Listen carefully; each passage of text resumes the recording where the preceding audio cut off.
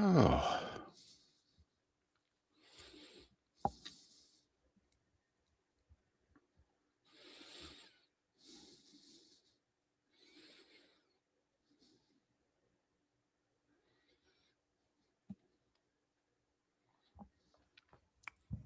Did you make the end of the game? No. When the pick six happened, I went to bed. Don't blame me one bit.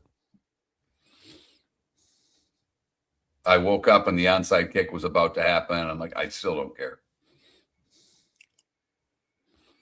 Well, you missed Drake May's record fourth quarter Super Bowl yards. I know, which is terrible because he was terrible. He Awful. was terrible.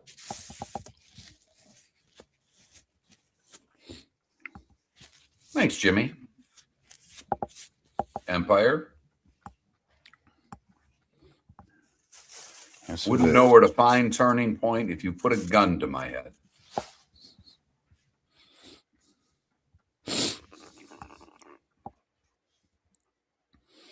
If you say so, Left Twix.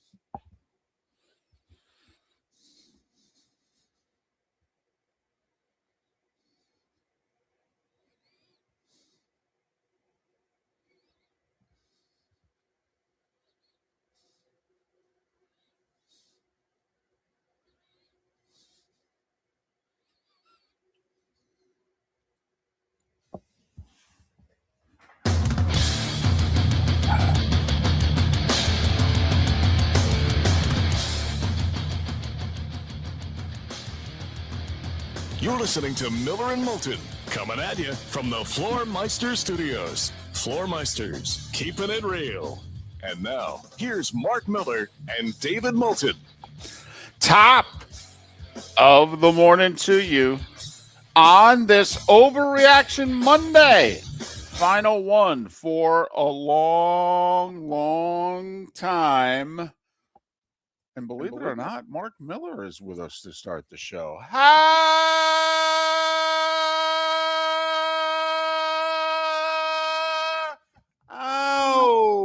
the heck are you? Miller and Moulton. MillerandMoulton.com, Miller_Moulton on X. And how the hell are you, friend? I'm doing all right. The Friday was a little rough, but everything went well with my procedure, at least for now. By all accounts, it's, the end of this week and the following when I'm going to feel lousy.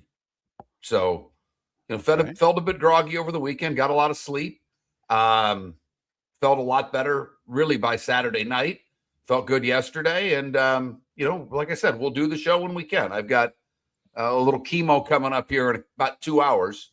So I don't know how much of the show I'm going to do today. I'm really thinking hard about being a pain in the ass to everybody and saying, I've got the little, the thing with all the IVs on it that you drag around. I literally have it next to me because right now I'm getting magnesium. I'm low on magnesium, Dave. Oh. So I'm getting some of that right now with some fluids as well as it's attached to me. But I don't see any reason why they can't attach everything while I sit here and do the show. That's really, they're on my time. Are they aware of that? No. Okay. No, they're not. Okay. I'm guessing, by the way, and they've been doing this a while, that they believe you're on their time. I understand that, but they don't know me very well, do they, David? We are an acquired taste, Mark.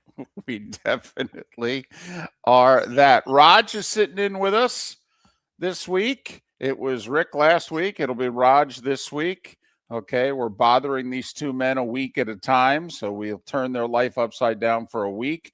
They'll just get it back in order, and then they come back and they'll do another week. Raj, thanks for being with us in the cozy confines in Southwest Florida. How are you? Good morning. Happy to be here. Thank you.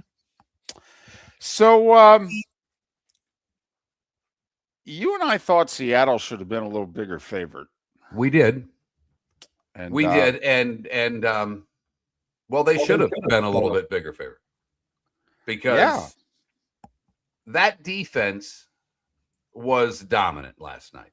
The thing you pointed out throughout the week was who were the New England Patriots skill players that could make a play on Seattle's defense. And the answer was none. No. I mean, it really was none. And the other thing that I kept saying, for the Patriots to win, Drake May had to have the game of his life. He was terrible. Yeah, he was. I mean, he was terrible. He missed guys he missed easy throws. I'm not saying it would have changed the outcome of the game, but there were, I think, David, 3 to 5 plays that would have moved the chains and kept a drive alive, at least for, if it'd be 3 more plays and a first down, because their defense played well. Yes. I mean, in the first half, the New England defense played very well. I thought throughout the game, at least into the second quarter and early third, I was waiting for the Patriots to get a turnover. I thought their secondary played well. They were taking chances. They were trying to make opportunities happen. They couldn't. But offensively, Drake May was bad. Bad. Yeah, yes, he was. Yes, he was. And unfortunately, the final stats will not reflect that because the fourth quarter was garbage time, and the Patriots managed to put up about 250 yards of offense in the fourth quarter. But the first 3 quarters, they put up 78 yards of offense and 5 first downs. And 3 of the first downs came in the first quarter. 1 in the second, 1 in the third. I mean, they went 2 hours with 2 first downs.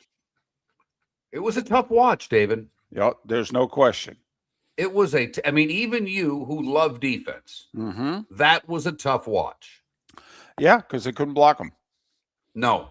And we talked about it during the week a lot, actually, that Will Campbell had struggled in the postseason, being able to block the good defensive players that he was playing against in the early games.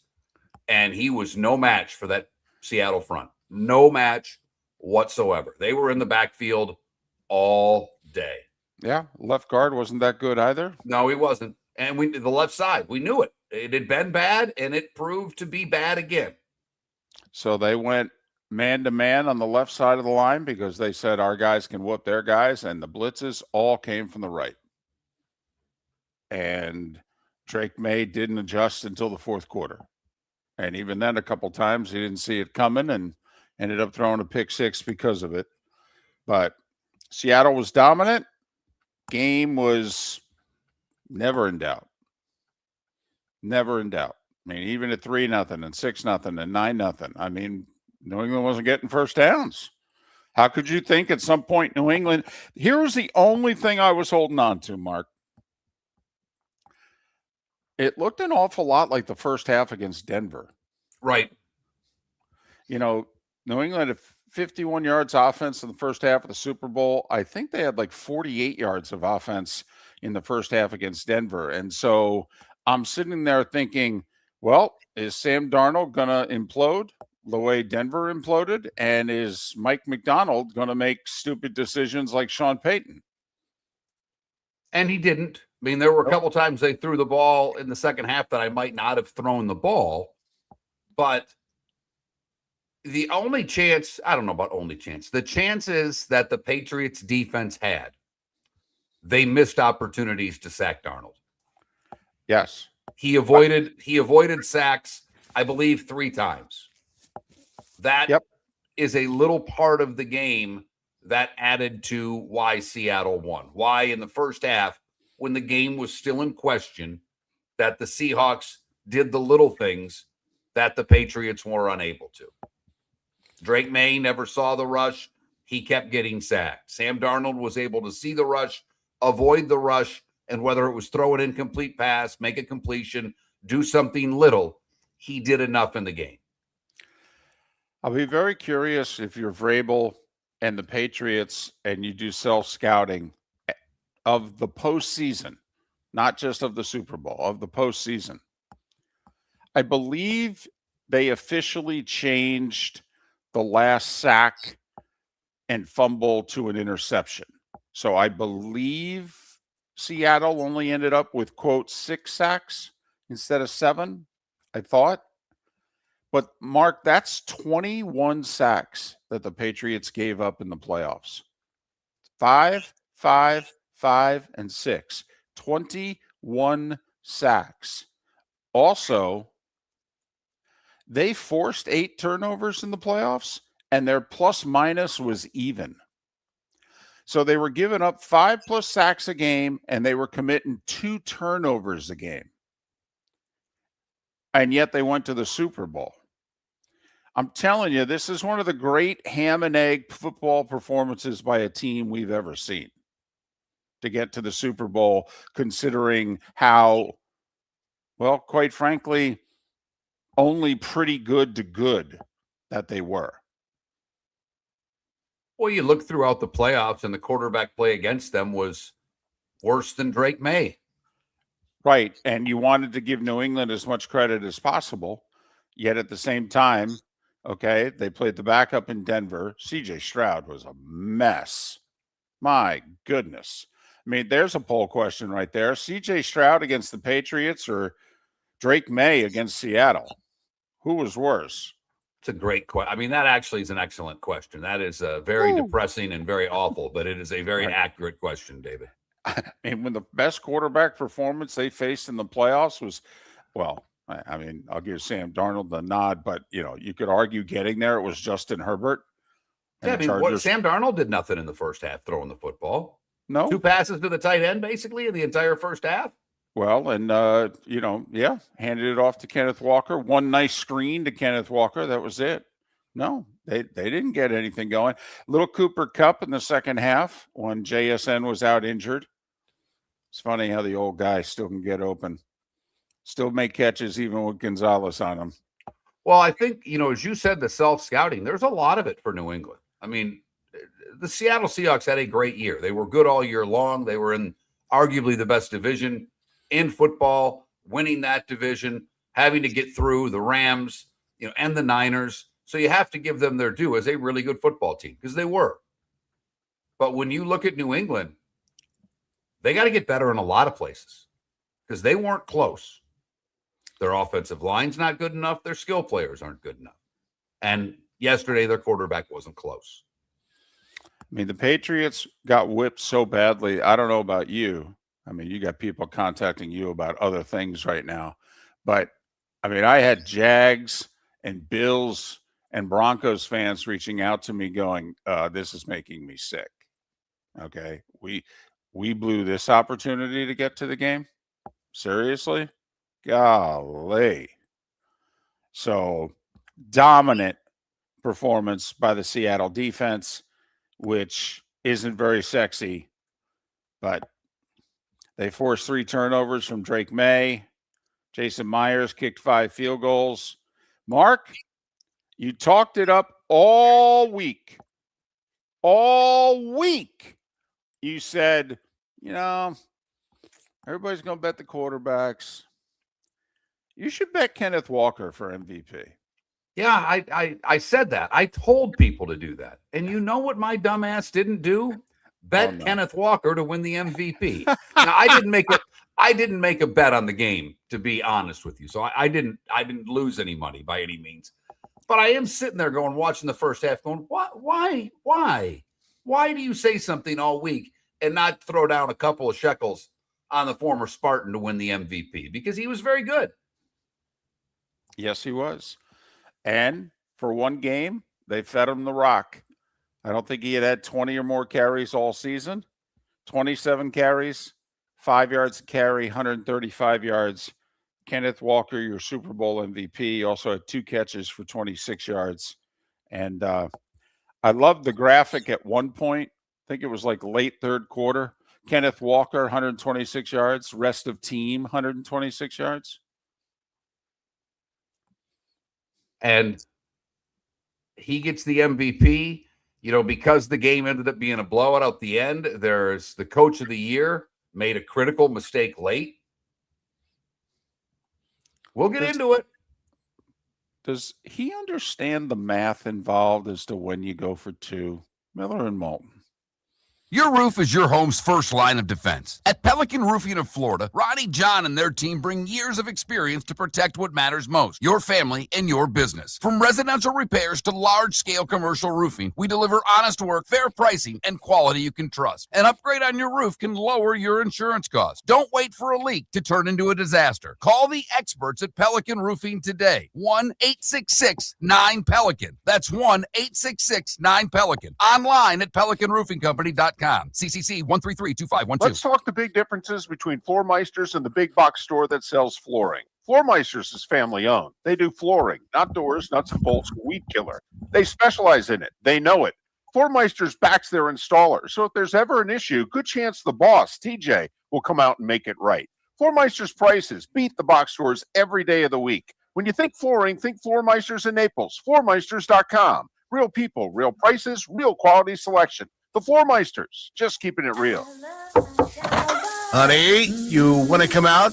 I haven't seen you since Glass Doctor installed our custom shower enclosure. No thanks. Well, you can't keep eating breakfast in the shower, and laminating your magazines is getting expensive. You remember we have guests coming over tonight, right? Oh, I'm sure they'd love to see the shower. It's our neighbors, and I highly doubt they want to be hanging out in our bathroom. The shower's so good, you'll never want to leave. Visit glassdoctor.com today and schedule an appointment online. American Paint Supplies is your one-stop shop for all your coating needs and has been for 30 years. American Paint Supplies is also your #1 Festool dealer in Southwest Florida. If you are a builder, cabinet maker, painter, or power tool enthusiast, Festool craftsmanship can be found at American Paint Supplies. Celebrating 30 years of service, and Festool is celebrating 100 years of excellence. Come to American Paint Supply for a perfect pairing of service and expertise on 6100 Shirley Street, Naples, off of Pine Ridge, or online at AmericanPaintSupplies.net. This is Miller and Moulton.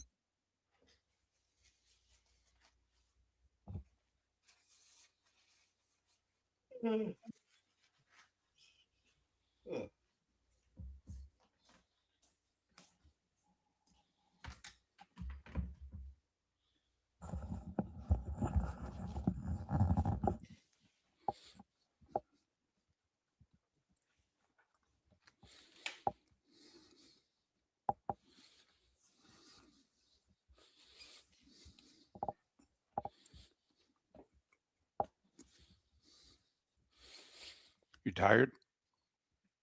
Yeah, a little. I haven't had any coffee either. My stomach doesn't feel great, so coffee doesn't sound good. Are there any dietary restrictions? None. They just want me to eat.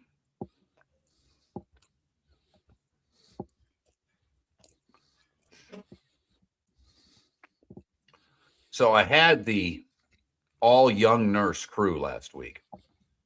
And I said, and now I have like a lady who should be retired. Like, I'm afraid I wouldn't ask. It would be rude to ask her how old she is. And she takes forever with everything. Okay. And when you're waking me up at 4:30 to do little things, all I really want is for you to do them as efficiently as possible. Right. And she doesn't. Then she screwed up whatever she was doing, had to do it twice. And I'm just got my mouth shut. And I'm like, could you please hurry up?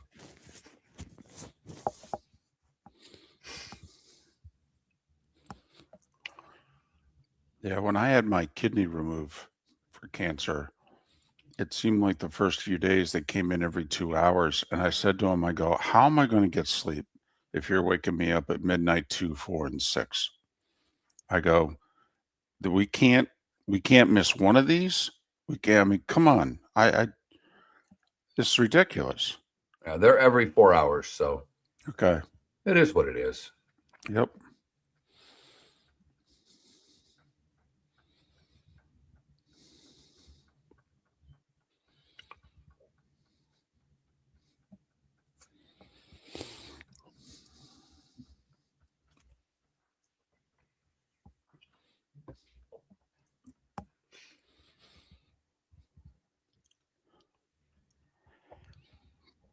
Oh, jeez.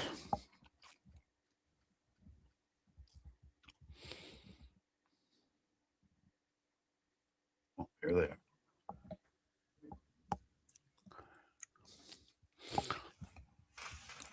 Empire were not fans of going for 2 until the fourth quarter. And when you need to, when the math says you go for it, you're down 13. Do you kick an extra point or go for 2 in the fourth? I mean, come on. Are you really questioning us? Or are you just being a sarcastic blank? God, we can't do anything right.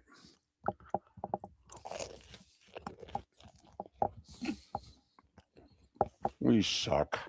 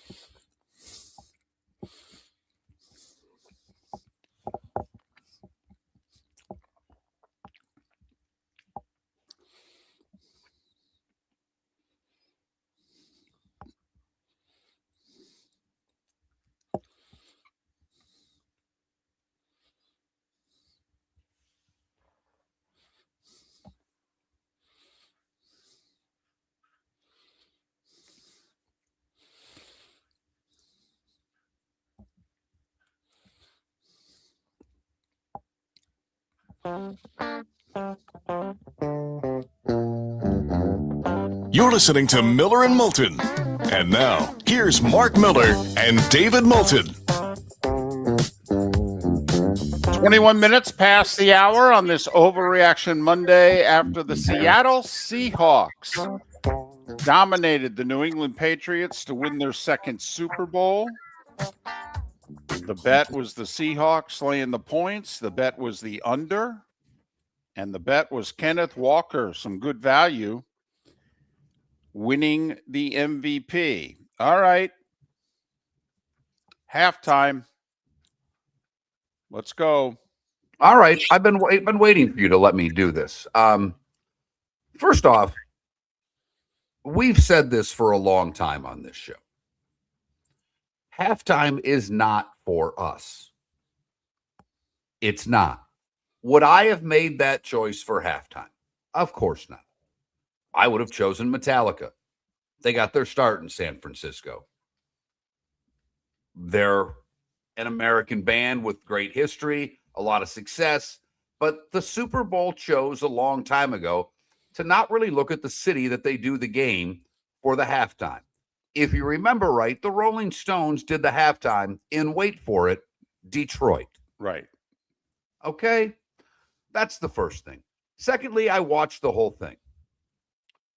I thought the show itself was pretty decent. Did I understand it? No, I don't speak Spanish. I don't. I mean, I understood Lady Gaga because, well, she sang in English. But I thought the show itself was good. I thought it was tasteful. I didn't think that, you have to remember, we also threw out Janis Jackson's nipple several years ago. So explain to me how what they did last night was dirtier than Janet Jackson throwing her nipple on live television. The dancing, very, sexy, sultry, whatever you want to call it. Latin dancing's awesome. Wish I could dance that way. I truly do. Love watching it. If I were at a Vegas show or, somewhere in the Caribbean and saw that show, I'd be like, man, that was awesome. For the Super Bowl, did I think it was the right show? No, but the production was fantastic. Thought he was pretty good. He didn't make any political comments, to my knowledge.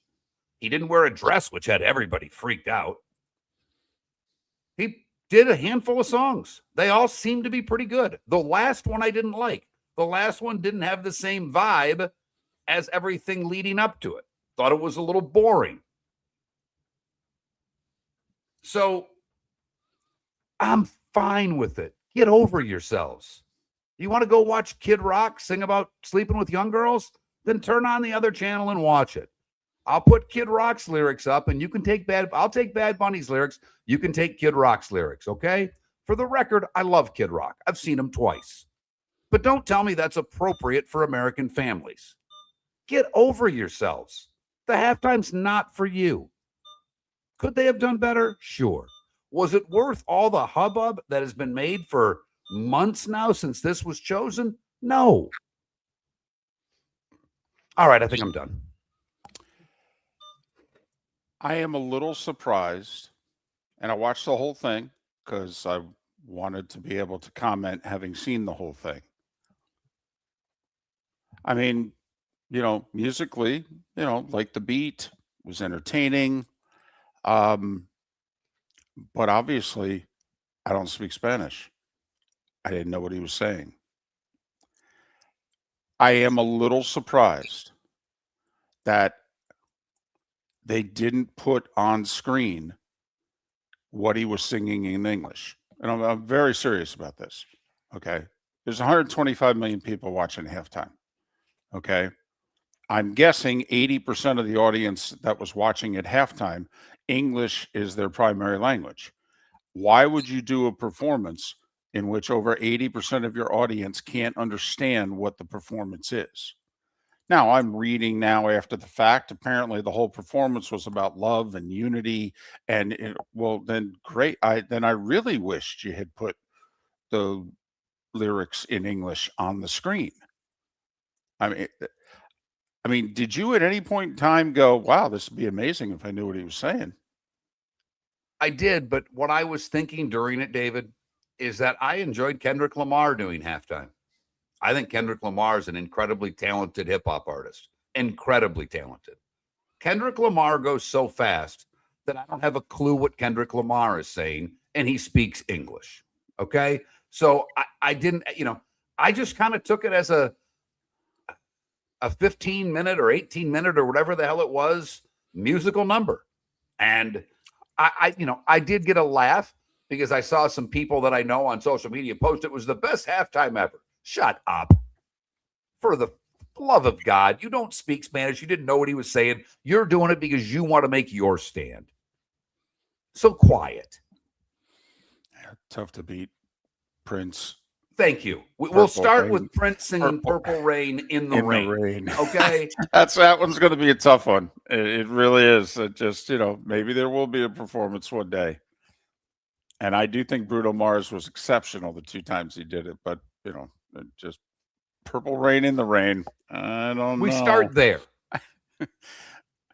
But am I out of line in thinking that? I honestly thought at some point they were going to appear. There's another reason why I kept watching. I'm like, the other thing that happened, which was weird, I don't know if it happened on your TV set or not. I watched TV with the closed caption. Okay. I didn't always do that. I've done it in recent years. Okay. There are people in the house that I live in who have trouble hearing. Okay. So I have the closed captioning on. And obviously the closed captioning is in English. What struck me is that I obviously left the closed captioning on what it normally is. And as the performance started, the closed captioning was in Spanish. Wait a minute, what happened? I didn't touch a button. Okay. And now I guess I probably could have tried to adjust it and what have you, but also I didn't want to. I wanted to sit there the way I normally do for the Super Bowl halftime and just take it in and then decide after the fact what I thought. And when it was done, I thought to myself, man, that looked and sounded incredible. I wish I could have understood more than 30 seconds of it. Yeah, that's where I was. I would have liked to have been able to understand what he was saying, but I thought the show itself was fine. It was good. Was it the best Super Bowl halftime? Hell no. Was it the worst? No, it wasn't. So, I do think we should ask a poll question about it. Your thoughts on halftime? Oh, I know what the vote's going to be. Well, okay. I'll be curious anyway. Here's what I'm thinking, and I don't know if you like this. You know how sometimes we go thumbs up, thumbs down, thumbs sideways? Like, to me, it's like, did you like it? Yes, no, wished it were in English, wished there were how about wish there were subtitles? Because that would be my answer. Okay. I didn't understand it. The music was good and obviously put on a hell of a show.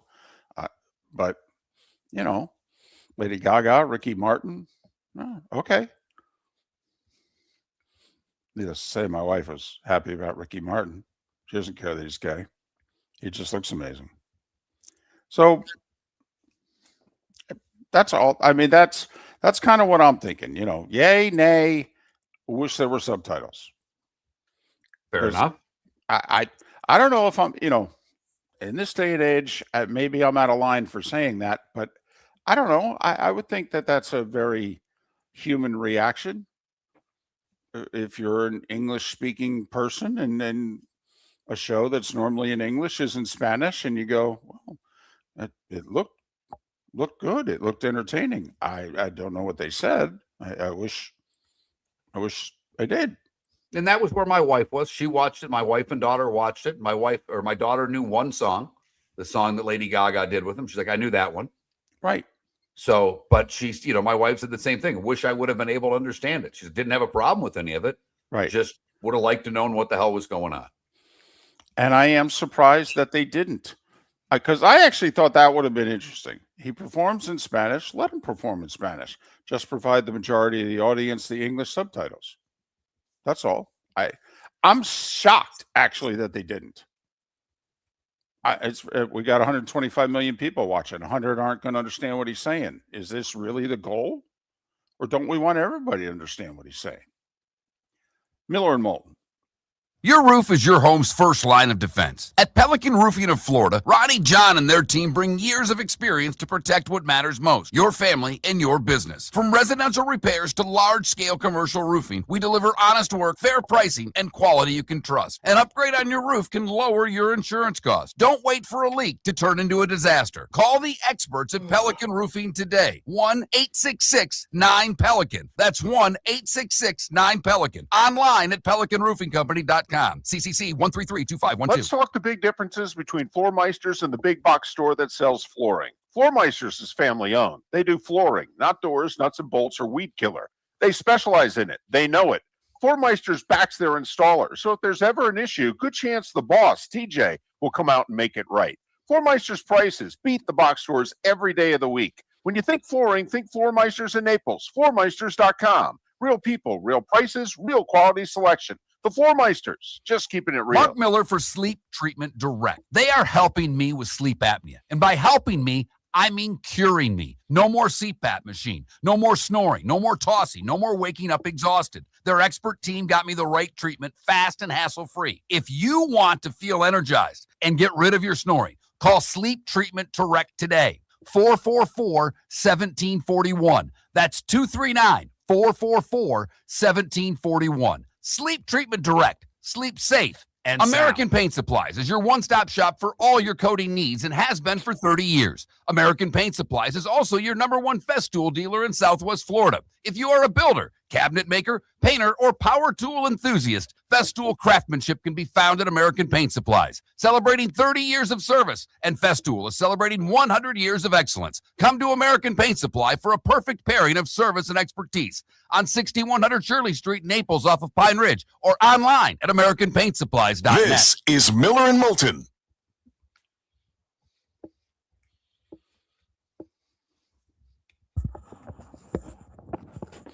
See, So that's Super my Bowl only thing. halftime. Oh, I'm sorry. Super Bowl halftime show. Loved it, hated it, needed English subtitles. There you go.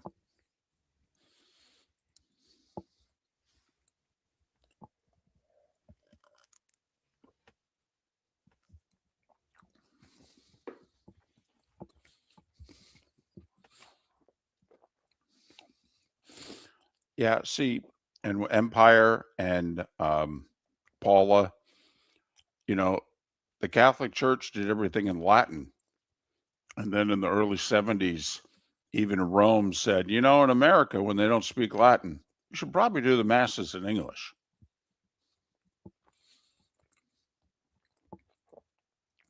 And remember, I have no problem that he did the show in Spanish. I have a problem that they didn't translate it for me. It's not my job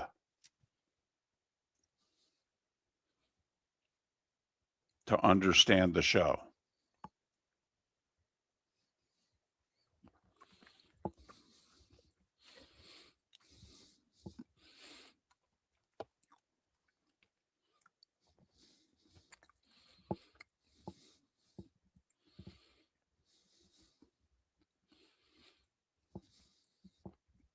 That's awesome, Johnny O.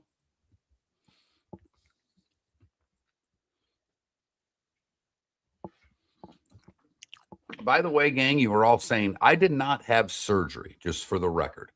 I literally had a bag of blood attached to the machine that's now giving me fluids attached to my chest, and they pumped the blood in me, or the stem cells, basically. No surgery, for what it's worth, just so you're aware of what went on. I was awake the entire time. It was not painful. It wasn't painful, huh? Wow. Wow. Well, that's great.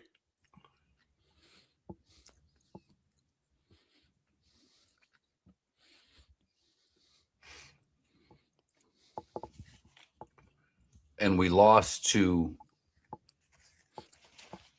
Italy in mixed doubles. Are we out? No. No. We ended up getting the 3 seed in the medal round. It was a big match. If we would have won, we would have gotten the 2. We would have played Italy again, which means we would have had the hammer and chosen which color stones we got, which seems big to me. But now they're the 2. They have the hammer in the first end. Great Britain's the 1. I forgot who the 4 was.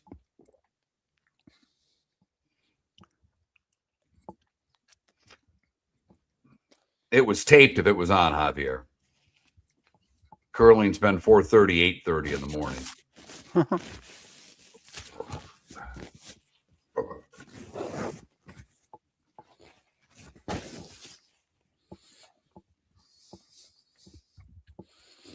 So you with us till 7 or 8? I don't know. We'll see. Okay. All right.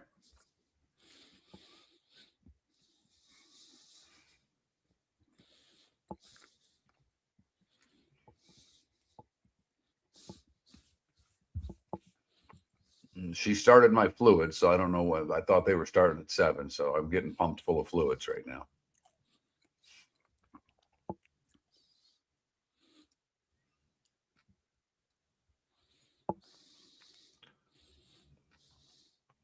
Boy, you guys are, I got to admit, I mean, you guys are a miserable bunch.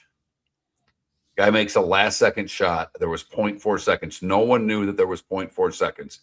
They came way back from behind to beat Duke, and they ran on the court. Shoot them all. Just line them up and get guns and shoot them all. Man, you guys are a miserable bunch. I got tubes sticking out my body, and I'm in a better mood than all of you. It's amazing how much hate you guys have. That's the one thing I've noticed. You guys are angry human beings. Go get a Slurpee, for Christ's sake.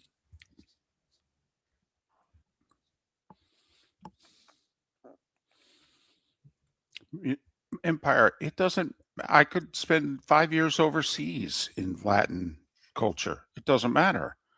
I'm sitting in Florida. Welcome back to Miller and Moulton. Text the guys what's in your mind at 21,000. That's 21000. And now, here's David Moulton. At 22 minutes before the hour on this Overreaction Monday, we'll head to Boston in an hour. Tim McKone, get his thoughts on the Patriots' performance. Groh will join us. He's a defensive guy. He was on the Giants' defensive staff when they won a Super Bowl or 2. And Alex Kennedy from Pro Football Network will join us once again. That's what we got lined up on the show. We've got Mark Miller on the show, at least for now. We'll see how he feels going forward. Less than 72 hours after his bone marrow transplant. How you feeling? Pretty good, all in all. All in all, this is a process. So, I've been here 7 days. It feels like about 7 weeks. I'm not laughing at you. I'm laughing. You spend a little time in the hospital. The hospital's a isolated place. That's all there is to it. But Yep. make the best of it. I've had a lot of people that reached out, which is awesome. A lot of people giving me recommendations for shows. I do tell all of them there is this thing called sports. It gets in the way. When it comes between a drama, a sitcom, and a movie, I'll take sports every time. So I hear you. But you're looking for comedies, right? That's what you've decided going forward. Trying to find something funny. I mean, even our chat room, they're just negative. Everybody wants to beat up on everything. That's just the nature of society now. And that part with what I have going on is rather depressing because I'm trying to stay pretty upbeat, and I am pretty upbeat. But just seeing how angry people are over crap that doesn't matter drives me effing nuts. And I did that without swearing, and I want to be honest with you. That was really good self-editing, David. Raj has recommended on Apple TV The Studio. Yep, I've got that from a couple people. Exactly. Okay. All right. So we can start there later today in and around your curling. I mean, you've got chemo treatments, curling, and The Studio. I mean, that sounds like a full day. It really does. All right. Now, 20 minutes before the hour, time for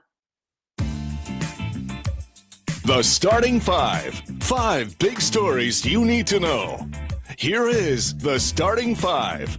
Still brought to you by Lee County, Florida, building a better community through BST, business, sports, and tourism. Super Bowl 60 dominated by the Seahawks.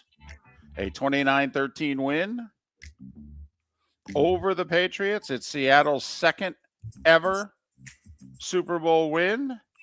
Kenneth Walker, your MVP, 27 carries, 135 yards rushing, 2 receptions for 26 yards. Jason Myers with 5 field goals, 9-0 at the half, 12-0 after 3, 29-13 your final. The Seattle defense, 6 sacks, a pick 6, and through 3 quarters, they gave up just 78 total yards and 5 first downs. I will say just 7 total penalties in the game. That was nice. That was nice. They let them play. Seemed to call the obvious stuff. Good for them. Seattle offense coordinator Clint Kubiak confirmed after the game he's taking the Vegas head coaching job. How about this Atlanta story, huh? Linebacker and edge rusher James Pierce Jr. out of jail but facing 5 felony charges after a domestic dispute where he fled police and used his car as a battering ram in going after his girlfriend. He had 10.5 sacks. He was 3rd in Defensive Rookie of the Year. He's the guy Atlanta traded this upcoming year's first-round pick for to the Rams. Yeah, he seems like he's in trouble. I mean, I know athletes get out of a lot, but that whole car battering ram thing never seems to work out well for anyone involved, David. No, it really doesn't. The 49ers have publicly said, we're not trading Mac Jones. We got him for like $3 million. Are you kidding? It's one of the great deals in the league. Meanwhile, both Miami and Arizona have said, oh, yeah, we're looking to trade Tua and Kyler Murray. Anybody want to take them off our hands? Anybody? Bueller? College sports, a couple of off-the-field stories you may find interesting. So UCLA, the athletic department, Mark, reported nearly $22 million in losses for last season. That's after the university gave the athletic department $30 million. That's after they got all that Big Ten money. By the way, $22 million in losses, which is really $52 million in losses. The extra travel costs for being in the Big Ten, $10 million.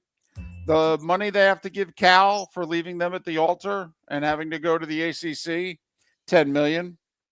So this whole Big Ten thing seems to be working out well for you. Really well. Doesn't it? It's really working out well. Meanwhile, a surprise to me, I had to call a few people last night in the upper Midwest and say, what the heck's going on? North Dakota State will announce later this morning they are leaving the FCS ranks in football only. They are joining the Mountain West as a football-only school. They're having to pay $15 million to leave FCS and join the Mountain West.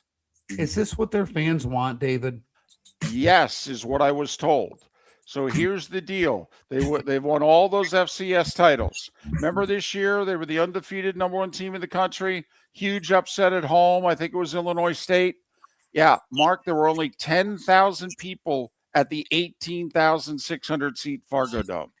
Basically, the crowd had told North Dakota State, we're bored by this. We want more. The donors apparently said to the university, this ain't doing it for us anymore. Okay. Now you join the Mountain West. That'll do it for us. You want checks? We'll write the checks. You want a packed audience? Okay. We got to get UTEP and other people in here. This Illinois State thing in the playoffs ain't working for us anymore. So this is a reaction not to losing. This is a reaction to the place being half empty for the first round of the FCS playoffs. So $15 million they're paying for the right to join the Mountain West. College hoops yesterday. Second-ranked Michigan improved to 22-1. They beat Ohio State by 21. 13th-ranked Texas Tech went to Morgantown and beat West Virginia 70-63. UCF suffered a 20-point loss at Cincinnati. That's not good. Bearcats are 12-12. And South Florida's tied for first in the American. They beat Tulsa 80-74. That's who they're tied with. By the way, tonight in college hoops, 23-0 Arizona State's at 11th ranked Kansas. Jayhawks getting 2.5 at home at Allen Fieldhouse. 9 o'clock ESPN if you're looking for something to do. NBA. Heat got 22 points, 6 of 6 from beyond the arc for Jacket Joneses in a 132-101 win over the Wizards. Brunson with 31. Knicks snapped the Celtics 5-game winning streak, 111-89. Mark, here's what's apparent. The Knicks can beat anybody in the East not named the Detroit Pistons. Yeah, because what was it? Friday night they played, and the Knicks got just flat out humiliated. Again. Right. Again. Right. I mean, the Knicks can beat anybody in the East. It's kind of like, oh, there's a big game. Knicks have won. I mean, it's like they're going through the motions in the regular season. Not against the Pistons. No, they've shown up to play them, and they're getting whooped. Celtics and Knicks tied in the standings for the 2 seed. Toronto got 25 points, 14 rebounds from Scotty Barnes in an 18-point win over Indiana.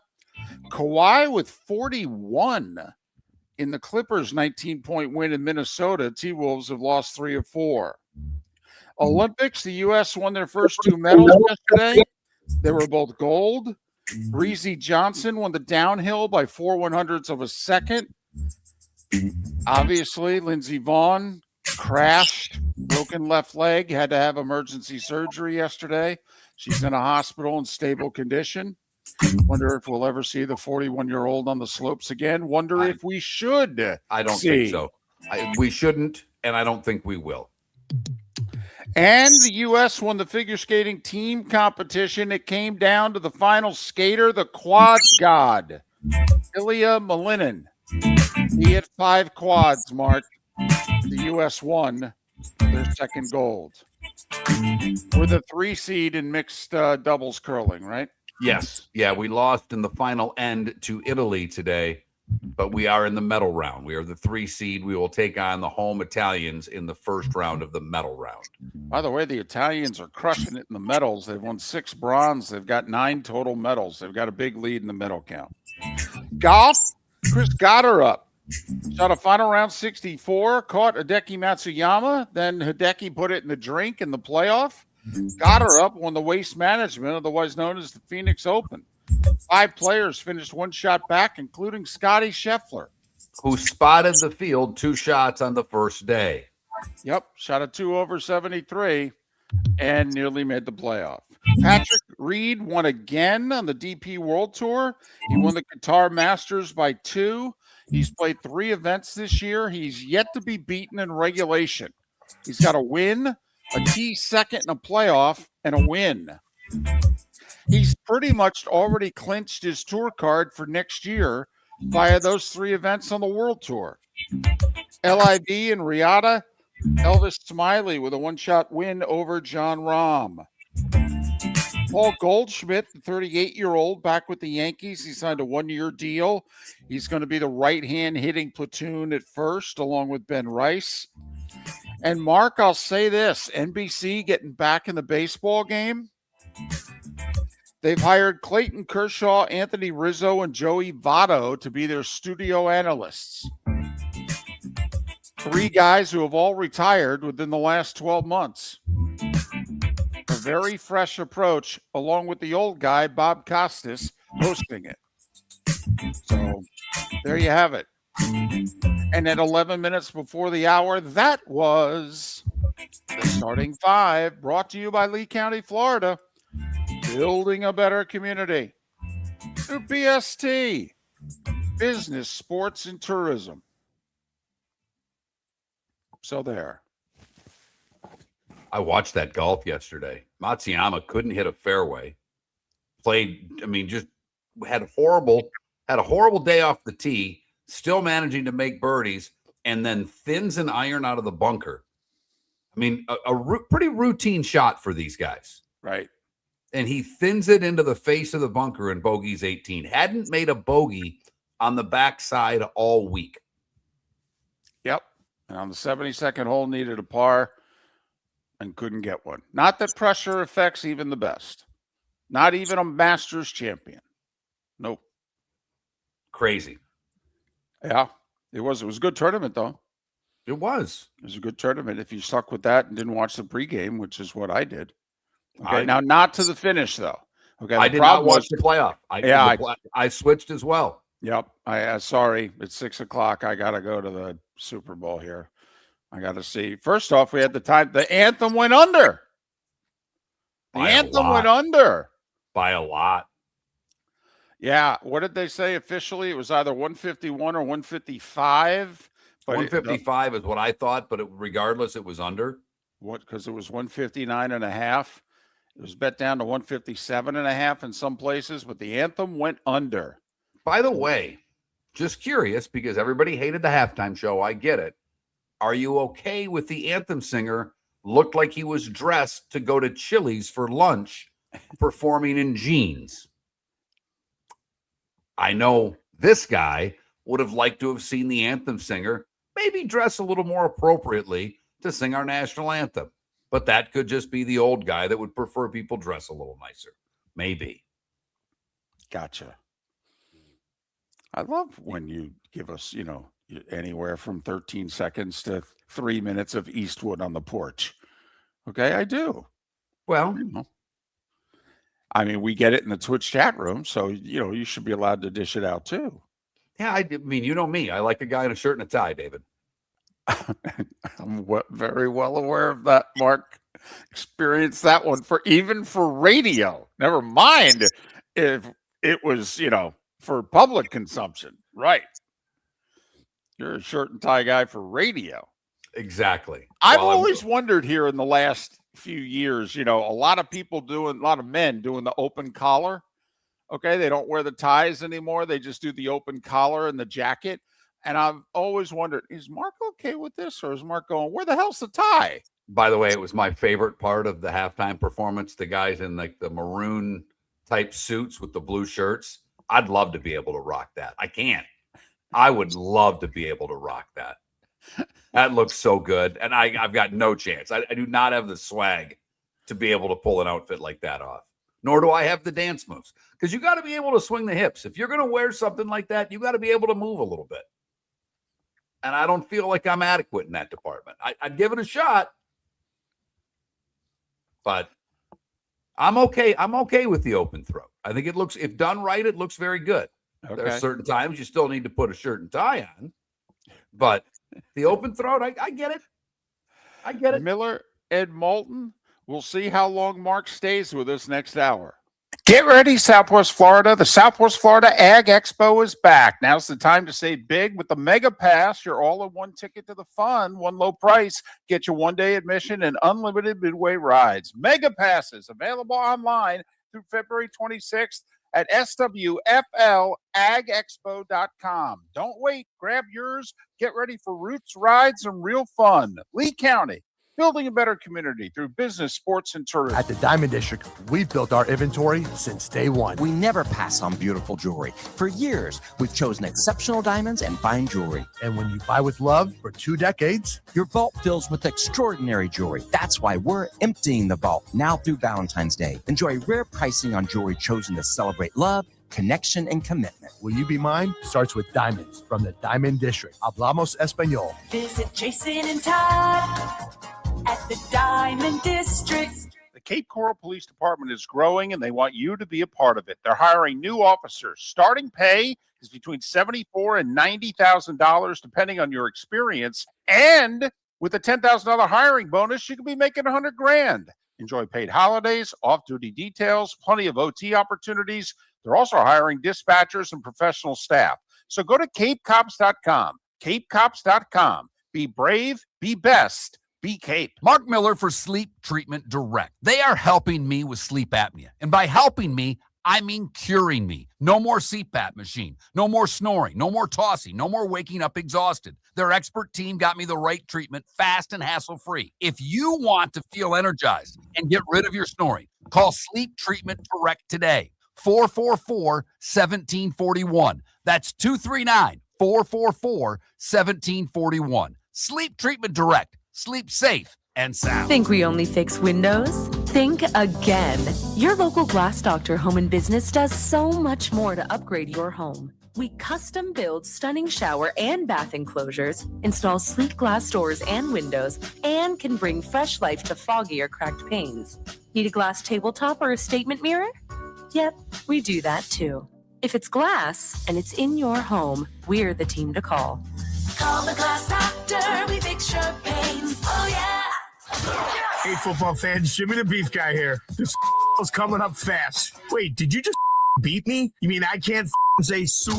Whatever. So, guys, if you're having a football party, don't wait till last minute. Remember, guys, our beef packages come with the beef, the gravy, the bread, the peppers. All you have to do is heat and serve. So call me now or stop in one of our 2 locations in Bonita Springs or Fort Myers. And again, guys, please don't wait till last minute, man. Put your orders in now. This is Miller and Moulton.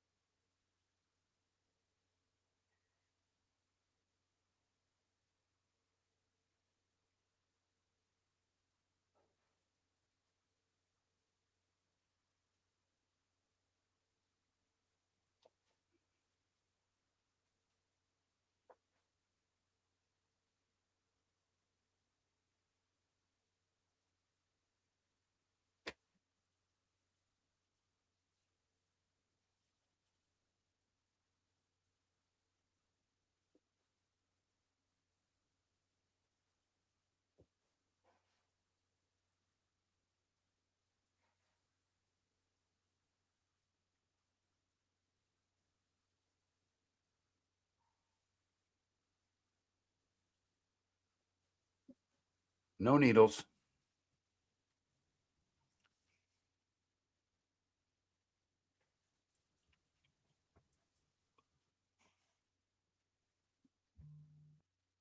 And Johnny O, while I appreciate the nice words, we can see everything, whatever chat room you're in. So typing things twice just take up a lot of space in the chat room, so you know. Hey, Raj, when you get a moment, shoot that first hour to Trent.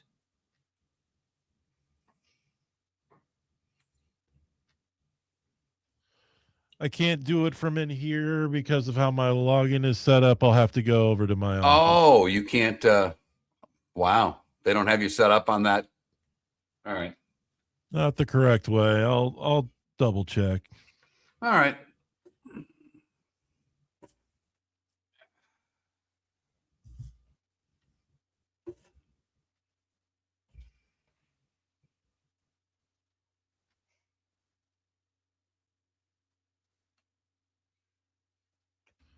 Hey, Yandel, how are you?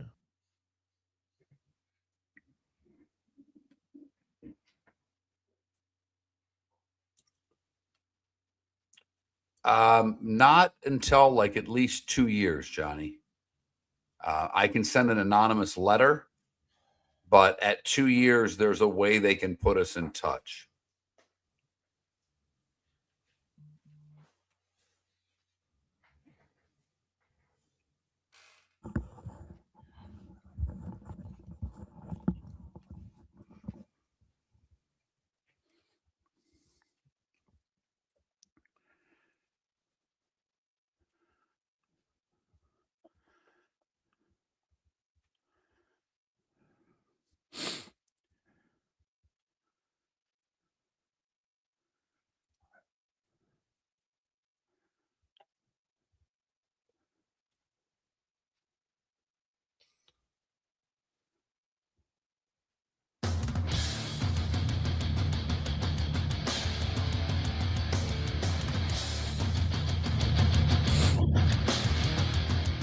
You're listening to Miller and Moulton, coming at you from the Floor Meister Studios. Floor Meisters, keeping it real.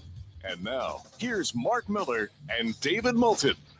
Hour 2 of Miller and Moulton on this Overreaction Monday with the Seattle Seahawks, your Super Bowl champions. They missed the playoffs a year ago, albeit with a 10-win season. They go from missing the playoffs one year to Super Bowl champions the next, and they do it by making a major change at quarterback and a few others, and obviously it worked very well. More on that coming up. Our poll question, simply put, Super Bowl halftime show. Liked it, hated it, needed English subtitles. Vote accordingly. Right now, more of you liked it. And I put loved it. Probably should have put liked it. Okay. Because I ended up going with needed English subtitles because I didn't love it. I liked it. So I went with C. And that's my vote as well. I mean, you know, I like the beat. It was entertaining. I just didn't know what they were saying. I would have really liked to. Because usually he did not know what someone's saying. He has to do the show with me. That's not not true, but it's a great line. I will give you that. So so you've got chemo coming up in an hour? That's what they tell me. Do they do anything before that? Is there they're pumping me with fluids right now. Oh, I got big bags of fluids attached to me. Oh, so we're off the magnesium. Now we're on to the fluids. Magnesium is done. I'm on the fluids now. Okay. I have to admit, the machines are very quiet. Yeah. Just saying. Yeah, I mean, they are. You know, I will say when they're empty, they're not quiet. Oh. Okay. When they run out, they are loud. And what I've realized is that sometimes they're not loud enough because it doesn't get anybody in here to fix it. Gotcha. It's just loud to me. So I've decided I don't wait for them. The minute the alarm goes off, I hit the nurse's button. I hit the call button. It's like, get this off. This is annoying. Who should feel the worst today? Take Seattle and New England out of it. You mentioned this earlier, and I thought it would be fun to go here. If you're a Bronco fan, if you're a Jags fan, like you mentioned, a Bills fan, who's the fan base today?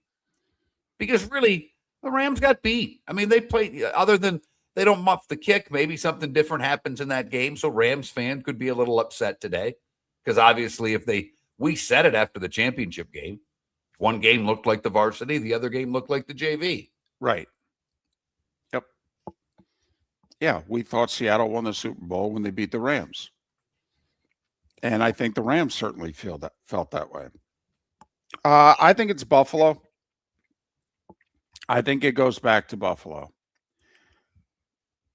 All right. With that being said, then, and you were gone a couple of days a few weeks ago when they fired McDermott, and I did the majority of the show on how long does it take the new coach, now that we have one, to how long is it going to need before they get to a Super Bowl? And I think that 3 years is the number I said. Bills fan doesn't think so. Bills fan thinks next year or 2 years. They don't have the patience that you and I have, David. Well, the reason that I said 3 was because Josh is just turning 30. So he's still very much in his prime. And, well, they're in the AFC. Obviously, the quarterback's involved. It's, you could argue it's a tougher road, even if you think the better teams are in the NFC. Hey, beauty's in the eye of the beholder. But, Mark, I'm wondering, did Mike McDonald just take a year off of Joe Brady and anybody else in the future who's in that situation?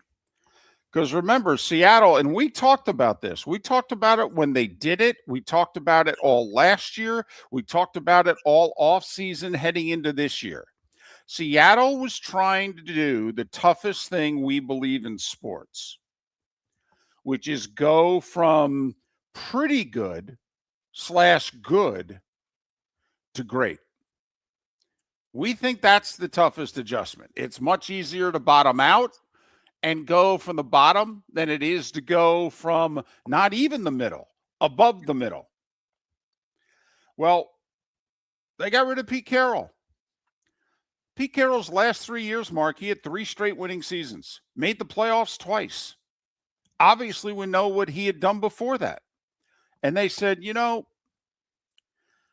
we just think it's run its course. And not only that, Pete's got the final say on personnel. And, it's John Schneider's turn. John Schneider's turn to have final say on personnel. And Pete was willing to give that up to stay as coach. And they said, no, we really think we need a new one. Well, Buffalo's trying to pull a Seattle, aren't they? Brandon Beane, they're finally giving him final say with, no dispute about McDermott. And obviously, Joe Brady's supposed to be Mike McDonald. It's an interesting parallel that you bring up, because the other thing that Seattle did that Buffalo doesn't have to do is that they got rid of Geno Smith, too. Mm-hmm. They brought in Sam Darnold.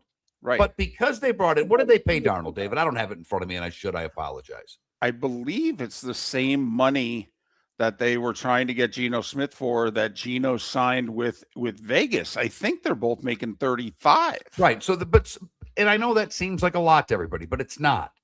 That's a really team-friendly quarterback contract. Right. So what does that allow you to do? I mean, I've not spent a lot of time on contracts. We'll probably get into it with Pat a bit tomorrow, but the Seattle defense isn't going anywhere. No, they seem to have a team put together. And while the parallel is interesting with the Bills have salary cap issues. Yes, they do. The Bills have made mistakes on their defensive side of the football with some of the contracts that they've given. The Bills, to me, offensively are a little more like the Patriots, because there aren't guys that you look at and go, oh, they can beat me. Now, Cook's amazing. Mm-hmm. But when you look at them from the wide receiver standpoint, who scares you on Buffalo's team? Nobody. Nope. Nobody. Nope. Not the case in Seattle, obviously. They've got a stud, and they've got a guy who is still good enough from time to time to be Robin, especially in big spots. And they've got to, look, I'm not saying he's Gronk, but they've got a big tight end that can make catches and move the chains. They've got guys. Uh-huh. They're going to get their running back next year. They have 2 running backs. New England, for as good as they were defensively, didn't get to Sam Darnold. Now, a lot of that I thought was on New England. In what way? I thought they could have had sacks yesterday. Well, I thought they missed sacks. Yeah, I credit Sam, though. I thought Sam avoided 3 sacks on his own. That New England whooped him up front, and Sam just said, no, you ain't getting me. So no, he was great. He was great in the moments he had to be. And in avoiding sacks, there's no doubt. Because that would have made the difference in a few possessions yesterday. Seattle did not turn it over in all 3 playoff games. That seems to be a good formula. No turnovers in playoff games, and you win? You know what is works out. I know. You know what is fascinating, though, is just how much this season came down to the Seahawks and the Rams. Because for as terrific as this Seattle defense was, number 1 in the league in points allowed, they held the Niners to 10 and New England to 13 and shut them out going to the 4th, blah, blah, blah. Yeah, it wasn't the case against the Rams. It was why I thought the Patriots had a fighter's chance, had a puncher's chance in the game, because I watched what the Rams did. But you know what? David, you used to say, and I think you still do say, it's nice to have a Joe Burrow. You know what it's also nice to have? A Puka Nacua. Don't know how long Puka Nacua can be that good, but right. That's, weapons on the outside. Uh-huh. And we don't like West Coast rivalries, if you will. But there's part of me that thinks we're kind of going to run back a little Rams Seahawks next year. Yeah, I would think so. And listen, when a healthy Devontae Adams is your number 2 wideout, you're tough to handle. But Stafford and the Rams, and they lost their last 2 games in Seattle, and they scored 37 and 27, and lost them both. So, but hats off to the Seahawks. Did I hear, despite winning 10 games last year, that they were 60-1 before the season started during the offseason? That Seattle was 60-1? I thought I heard that last night. That seemed high. They did win 10 games last year. 33-1 maybe. But yeah, it's confirmed in our chat room. Somebody said that both the Patriots and the Seahawks had the same odds to win the Super Bowl in June, July, and August last year. Crazy. I know. Particularly with a 10-win team. But there were so many people that thought the Niners were going to come back and after having a bad year, and that they would be the team to beat. And obviously we knew the division was going to be good. And it was funny, David, even looking back at our preseason picks, you and I both felt the West was going to be really good. We just had no idea who was going to win the damn thing. Right. I did pick Seattle, by the way, to win the West. Okay. But I deserve no credit. And I said it at the time. I'm just I'm throwing darts against the wall here. I also picked Arizona to finish second. They won 3 games. So, but 60-1, you know what that's making me do, During the break, I'm going to look up the odds for next year. I want to see who's 60-1. Well, I did see someone sent me a text, David, and said, let's see. Eagles, Seahawks. Do you have to take a flyer on the Cardinals and keep the bird theme going? Oh, look at that. Look at that. they'll reach for anything if there's a way to make a buck, David. Yes, that is true. Poll questions on the halftime show. Loved it, hated, needed English subtitles. Miller_Moulton, that Mark Miller, the David Moulton on X. American Paint Supplies, celebrating 30 years in Naples, is proud to be the exclusive Faro and Ball dealer in Southwest Florida. The best thing to come from the UK since the Beatles, Faro and Ball has the colors and paints at American Paint Supplies. See why all the designers and painters choose Faro and Ball. For 30 years, American Paint Supplies provides the perfect pairing of service and expertise. On 6100 Shirley Street in Naples off of Pine Ridge, or online at AmericanPaintSupplies.net. American Paint Supplies is your one-stop shop for all your coating needs. Let's talk the big differences between Floormeisters and the big box store that sells flooring. Floormeisters is family owned. They do flooring, not doors, nuts and bolts, or weed killer. They specialize in it. They know it. Floormeisters backs their installer, so if there's ever an issue, good chance the boss, TJ, will come out and make it right. Floormeister's prices beat the box stores every day of the week. When you think flooring, think Floormeisters in Naples. Floormeisters.com. Real people, real prices, real quality selection. The Floormeisters, just keeping it real. When Glass Doctor replaces your windshield, we don't just send you on your way, we send you off protected.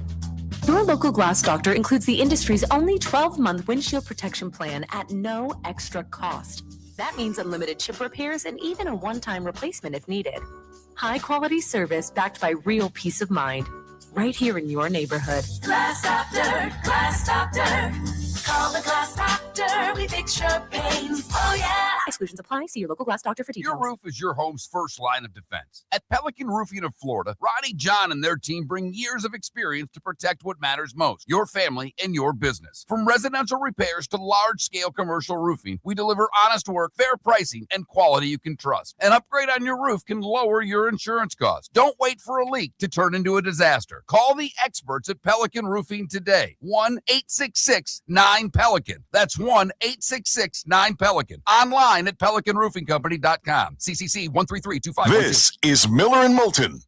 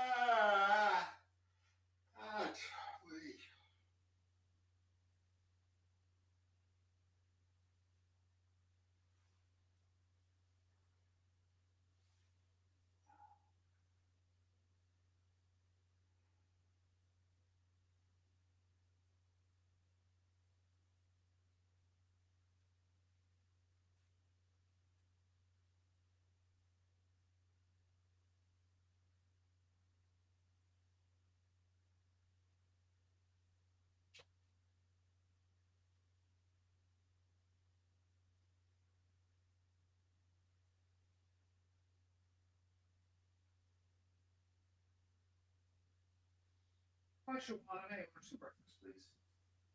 Mark Miller. Some Honey Nut Cheerios and milk. A bagel toasted, well done, with cream cheese. And a banana.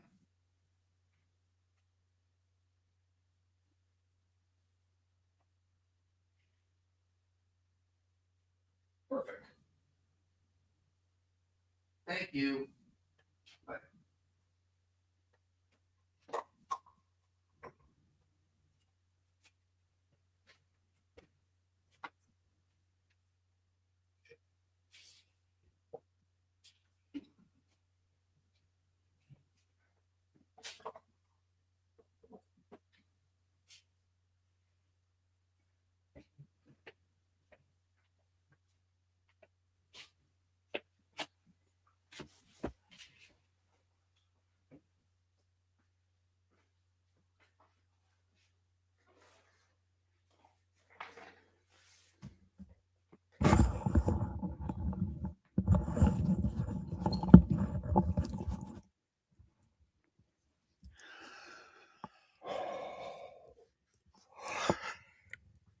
We already have a poll question, and probably not, because I have to be honest. I quit paying attention to the commercials pretty early on in the game.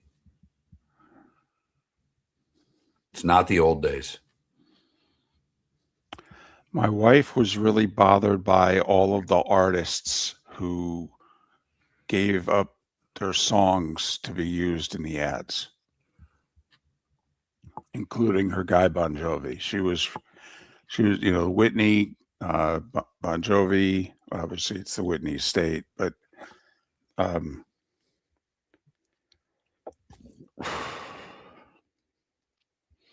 for some reason, that really bothers her. It bothered me just that they were playing it.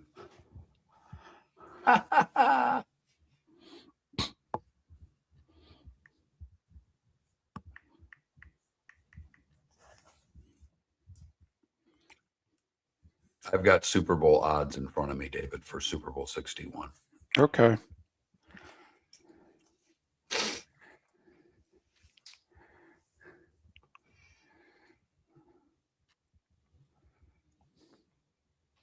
I got the first hour off to Trent. Thank you.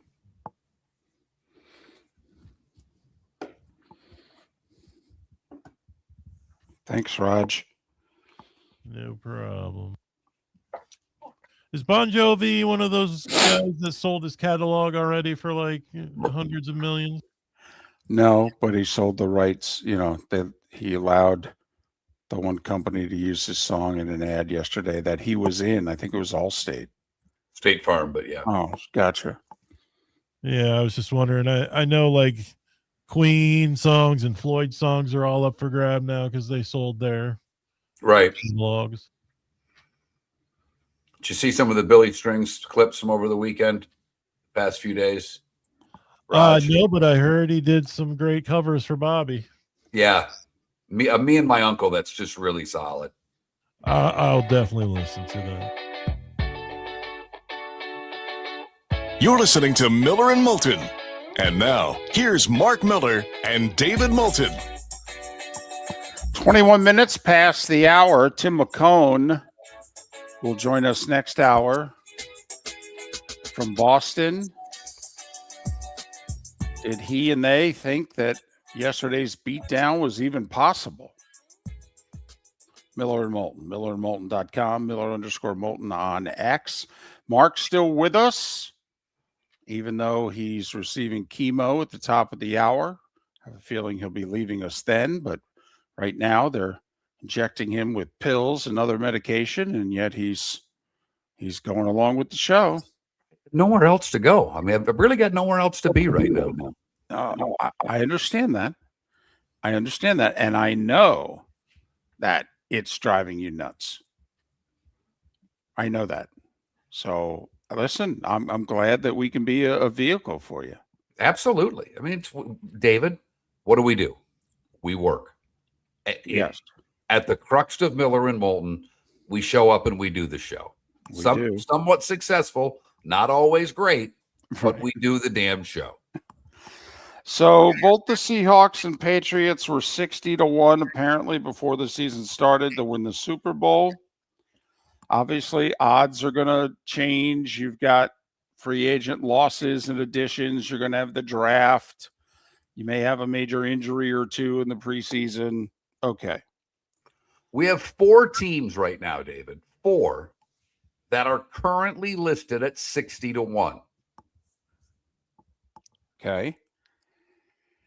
Atlanta, Indianapolis, the Minnesota Vikings, and our Washington Commanders. Ooh. Okay. For the record, the Rams and Seahawks are the odds-on favorite to win Super Bowl 61, both at 9-1. The Bills have the next best odds, 11-1, followed by the Ravens, Packers, and then a group of teams at 15-1, including the Lions, Chiefs, Chargers, Patriots, and Philadelphia Eagles. Gotcha. Okay. Who you using, by the way?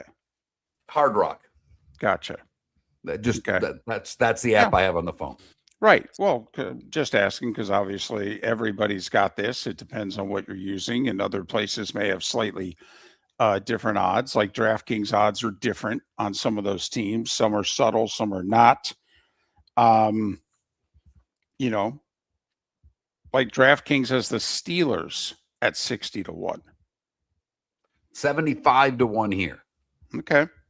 A group of teams at 20-1, Denver, Houston, and Jacksonville. The Bears, 25-1. Your love of Joe Burrow and the Bengals, 30-1. I know you can't. But, man, that division, new coach in Baltimore, new coach in Pittsburgh. I mean, are they ever going to get their act together? Well, you had mentioned earlier, sticking with the birds theme. We've had the Eagles. Now we have the Seahawks. Well, does that mean it's time for the Ravens next year? 13-1. 13-1. Just wondering. How many of you out there think that Harbaugh actually held them back? And there are plenty that think his fourth quarter coaching decisions were bad over the years. Well, I will say it's shocking for how much winning they did, how many leads they lost late. It is. It's very surprising. So, like DraftKings has 4 teams at 60-1. One of them's different than what you have, though. So you've got 4 teams. DraftKings has 4 teams. Of the 4, which one would you put it to follow in the footsteps of the Seahawks? Okay, which of the 4 60-1 teams would you put a shekel on for next year? Washington. Interesting. Washington, just because of the quarterback. Are the Vikings 60-1 on your list? They are. Yeah. The Vikings, the Colts, the Falcons, and the Washington Commanders. And on this list, the Falcons, DraftKings, Falcons are 100-1. The Steelers are 60-1. I think I'd go Vikings, thinking they'll replace JJ. Maybe they make a tough decision and go, you know what? If we had a different quarterback, that could have been us. The Bucs are 50-1 for those wondering. And the teams with the worst odds to win the Super Bowl, currently at 200-1, are the Arizona Cardinals, the New York Jets, and the Miami Dolphins. There we go. There we go. The Miami Dolphins. By You the are way, picked to be the worst team in the league heading to next year. Well, right now, what do all 3 teams not have? A quarterback. Yep. And in Arizona and Miami's case, they're going to have to take significant cap hits just to unload the current guy. I mean, in the Jets' case, they don't have to take a cap. What is it, $10 million? Fields is costing them for next year, but obviously that's nothing. They do have guys they've gotten rid of, though, that are actually going to cost them money next year. But the Jets' cap situation, I mean, they can go get players, but they're going to be able to get their hands on a quarterback. I mean, don't you think Kirk Cousins has some hand here? And the rumor is they're going to release him. Any day, apparently. Yeah. He's going to be available for the first day of the new football year, which is in early March. Yes. He will be available. Now, there are some who think he's going to retire. Last place he wanted to go was Atlanta. He and the family moved back there. That's where his wife's from. They're raising their kids there, and he ain't leaving them. So he's going to retire and join whatever network. Okay. But damn. I mean, think of some of the teams out there. Like, you tell me right now, Minnesota wouldn't call Kirk and say, the job's yours. Come back. I think they'd have to, wouldn't they? You would think. You would think. I mean, tell me, obviously he was Jefferson, right. I mean, he did well there. Yeah. He did. They liked him. He liked them. They didn't like him that much, but now they may realize a little seller's remorse, if you know what I mean. Mm-hmm. So, obviously they can't get their hands on Sam Darnold and bring him back into the fold. But, I mean, if you're Minnesota, name the team. I mean, do you do 1 year? Kirk. Hey, Kirk's on damn near the Mount Rushmore of getting paid in the history of the NFL. No, he's in the Sports Business Hall of Fame. Yeah. He really is. He may not be in any other Hall of Fames. He may end up being Sparty's Ring of Honor, but he's on the Business Hall of Fame. Don't kid yourself. I mean, he played the then Redskins for a fiddle, used the Jets to get the Vikings deal, then got the Atlanta deal. It's all guaranteed money, folks. So, I mean, don't you think there's going to be a team or two that's approaching Kirk Cousins going, dude, don't retire. Give me 1 year. Give me 1 year. Doesn't Minnesota make the most sense? Yes. Knows the system. They got Justin Jefferson, Jordan Addison. Yeah. Uh-huh. That would be interesting. But, like you said, Kirk ain't going to come on the cheap. No. It's not going to be an incentive-laden deal. No. You got to pay Kirk. Yeah, it's going to be $40 million, fully guaranteed. Yep. Yeah. Now, the team may say, come on, we can't pay you more than Sam Darnold makes. He just won the Super Bowl. But Kirk's going to get $35-40 million, and he's going to get every penny of it guaranteed if he wants to keep playing. Always has, always will. Yep. So Miller and Moulton, some odds for Super Bowl 61. Man, we can turn the page in a hurry. Miller and Moulton, millerandmoulton.com. Thanks for listening. Your roof is your home's first line of defense. At Pelican Roofing of Florida, Ronnie, John, and their team bring years of experience to protect what matters most, your family and your business. From residential repairs to large-scale commercial roofing, we deliver honest work, fair pricing, and quality you can trust. An upgrade on your roof can lower your insurance costs. Don't wait for a leak to turn into a disaster. Call the experts at Pelican Roofing today. 1-866-9-PELICAN. That's 1-866-9-PELICAN. Online at pelicanroofingcompany.com. CCC 1332512. Let's talk the big differences between Floor Meisters and the big box store that sells flooring. Floor Meisters is family owned. They do flooring, not doors, nuts and bolts, or weed killer. They specialize in it. They know it. Floor Meisters backs their installer. So if there's ever an issue, good chance the boss, TJ, will come out and make it right.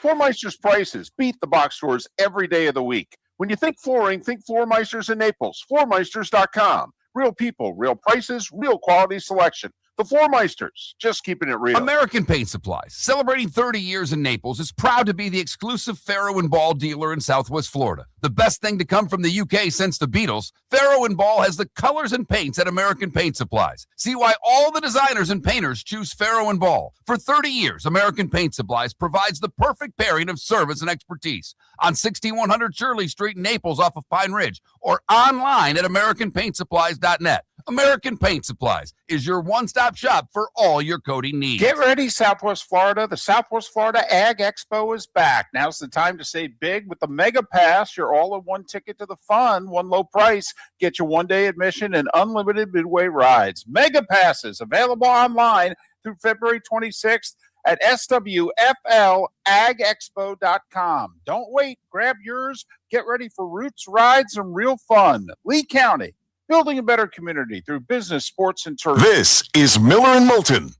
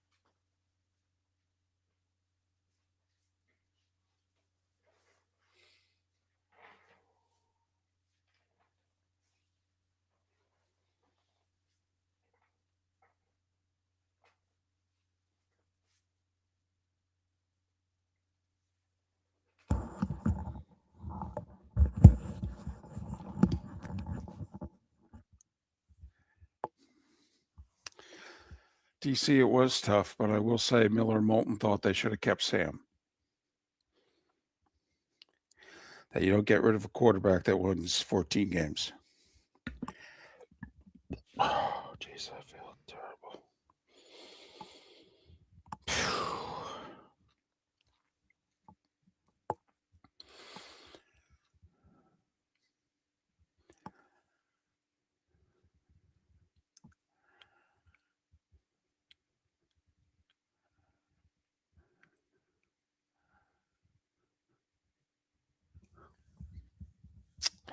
Well, there's no doubt, DC, their drafting was bad.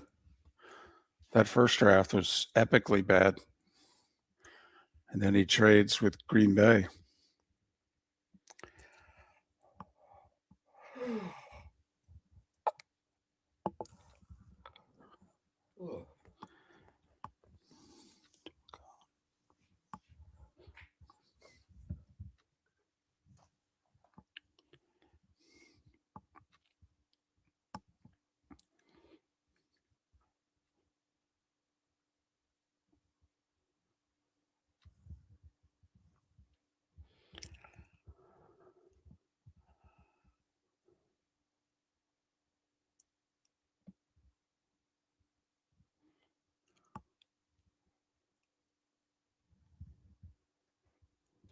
Got your guest. Great.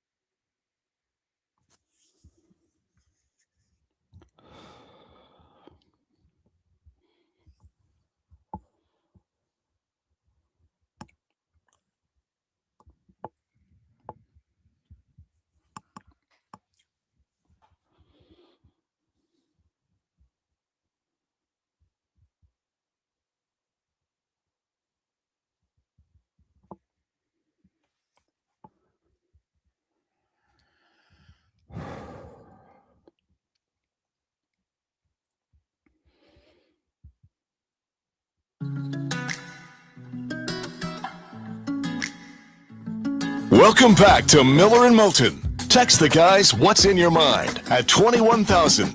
That's 21000. And now, here's David Moulton. 22 minutes till the top of the hour. Al Groh will join us then as we look back at Super Bowl 60. Alex Kennedy will join us in a little more than an hour. But right now, Tim McKone is kind enough to join us once again. 98.5, the Sports Hub in Boston. He's part of the midday Zolak and Bertrand show. You can follow Tim on X at Tim_McKone. Big M, little C, capital K-O-N-E. Tim McKone. Tim, it's David and Mark. Good morning. Thanks for doing this. How are you? Yeah, I'm not sure if I should thank you guys for having me on or not, or what the deal is after that performance last night, but certainly not the way Patriots fans thought it was going to go, that's for sure. Well, what had you believing it wouldn't go that way? Because we talked all week about the game. We wondered out loud how the Patriot skill guys were going to find space, how they were going to get open. They didn't. They couldn't run the ball. Drake May was just flat out bad, which surprised me. But what surprised you the most offensively for the Patriots, who during the regular season were great and then in the playoffs were not? Yeah, I think it was two sides of the ball. When you talk about the Patriots and sort of the expectations, and one side lived up to it, and unfortunately the other side did not. We can talk about the defense a little bit later on, but I think you got everything that you possibly wanted, outside of maybe a turnover, causing a turnover for Seattle from that defense.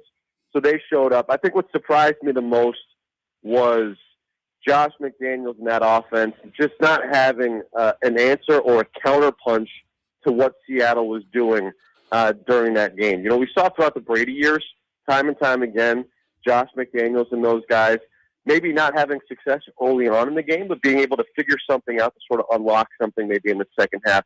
That counterpunch never really came. I agree with you. Drake May did not look good. We found out after the game that shoulder, obviously a bigger issue than what we thought it was since he got shot up prior to the game for that shoulder injury that he's been dealing with over the last couple of weeks. And then the second thing, quite honestly, was the offensive line. And the offensive line not being able to hold up even when Seattle was rushing forward. If they're doing that, that's going to make life a lot harder for the quarterback. I think they had issues early on. I think it kind of snowballed from there, and then it kind of got away from New England. But surprising in the sense, too, that, I understand we can talk about the schedule all you want. This is not a team that played non-competitive football at all this season, and I thought for long stretches last night it was non-competitive. So surprised that it went down the way that it did on the offensive side of the ball, for sure.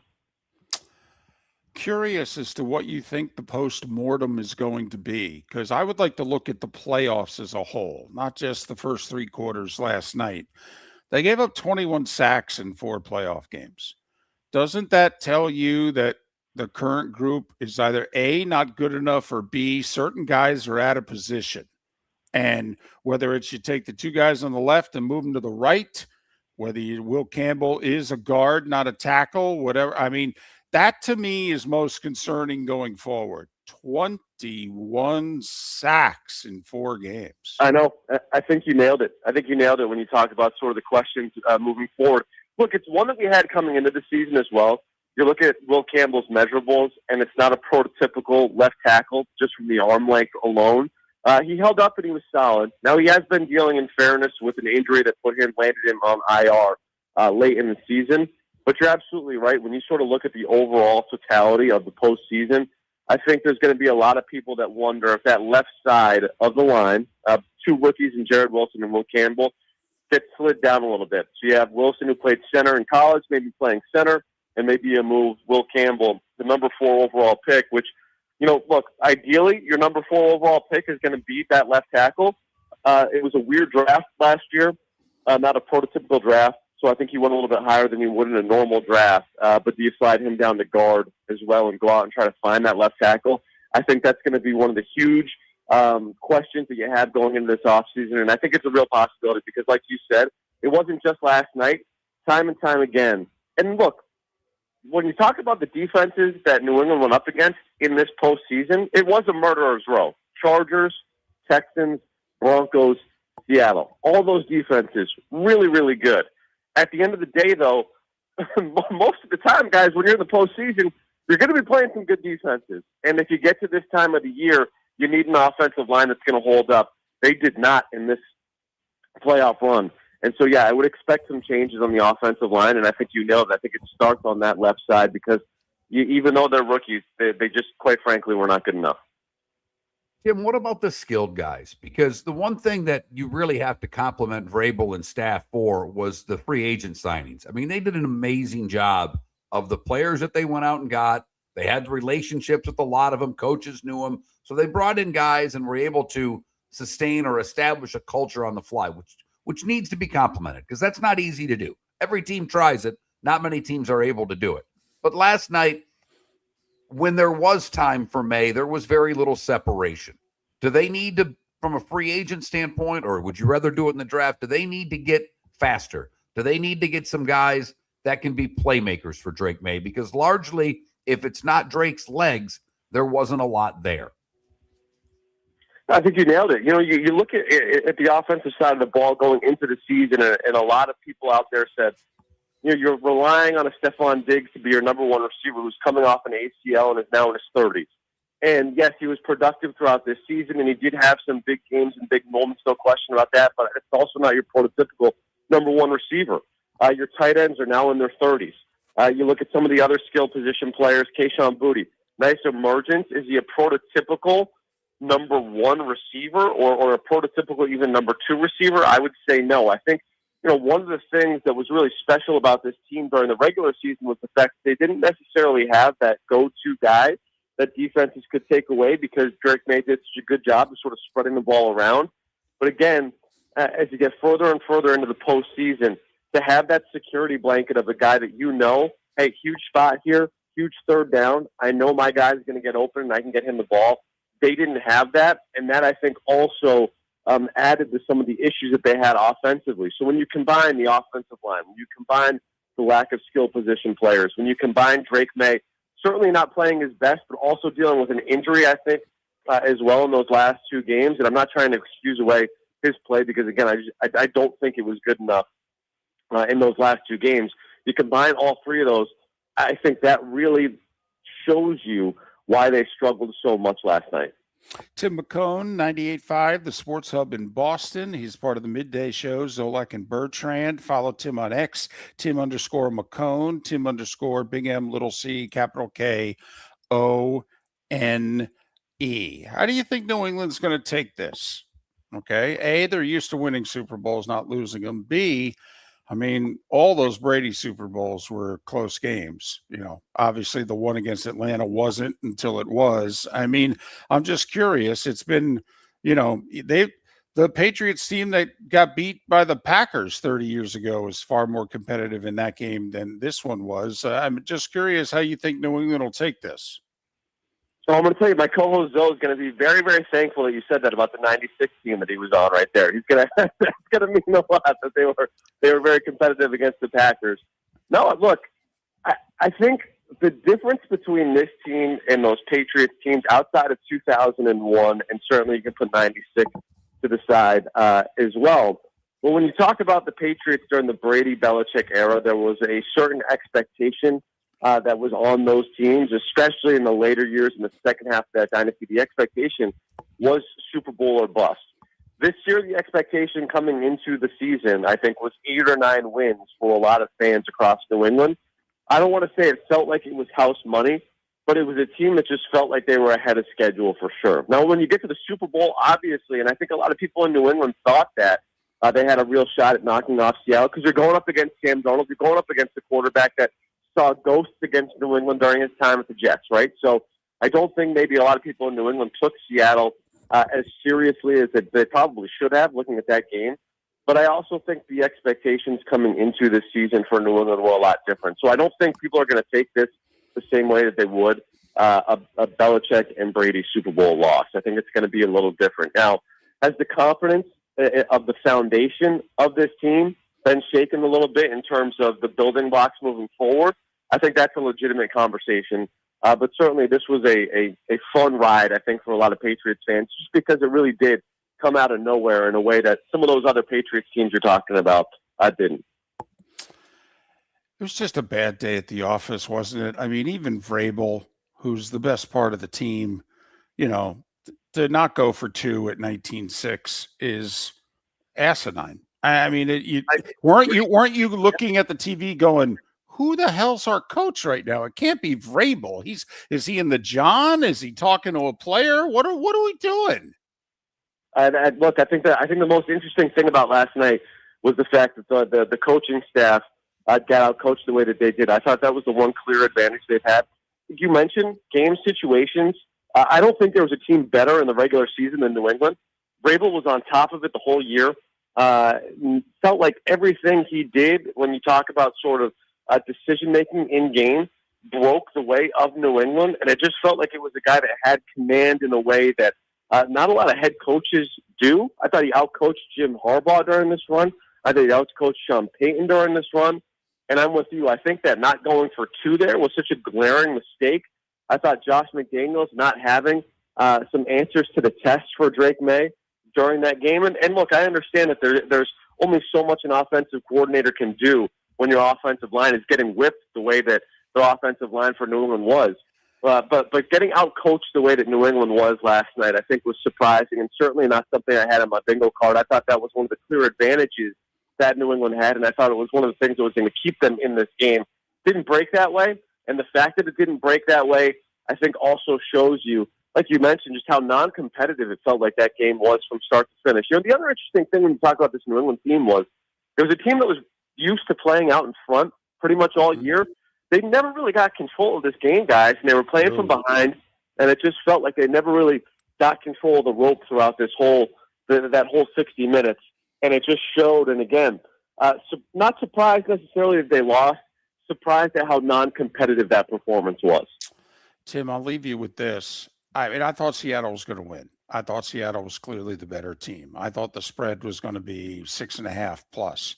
But I thought New England would at least play a little bully ball. I thought, remember the second half against Denver, they just lined up 2 tight ends, the extra offensive linemen, and they just said, listen, we can't handle their speed, but we can run it at them. And they at least moved the ball, controlled the clock if they didn't score many points. I was expecting that from New England last night, and they didn't commit one whole series to playing bully ball. No, they didn't. And again, I think you nailed it when you sort of talk about one of the things that made this season, I think, so special for New England fans was the fact that Mike Vrabel came in and gave this team an identity in a way that they haven't had it over the last couple of seasons. And a lot of that goes back to what you're talking about, a team that could play bully ball, and there was a certain toughness and mindset that the team had throughout the season. And that went completely out the window last night. You didn't see any of that stuff. So not only did he not go for 2, but it just felt like the identity of that team never really showed up last night. And again, I think Seattle controlled that thing from start to finish. The defense did show up for New England. I think that was one aspect of it that you looked at and said, all right, you know what? They did their job. I thought Christian Gonzalez played great. Having said that, you also knew coming into this game, if you were a Patriots fan, they're going to have to turn Sam Darnold over at least once in this game if they're going to have a real shot. That never happened as well. And so I just think you look in total, this was about as worst-case scenario as it could get for the Patriots last night. And it played out the way that you would think if things didn't break their way. Tim McKone, 98.5. All right. The Sports Hub in Boston, part of the midday show with Zolak and Bertrand. Follow Tim on X at Tim_McKone, big M, little C, capital Kone, Tim McKone. Tim, we've appreciated your time and your insight throughout the season. Hopefully we can talk again in between like free agency and the draft. Hey, the good news is, you know what? For a 4-win team over the last couple of years, I got to talk to you guys more often than I normally do this season. Since they had a little bit better season. So there's that. And we'll hit you up a bunch about the Red Sox because we all know there will be no baseball in 2027. So we might as well load up on baseball talk in 2026. Thanks, guys. Appreciate it. Take care. Tim McKone, Sports Hub in Boston, joining us here on Miller and Moulton. Hats off to the Seahawks. They whooped them. Through 3 quarters. Patriots held to 78 total yards and 5 first downs. They whooped them. It was a snooze fest. There's no doubt about it. I'll bet you the ratings will reflect it. 9-0 at the half, 12-0 after 3. It was 19-0 before New England even got close to scoring. So, yeah, I'll bet you the ratings reflect it. Now, by reflect it means it'll do 100+ million instead of 110+ million. But you know what we're getting at. Kenneth Walker, the MVP. Mark pounded that desk all week last week. Throw a few shekels on Kenneth Walker for MVP. 135 yards rushing, 5 yards a carry. Good for he and they. Al Groh to look back at Super Bowl 60 next. Mark Miller for Sleep Treatment Direct. They are helping me with sleep apnea. And by helping me, I mean curing me. No more CPAP machine. No more snoring. No more tossing. No more waking up exhausted. Their expert team got me the right treatment fast and hassle-free. If you want to feel energized and get rid of your snoring, call Sleep Treatment Direct today. 444-1741. That's 239-444-1741. Sleep Treatment Direct. Sleep safe and sound. The Cape Coral Police Department is growing, and they want you to be a part of it. They're hiring new officers. Starting pay is between $74,000 and $90,000, depending on your experience. And with a $10,000 hiring bonus, you could be making $100,000. Enjoy paid holidays, off-duty details, plenty of OT opportunities. They're also hiring dispatchers and professional staff. So go to CapeCops.com. CapeCops.com. Be brave, be best. Be Cape. Your roof is your home's first line of defense. At Pelican Roofing of Florida, Ronnie John and their team bring years of experience to protect what matters most, your family and your business. From residential repairs to large-scale commercial roofing, we deliver honest work, fair pricing, and quality you can trust. An upgrade on your roof can lower your insurance costs. Don't wait for a leak to turn into a disaster. Call the experts at Pelican Roofing today. 1-866-9-PELICAN. That's 1-866-9-PELICAN. Online at PelicanRoofingCompany.com. CCC 1332512. Let's talk the big differences between Floor Meisters and the big box store that sells flooring. Floor Meisters is family owned. They do flooring, not doors, nuts and bolts, or weed killer. They specialize in it. They know it. Floor Meisters backs their installer, so if there's ever an issue, good chance the boss, TJ, will come out and make it right. Floor Meisters prices beat the box stores every day of the week. When you think flooring, think Floor Meisters in Naples. FloorMeisters.com. Real people, real prices, real quality selection. The Floor Meisters, just keeping it real. Hey, football fans, Jimmy the Beef Guy here. This is coming up fast. Wait, did you just beat me? You mean I can't say soup? Whatever. So, guys, if you're having a football party, don't wait till last minute. Remember, guys, our beef packages come with the beef, the gravy, the bread, the peppers. All you have to do is heat and serve. So call me now or stop in one of our 2 locations in Bonita Springs or Fort Myers. And again, guys, please don't wait till last minute, man. Put your orders in now. At the Diamond District, we've built our inventory since day one. We never pass on beautiful jewelry. For years, we've chosen exceptional diamonds and fine jewelry. And when you buy with love for 2 decades, your vault fills with extraordinary jewelry. That's why we're emptying the vault now through Valentine's Day. Enjoy rare pricing on jewelry chosen to celebrate love, connection, and commitment. Will you be mine? Starts with diamonds from the Diamond District. Hablamos Español. Visit Jason and Todd at the Diamond District. This is Miller and Moulton.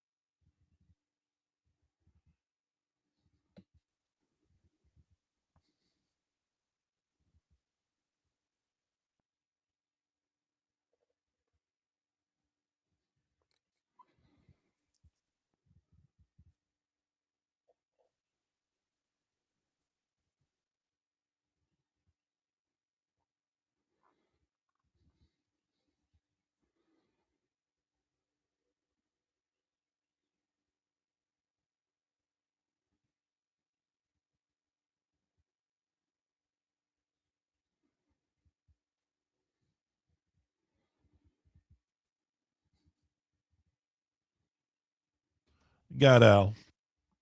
Great.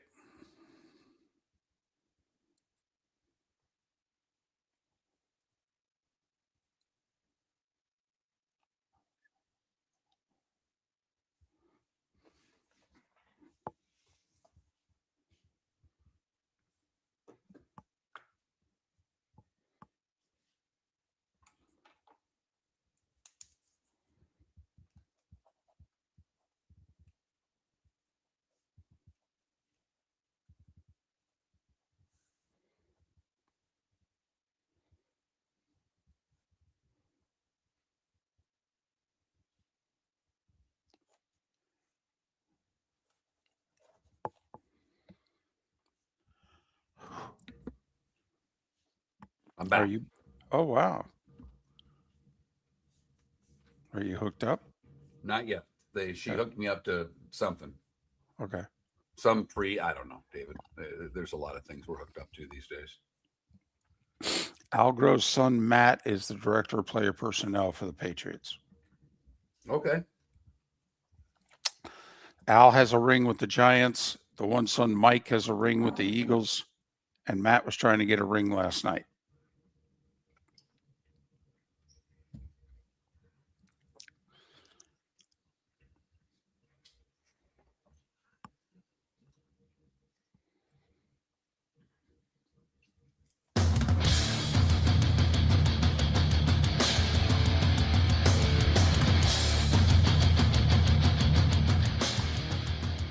You're listening to Miller and Moulton, coming at you from the Floor Meister Studios. Floor Meisters, keeping it real. And now, here's Mark Miller and David Moulton. Halfway home on this Overreaction Monday to the Seahawks. 29-13 win over the Patriots for their second Super Bowl championship. Mark is back for the moment in between treatments. Raj is keeping the train on the tracks back in our Southwest Florida studios. Al Groh's been good to us over the years, one of the great gentlemen in football. He won a ring as an assistant with the Giants. His one son won a ring, Mike, as an assistant with the Eagles. He was hoping to make it a complete family affair last night with his other son, Matt, who's director of player personnel for the Patriots. So, Al, appreciate your time. We know who you were rooting for. Put your defensive hat on. You were a D lineman, linebacker. You coached on the defensive side of the ball most of your career. Your thoughts on that side of the ball, what happened last night, Seattle against New England? Fellas, I was looking forward to being with you as a kind of an annual visit. And so I was glad to get the call last night. I will make one quick correction. Actually, Matthew with the Patriots, I have to stick up for Matt. He already has 3 Super Bowl rings from the Bill Belichick time. So we do have 3 family members that have a Super Bowl winning ring. Unfortunately, not one added last night. Seahawks proved once again the adage that defense wins championships. They were just stifling all through the game. They really didn't give the New England offense anything whatsoever. They made life very difficult on the quarterback, which is one of the first ways you win in the NFL, torment the quarterback. And they've done that for 2 years now out there, and they certainly were at their very best last night. Al, when you're watching that happen, and you're right, Seattle's defense was very impressive, and they were able to get to Drake May rushing 4 for the majority of the game. The left side of the line struggled blocking. So when you're seeing that, if you're coaching that and you're watching your offensive line struggle to block, is there a counter? I mean, what is it that you have to try to do? Because it didn't seem that New England had a lot in the arsenal to change what they wanted to do offensively and get positive plays. Actually, I was able to really have a pretty good insight on the game, fellas, because some weeks ago, well before the playoffs started, I was very intrigued with the success that Seattle was having on defense, but I really didn't have any idea how that was coming about. So I have access to some video where I could study them on the all-22 coaches type copy, seeing every player, seeing the coverages, which you often can't fully see on television. And so I had watched 4 or 5 games of Seattle both ways, but principally to learn about their defense and what they were doing coming into the game. And I could see that it was very apparent that, one, they had very, very high level of talent throughout the defense, strong on all 3 levels. And they had come up with a way to a very organized and well thought out, really brilliant teaching plan for how to teach these multiple pressures and yet make the complex simple for their players. It's complex for the other team trying to block it for one reason, because it rarely shows what it's going to be pre-snap. So the quarterback or the whole offense has to make their judgments, their assessments on the run after the snap of the ball. At the same time that this defense is physically forcing the offense to do what they want them to do. So I could see this was going to be a tough assignment for the Patriots, as it has been for any team here the second half of the season against Seattle. You know, in these playoffs, it's very impressive that the three teams that Seattle beat totaled 44 wins this season. That is, obviously, I'm not real good in math, but I can tell that average is almost 15 wins per the three teams that they beat. So they beat the very best to win the championship. Al Groh, he's won a ring as an assistant with the Giants. Both his sons have won Super Bowl rings. His one son, Matt, was trying to add another one last night as director of pro personnel for the Patriots. I'm curious, do you watch the Super Bowl with your ring on? Like, how many times do you break it out a year, and is the Super Bowl in the privacy of your own home one of them? Actually, fellas, for a long time, I very rarely wore them. And here, just a couple years ago, my wife said, you know, honey, you want to start wearing your ring more. If you don't want to show it off, other people want to see it. And so I do now wear it more often than I did before. This week coming up, I got this when I was with the Giants and the Patriots, and Romeo Crennel was our defensive line coach, and went on for a very successful career as an NFL head coach.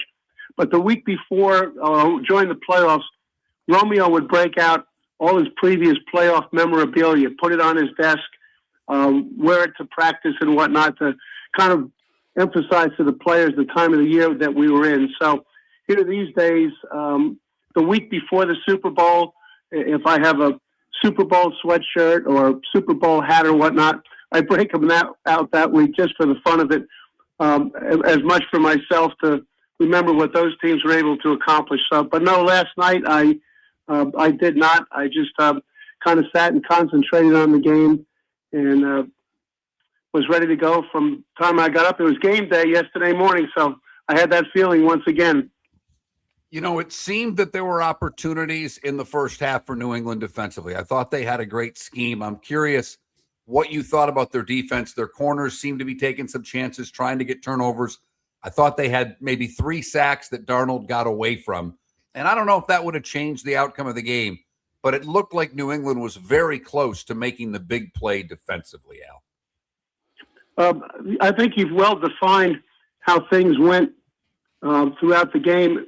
Very close to doing a lot of really good things, but not close enough because the other team was too good to kind of blunt them and keep those negative things from happening. And that was really, I thought Sam Darnold had an excellent game, not only in the plays that he completed, but he recognized when trouble was lurking. And he made sure that he did not do anything to put his team in trouble. And that's as much about playing quarterback play, whether it's, we often hear commentary about the quarterback at the line of scrimmage. Well, he got them in the right play. Well, yes, that's certainly a factor, but more often it's the quarterback getting them out of a bad play. So even if the play that he picks as an alternative isn't super successful, it's a lot better than the disaster that the original play might have been. And he did the same thing with his where to throw the ball decisions, that when he could see that there's no sense trying to stick this one in there because bad things might happen, and we have such a good defense that the only way the other team has a chance is if we help them with offensive mistakes. He ran the game exactly as his team needed him to run the game. Al, put your DC hat on. Whose responsibility is it? The Seahawks seem to just, their guys whooped the left side of the Patriots line, man to man. But the right side is where the blitzing came from. And they seem to be running the same blitz from about 5 to 7 yards behind the line of scrimmage. They would bring a safety or a linebacker, and it would attack the gap, right tackle, right guard, etc.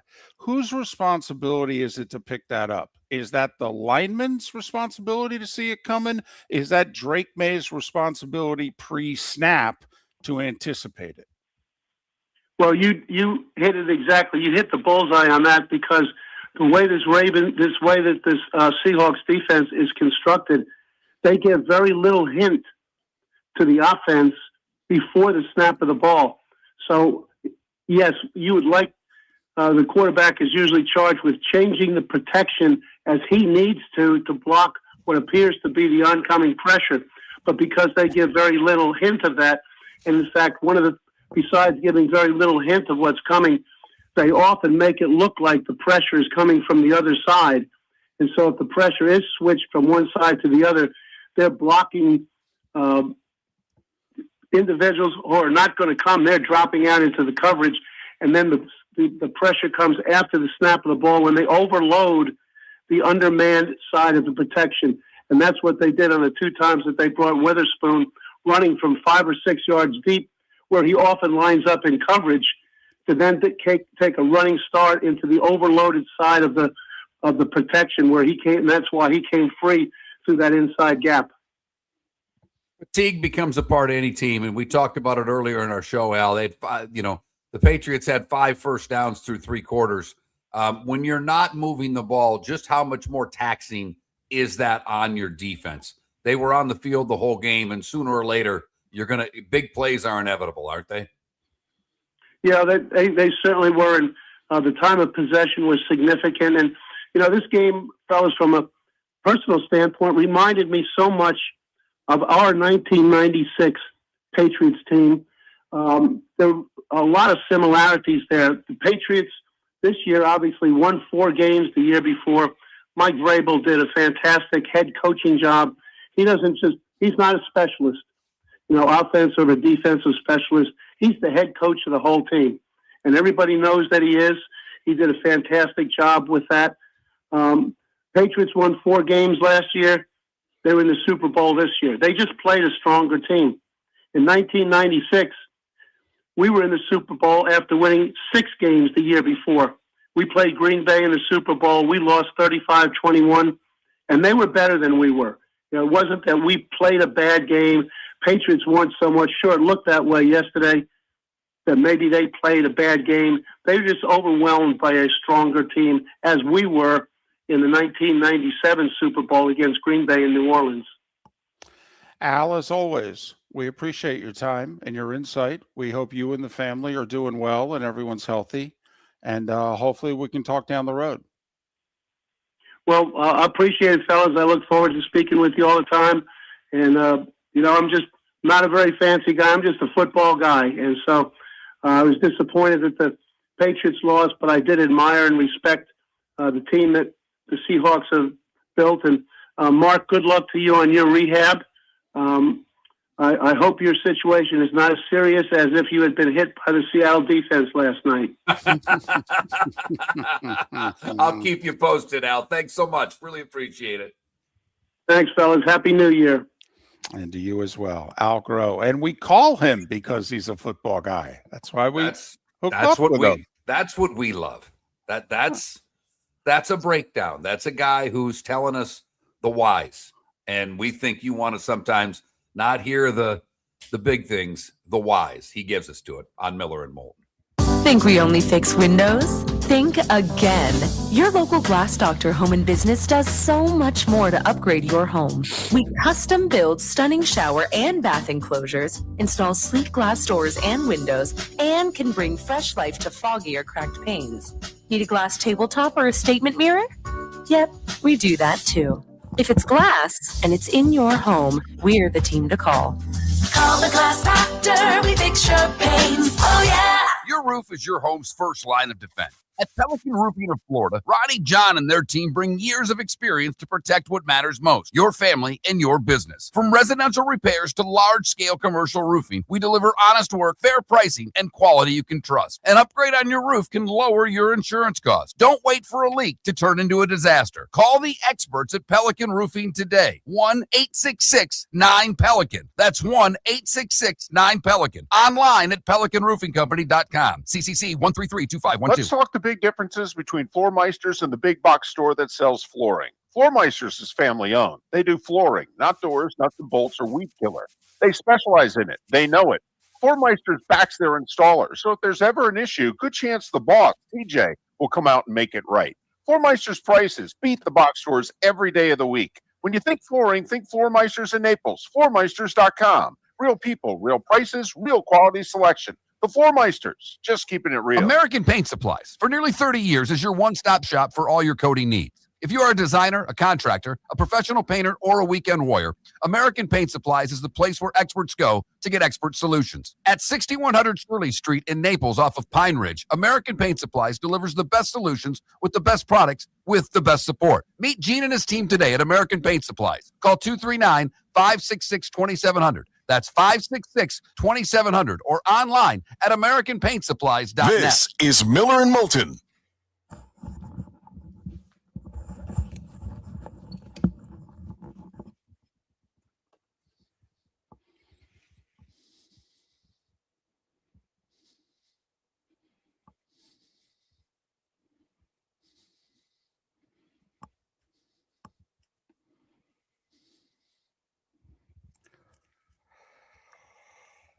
Oh.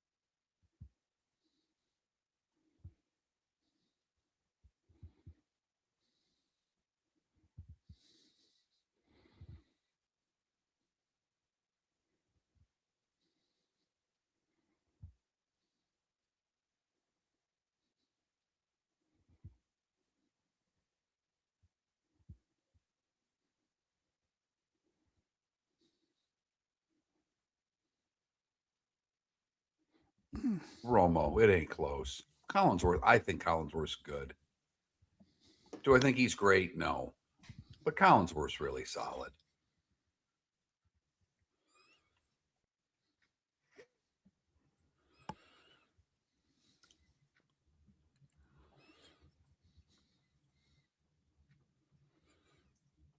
I thought he made one critical mistake. He didn't call for the two-pointer, and Tirico had to bail him out.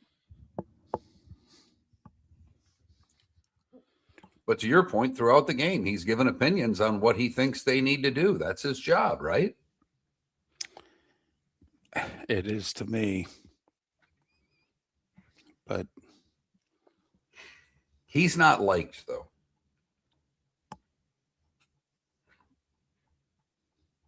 That was a tough game to broadcast.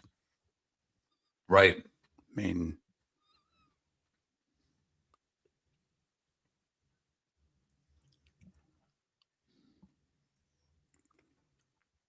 yeah, Javier. Yeah, I mind Romo, Javier. Yeah, I do too. I turn the sound down. And I mind Romo because I don't think he cares. Like, I don't think he works.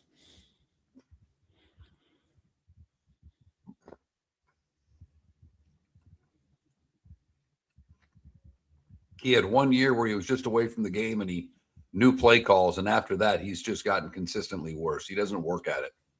I mean, how much better was Brady this year than last? Significant. But, I mean, he went to work.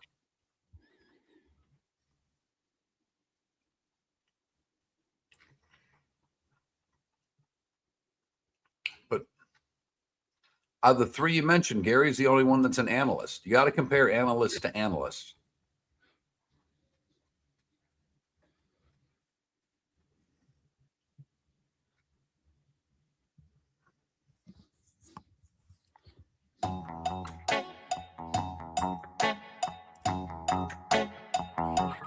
You're listening to Miller and Moulton. And now, here's Mark Miller and David Moulton. 21 minutes past the hour. Alex Kennedy from Pro Football Network will join us coming up at the top of the hour. It's Overreaction Monday. Seahawks 29-13 in a game not that close. Seattle's second Super Bowl title. By the way, I think pretty good odds. You know, what is it? You can get almost 10-1 for both the Seahawks and the Rams right now. Yeah. 9-1 for both. You're right. Exactly right, David. I mean, you know, that's not what it's been the last few years between the Chiefs and the Eagles, man. You weren't getting a whole lot of odds on either one. No. All right. We haven't talked about it yet. NBC, Tirico's first Super Bowl, Tirico and Collinsworth. Obviously, a whole bunch of people on the pregame and halftime and the post. I didn't see it. I just saw the clip of it afterwards.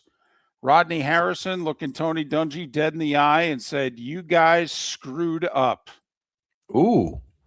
Oh, yeah. And he asked him again, did he vote for Belichick and or Kraft? Dungy refused to answer. The only thing Dungy would say is that all five guys on that senior committee deserved to get in. And he named them by name. He deserved. Okay. But Dungy has not revealed his votes. You're getting the feeling that Dungy voted for the three players and not for the two Patriot guys. A little on the petty side, to say the least. Well, and this is what I want. Like Randy Moss apparently on ESPN's pregame said, if you didn't play the game or coach the game, you shouldn't have a Hall of Fame vote. Dion went further this week. Dion doesn't think you should have a vote unless you're in the Hall of Fame.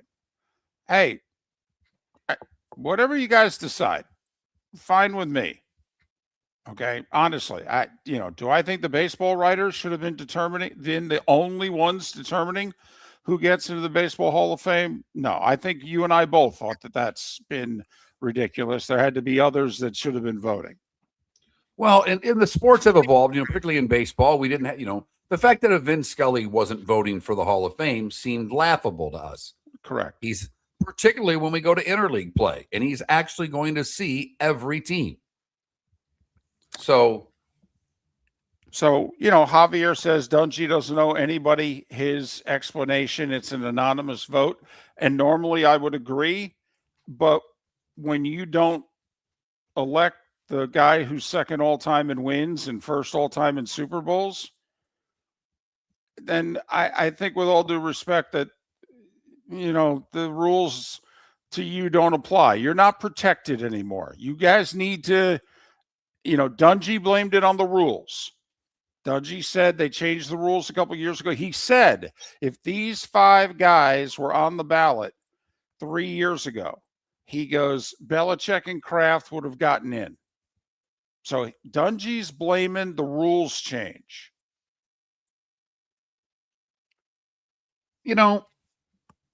Obviously, we all think that Bill Belichick should have gotten in the first time. I think we all believe that Robert Kraft should be in the Hall of Fame. I know I was upset, and I still think it's a joke. Just thinking about it over the weekend. Does it matter if he gets in next year or this year, as long as he's in? Does it matter? I think it matters to the people who vote for the Hall of Fame. I think it's a bad look for them. I agree with that. But does it matter for Bill Belichick, for his legacy, that he was a second ballot Hall of Famer? No. I mean, 99% no. The thing is, quite frankly, though, he's 73, 74 years old. I mean, another year on the earth is not guaranteed. Not for any of us.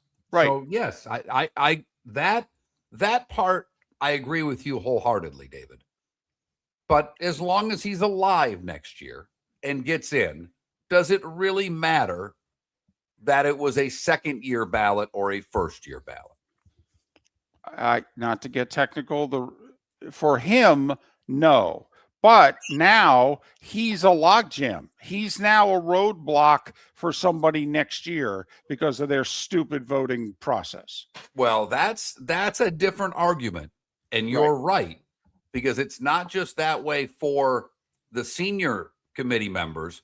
It's that way for the players. And we talked about this at the end of last week. Of the 15 finalists, only 4 secured spots in the Hall of Fame, which means no Frank Gore. Well, he's on the finalist list next year. We went through the guys that are first-time ballots that we think walk into the Hall of Fame. So if they're not going to change how many players can get in any given year, they are putting themselves in a bit of a pickle, David. Yes, they are. Your thoughts on NBC and the job they did broadcasting the game, a very difficult game to broadcast, a game with no ebb and flow. No, and I thought the broadcast of Tirico and Collinsworth were fine. I thought that Collinsworth missed one thing late when they made the game, when New England scored, and it's 19-6, and he never mentioned to go for 2. 8-8-3. That's 19.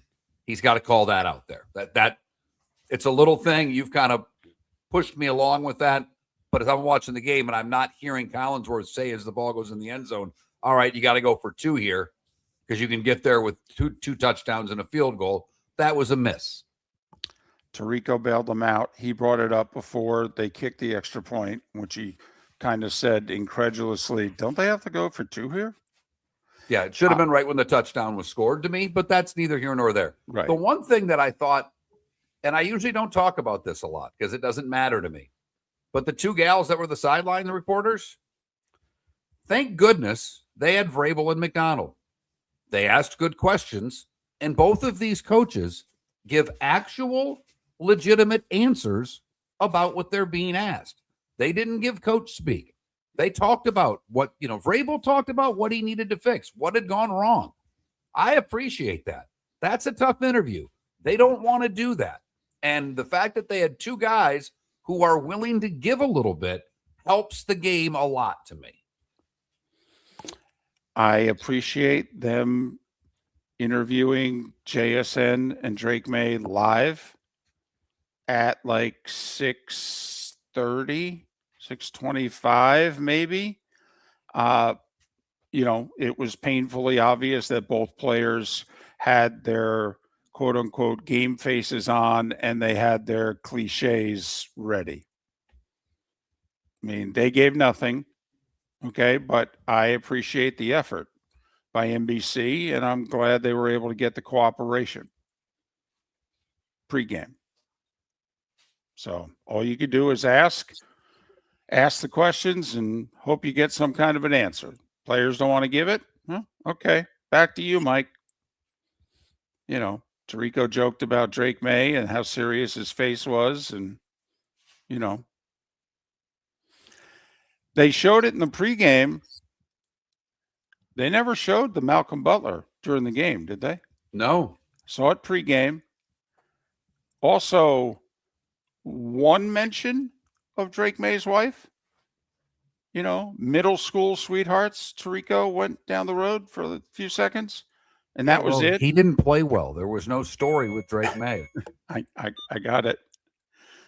But, just saying, people were worried they might beat certain storylines to death.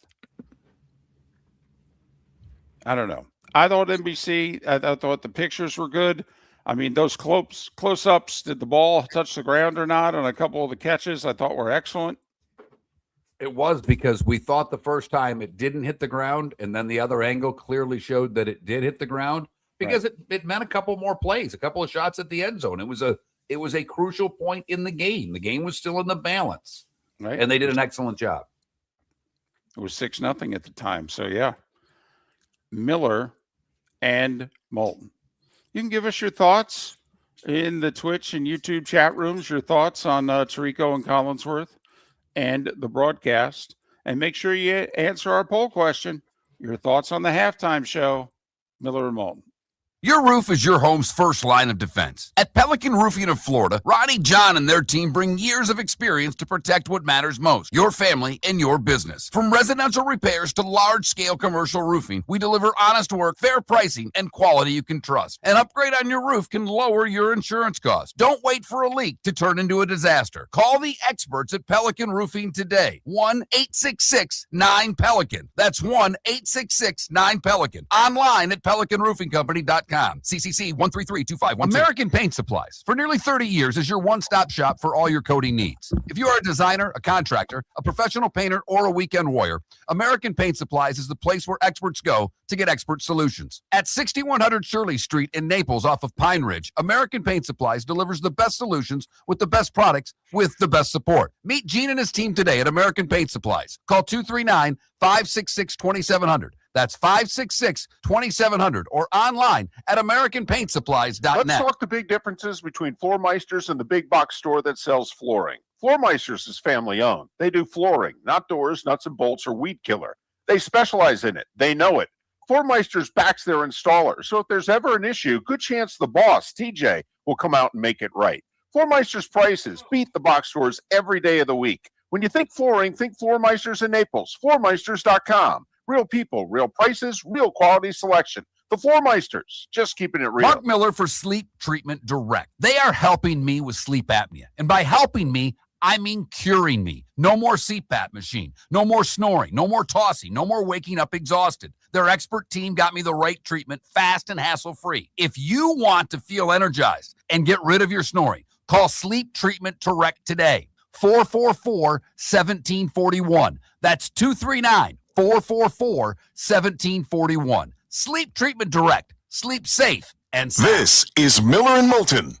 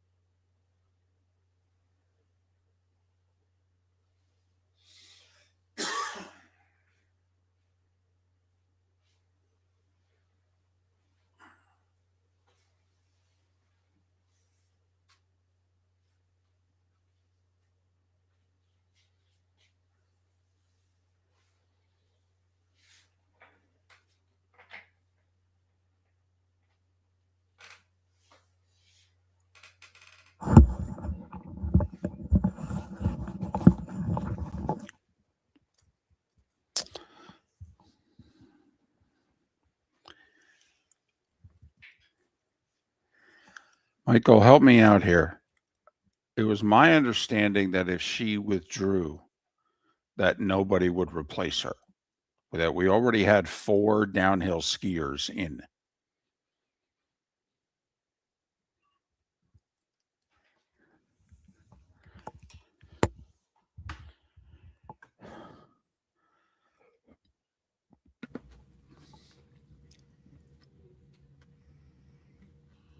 Mark, was that one of the nurses you were talking about earlier?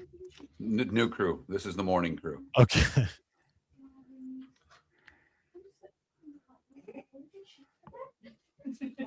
This is my first experience with Heather. She's very nice.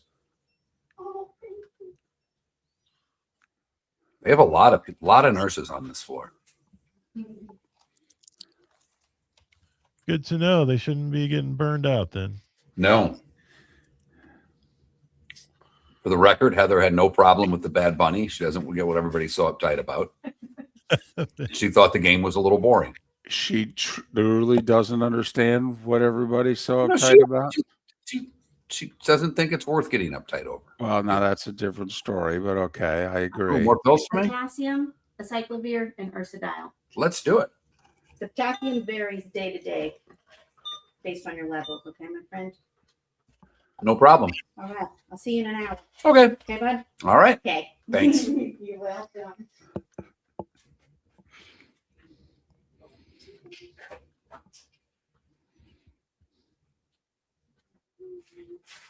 The only difference, Javier, and I get your point. I take your point but everybody gets to vote in politics. It is nobody's business. We've selected 50 people to make choices for the Hall of Fame. And when they have an error that we all find to be that egregious,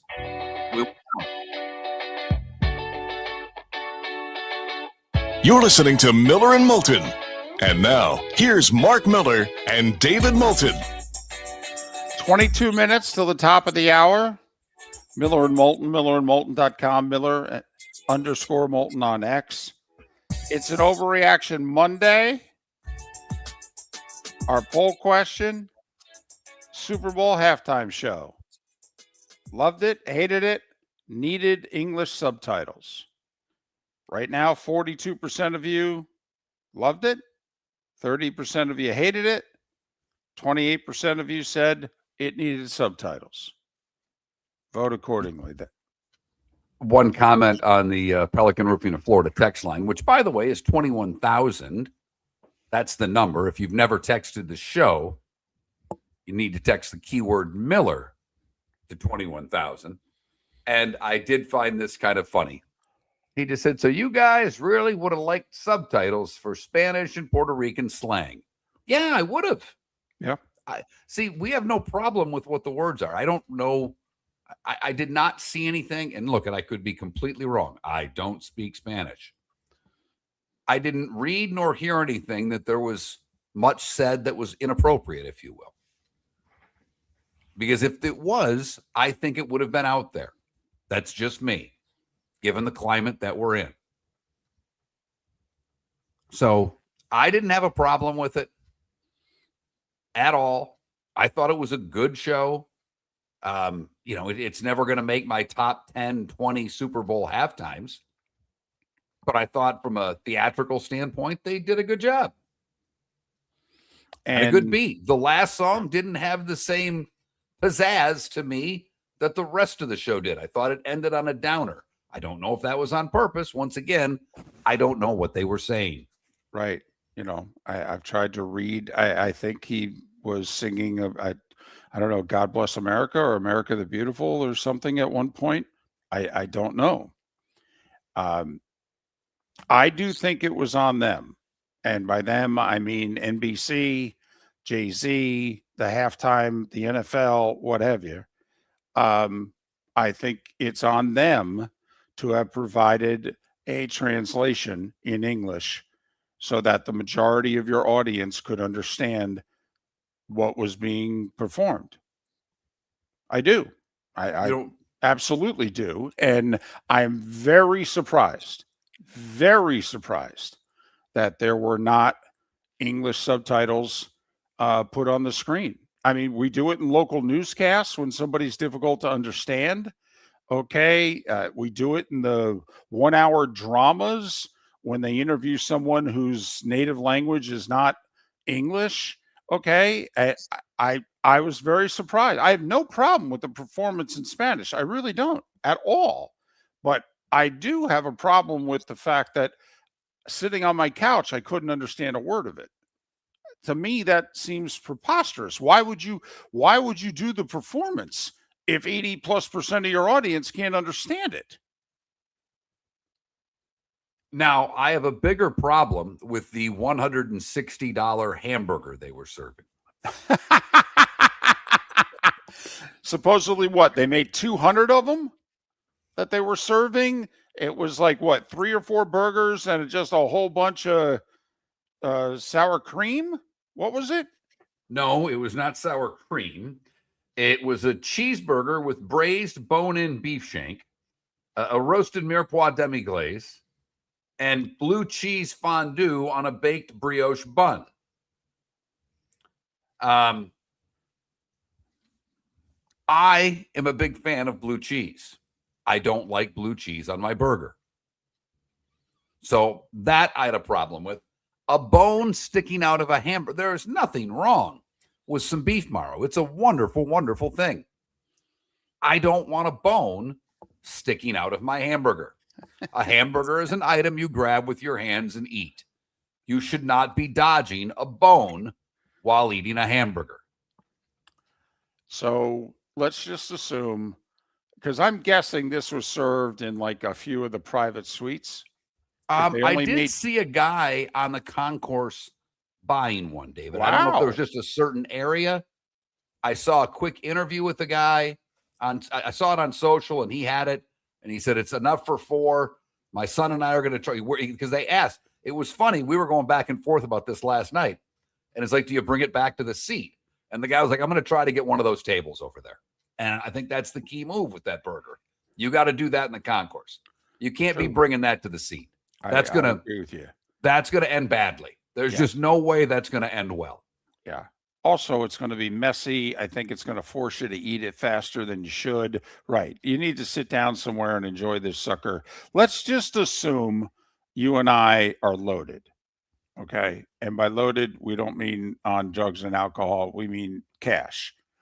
Okay. If we had the cash and we're not going, are we really spending, what was it, 180, 160? What was it on the burger? 180. 180. And they made 200 of them. Let's just say we had the coin. We take out the credit card and we're like, you know what? What the hell? Okay. Would you have done it, or would you have looked at me and said, are you out of your mind? I'd have looked at you and said, are you out of your mind? I really would have. And you know me, even though that's not my cup of tea, that's not my cheese of choice. Okay. Make your cheese jokes whenever you'd like. Okay. But that's not my cheese choice. I think I would have been like, come on, I'll tell you, I'll buy. All right. Come on. Let's split it. Let's see how many bites of this I can handle. I would have probably let you do that because I know I would have ended up with 3/4 of the thing because you wouldn't be able to handle the blue cheese on the burger. You're right. Because this goes, I got to let you in on our text last night. Because I responded to David when talking about this. Because he said, I don't like blue cheese on my burger either. And I'm laughing. I am sitting in my hospital bed laughing my ass off. And I just said, David, you don't like cheese unless it's wrapped in plastic. And I'm laughing after you send that. And I'm like, come on, you're supposed to play along here. But and he gives me the I like blue cheese on my wings. That's blue cheese dressing. No. Blue cheese dressing. Well, also, but there's a far cry from blue cheese there mixed is. with buttermilk than a piece of blue. I'm telling you, if there were a cheese tray, it would take everything in your being for me to get you a plain piece of blue cheese and eat it. There's no way. Right. There's no way. And that's what this is. This is right. Thick, I know. Smelly. Yes. Fromunda blue cheese. Uh-huh. Right. Yeah, it was a mess. Absolute mess. You know, 3 or 4 burgers, the 2 big buns, and this big bone sticking out of the middle of it. Yeah. No, it was a mess. And it was $180. Right. Okay. And they're expecting a tip on that. Now we're supposed to tip on concessions, which don't even get me started. No. And you know me. I'll tip anywhere, anytime, anyone for just about anything. You can leave a tip jar and I'll throw a couple dollars in it for the effort, but I ain't giving you 15, 20, 25% off of my $200 Concession burger food? here. Right. Yeah, come on now. Take it easy there. The only tipping I will do at a concession line is for beer because that's important. If they see you tipping when you come the next time, there you go. You're going to get to the front of the line more quickly and efficiently than had you not tipped. Yes. But I'm sorry. You're at Mickey D's. You're at Five Guys. You're at Moe's. Really? You want a tip from me? Okay. I see. I always throw, I have to admit. So you don't get changed? Like I went to a sub place the other day. No, I tip. I tip because I don't want to be that guy, David. Huh. I tip because I don't want to be that guy. I despise it. Gotcha. They're not serving me food. They don't bring it to my table. They don't clear my table. It is fast food. It does not deserve to be tipped. I'm all for tipping, for doing your job. People who get tips do not make minimum wage. When you are working behind the line at a restaurant, you are making minimum wage at a fast food place. When you're waiting tables, you're getting I don't even know what it is anymore. There is a huge difference. Yes, there is. Drives me nuts. Ryan says if I'm standing while ordering, I'm not tipping. Thank you.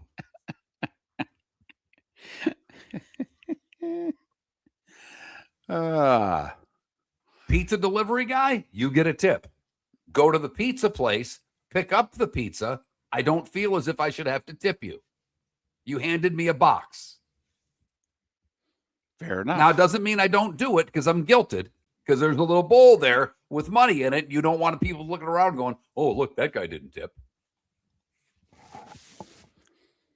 Yeah, I'm surprised that you would feel guilty, that you would cave like that. That's you've gotten softer in your old age. Mark Miller 5 years ago would never have thrown $1 in that cup. Never. You could be right. You could be right. I'm telling you, this got to be the only radio show in the country right now that the guy's getting chemo doing the radio show. There's no doubt about it. Alex Kennedy to join us at the top of the hour. To review, Mark joined us off the top of the show, and you were getting, in the first hour, you were getting magnesium, correct? Correct. In the second hour, you knew by 8 o'clock Eastern you were going to be receiving chemo of some kind, but that there was going to be a thing in the 7 o'clock hour. What were you getting in the 7 o'clock hour? Besides, I've seen you take 3 cups of pills. A lot of pills. Some pre-meds for the chemo that apparently are supposed to help my kidneys. Okay. My daily meds that they're giving me with everything that's going on. And then they just gave me a litany of other pills. I don't even know what the hell was in that mess. And pills don't bother me. I mean, there was literally like 7 pills in that little thing that I just swallowed. No, I know. And you can't do it. You don't like that either. That bothers you. You're not a pill guy. No, I'm not. I don't know what it is because I can eat anything not nailed down, but man, do I struggle taking pills. I mean, I got to be honest, all the painkiller years when I worked in that building, I got used to pills. Is that what it was? Painkillers? That was for Raj. That was for Raj and Raj only. It was a glorious time. Is that what the studio across the hall was handing out? Painkillers? Is that it? Got it. The studio, the sales office. What's that? You didn't crush him, Mark? Maybe once or twice. Oh, righty then. So, and are you getting chemo now as we speak? Yes. Okay. How long does this go for? I think they said 45 minutes. Okay. So She was very nice because when it's done, there's an alarm that goes off. And she goes, I'll be in quickly. But she showed me where I can silence it. I'm very excited about that. Okay. So that you don't have to hit the nurse's button every single time it starts to go off. Right. Okay. And wait for them. All right. Can you do us a favor if it's not during an interview, like say with Alex Kennedy coming up, could you just let it beep for a few seconds? Okay. Just, remember it's radio. We need the full ambiance, Fair enough. Of you getting the chemo. We need the beeping in the back, like a truck is backing up. And that's about the sound, David. That is about the sound. It's that piercing. It's that annoying. Right. You are going to be something by the end of the week. I mean, you've been there 10 days, and you're not far away from. Now, fortunately, everybody there is really nice. But like, if somebody like me was there, you're not far away from stabbing me in the neck. I know what you're saying, and it really goes without saying that I would be that way. But one, they're all here to help me. Right. Their job is to help me. Now, I will say the overnight nurse, she's slow. I'm hoping the 2 days with her are done. She, of the group we've had, she's at the bottom of the list. Okay. If I were ranking them, we'd start there and work our way up. So we're ranking the staff the way we're ranking Super Bowl commercials? Is that what we're doing here? Absolutely. Hey, honey, can you speed this along a little bit? When you got to do it twice at 4 a.m, I'm like, I was asleep. And then the old, do you mind if we turn the light on? Yeah. Yeah, as a matter of fact. And yeah. Here's the problem. The younger ones in week 1 did it without the lights. They came in basically in the dark and using the computer screen, if you will. Right. They got everything done. They were incredibly efficient. And she's older. She needs a little light. I get it. She's got the readers on so she can see all this stuff. Oh, boy. Do you mind if we turn the light on? Yes. Matter of fact, I do. Give her a time limit. Nurses readers is not ideal. Give her a time limit. Tell her she's got less than a minute. The lights go off in a minute. I've had one suggestion that's been met with complete angst. But I thought if every once in a while they could substitute strippers dressed as nurses to do the vitals just to keep things a little more alive, it would help. Yeah, I'm sure that went over really well. Alex Kennedy. Mark Miller for Sleep Treatment Direct. They are helping me with sleep apnea. And by helping me, I mean curing me. No more CPAP machine. No more snoring. No more tossing. No more waking up exhausted. Their expert team got me the right treatment, fast and hassle-free. If you want to feel energized and get rid of your snoring, call Sleep Treatment Direct today. 444-1741. That's 239-444-1741. Sleep Treatment Direct. Sleep safe and sound. The Cape Coral Police Department is growing, and they want you to be a part of it. They're hiring new officers. Starting pay is between $74,000 and $90,000, depending on your experience. And with a $10,000 hiring bonus, you could be making $100,000. Enjoy paid holidays, off-duty details, plenty of OT opportunities. They're also hiring dispatchers and professional staff. So go to capecops.com. Capecops.com. Be brave, be best, be Cape. Your roof is your home's first line of defense. At Pelican Roofing of Florida, Ronnie John and their team bring years of experience to protect what matters most, your family and your business. From residential repairs to large-scale commercial roofing, we deliver honest work, fair pricing, and quality you can trust. An upgrade on your roof can lower your insurance costs. Don't wait for a leak to turn into a disaster. Call the experts at Pelican Roofing today. 1-866-9-PELICAN. That's 1-866-9-PELICAN. Online at pelicanroofingcompany.com. CCC 1332512. Get ready, Southwest Florida. The Southwest Florida Ag Expo is back. Now's the time to save big with the Mega Pass. Your all-in-one ticket to the fun, one low price. Get you one-day admission and unlimited midway rides. Mega Passes available online through February 26th at swflagexpo.com. Don't wait. Grab yours. Get ready for roots, rides, and real fun. Lee County, building a better community through business, sports, and tourism. Hey, football fans, Jimmy the Beef Guy here. This is coming up fast. Wait, did you just beat me? You mean I can't say soup? Whatever. So, guys, if you're having a football party, don't wait till last minute. Remember, guys, our beef packages come with the beef, the gravy, the bread, the peppers. All you have to do is heat and serve. So call me now or stop in one of our 2 locations in Bonita Springs or Fort Myers. And again, guys, please don't wait till last minute, man. Put your orders in now. At the Diamond District, we've built our inventory since day one. We never pass on beautiful jewelry. For years, we've chosen exceptional diamonds and fine jewelry. And when you buy with love for 2 decades, your vault fills with extraordinary jewelry. That's why we're emptying the vault now through Valentine's Day. Enjoy rare pricing on jewelry chosen to celebrate love, connection, and commitment. Will you be mine? Starts with diamonds from the Diamond District. Hablamos Español. Visit Jason and Todd at the Diamond District. This is Miller and Moulton.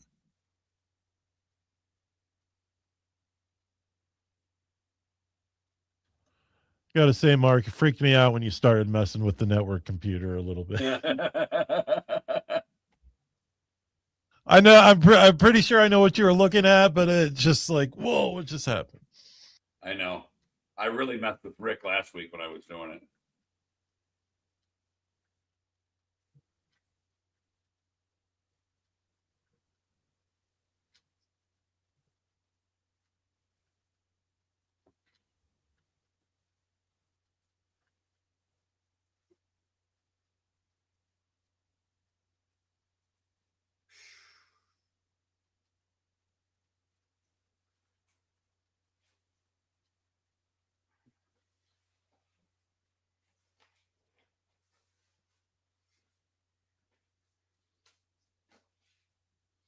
If I snap on anyone, it's going to be one of you. It certainly isn't going to be anybody in the hospital, just so you know. I'm not snapping on my people that take care of me. You guys drive me nuts. You guys with the negativity and everything sucks. Sometimes I think y'all need a little better perspective.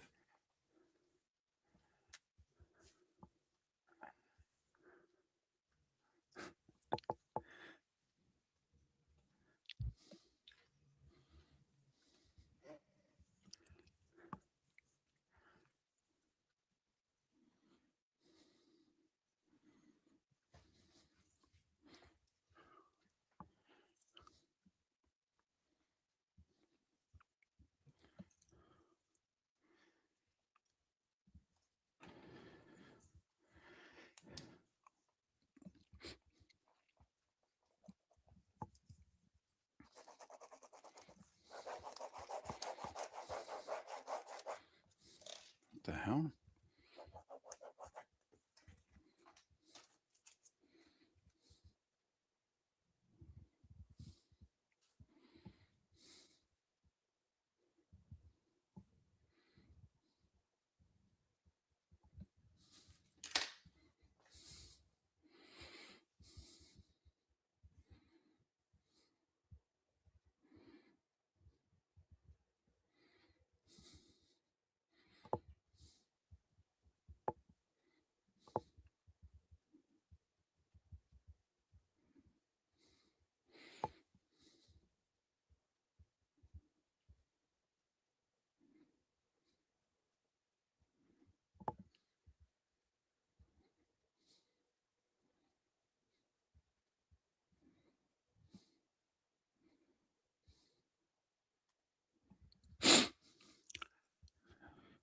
How do we change the screen to let Alex in? I'll let Alex in.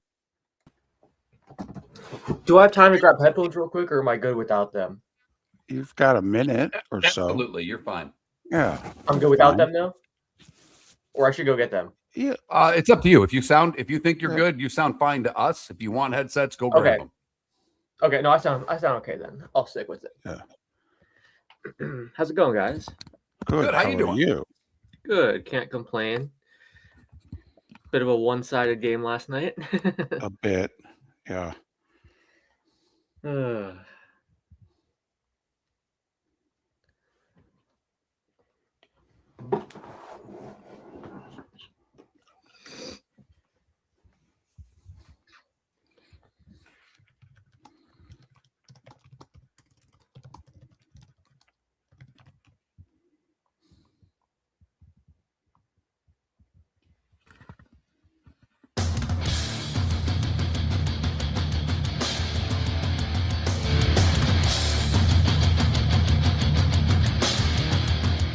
You're listening to Miller and Moulton, coming at you from the Floor Meister Studios. Floor Meisters, keeping it real.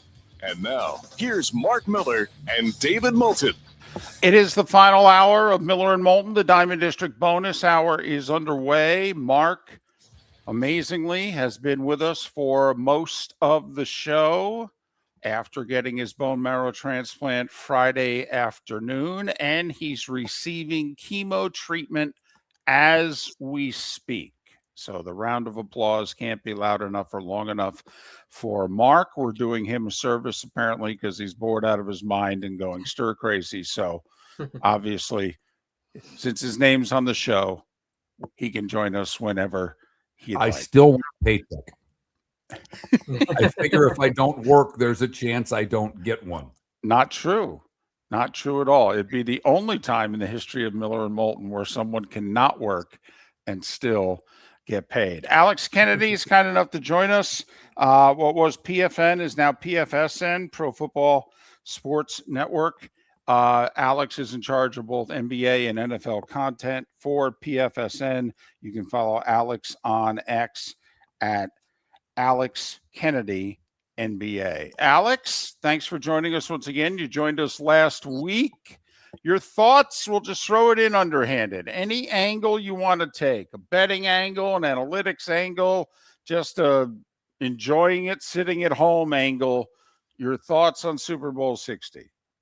Yeah, I mean, it was definitely a one-sided affair. I think going into this, we had talked about last week about how this would be the hardest test for this Patriots team, the most well-rounded, the best team that they had faced. And I think the Seahawks just dominated from the start. I mean, I saw a stat that 40% of the Patriots plays went for 0 or negative yards, which is a testament to Seattle's defense. I mean, it really, they made Drake May really uncomfortable all night. The pressure was really impressive. And offensively, the Seahawks became the first team in Super Bowl history to, win the championship and then not have a single turnover throughout the postseason. So this is an offense that, ran the ball really well, controlled the ball, didn't turn the ball over, and then defensively just dominated. So it's really impressive what they were able to do on both ends of the, ball. I was really, really impressed. I think for the Patriots, it's not super surprising because you look back at their schedule from the regular season, even to the postseason. Again, they hadn't faced a ton of good teams. I know that was kind of the narrative going in, but this team won a lot of games against bad teams. You can only play who's on your schedule, so I don't fault them, obviously. And regardless of the fact that they didn't really have a chance in this game, it's great playoff experience for Drake May and the young guys. I think this is a team that's going to have a bright future, and they're probably going to be back at this stage at some point. But just going into this game, it felt like one team was way more prepared than the other. One was way more well-rounded than the other and had faced stiffer competition. For the Patriots, they really hadn't done that. So I think it was pretty one-sided affair. But I was so impressed with what the Seahawks were able to do, especially defensively. Mike McDonald deserves a ton of credit for what he was able to do with his team all season long defensively. Yeah, there's no doubt. I mean, defensively, they were terrific. All ends. The secondary played well. The linebackers were great. We know about the pass rush. But going into the game, the worry that David and I had is that New England didn't have guys that could separate. There were not weapons offensively. So when you look at the Patriots going forward, and yeah, they had an easy schedule, but they did score a bunch of points during the regular season, stopped in the postseason. The defense is excellent. The defense played great in that game. They kept them in it for, near 3 quarters. So when you look at the Patriots, there was a run, I think, early in the 2000s of losing the Super Bowl, not making the playoffs the next year. Do you see the Patriots as a team that loses the Super Bowl, doesn't make the playoffs next year? Or do you think this is a team that can quickly reboot and fix the problems that they have? Yeah, I think they'll be a playoff team next year. I think Mike Vrabel is a really good coach. I think Drake May, even though he struggled in the postseason, he played against the top 3 defenses in the NFL. So, I mean, we talk about how they kind of had an easy schedule in terms of the offenses that they faced up until the Super Bowl, but they did face some really hard defenses. You got to give them credit there. And I think that's one of the reasons why Drake May looked so human after having this great regular season. So I think this Patriots team will be okay. I agree with you about the lack of separation. Stephon Diggs obviously is in the twilight of his career. They really rely heavily on Hunter Henry, a tight end. Kayshon Boutte's at the end of his rookie contract, so they have some decisions to make. I know Albert Breer from SI talked about, do they go try to swing for an AJ Brown type trade? If you look at free agency, the receivers that are available, some of the guys that stand out to me would be Rashid Shaheed from Seattle. Actually, Alec Pierce is a guy from Indianapolis that led the league in yards per catch. I mean, there are some good receivers that can separate that are out there that they could go pursue. This has been a team that they've tried to go get a ton of receivers. Last year they were, it seems like every time a receiver popped up, New England was showing interest, whether that was Brandon Ayuk, Chris Godwin, George Pickens. I mean, they were in the mix for all of these guys. And they've been willing to, they've been trying to trade for them, sign guys. There's also a really good class when it comes to receivers in the draft. So could they go try to add to their receiver room in the draft? And then that might make more sense because then you can get a guy that's kind of on the same timeline as a Drake May, and they can kind of grow together. So, I'm curious to see what New England does this offseason. If you look at their core, most of their core is back. They don't have a lot of guys that are going to be free agents, so I think that helps. And I think one of the luxuries of having a Drake May on a rookie scale contract is you can go out there and spend money on other positions. You can go spend money on, your offense and your receiver room and things like that. We saw, Washington try to do that with Jaden Daniels. Obviously, it didn't work out this year. Jaden gets hurt and the team kind of underperformed. But, teams typically do go try to make those all-in moves while you have a Super Bowl caliber team or a quarterback that, is an MVP candidate on a rookie contract. So I'm very curious to see what they do this offseason, but I do think they'll make the playoffs next year, mainly because, Vrabel and May. I think they'll win enough games to be able to get back. But it is a big offseason for them. Well, and it also should help both the Bills and the Patriots that the Dolphins and Jets right now look as if they could be 2 of the 5 worst teams in the league.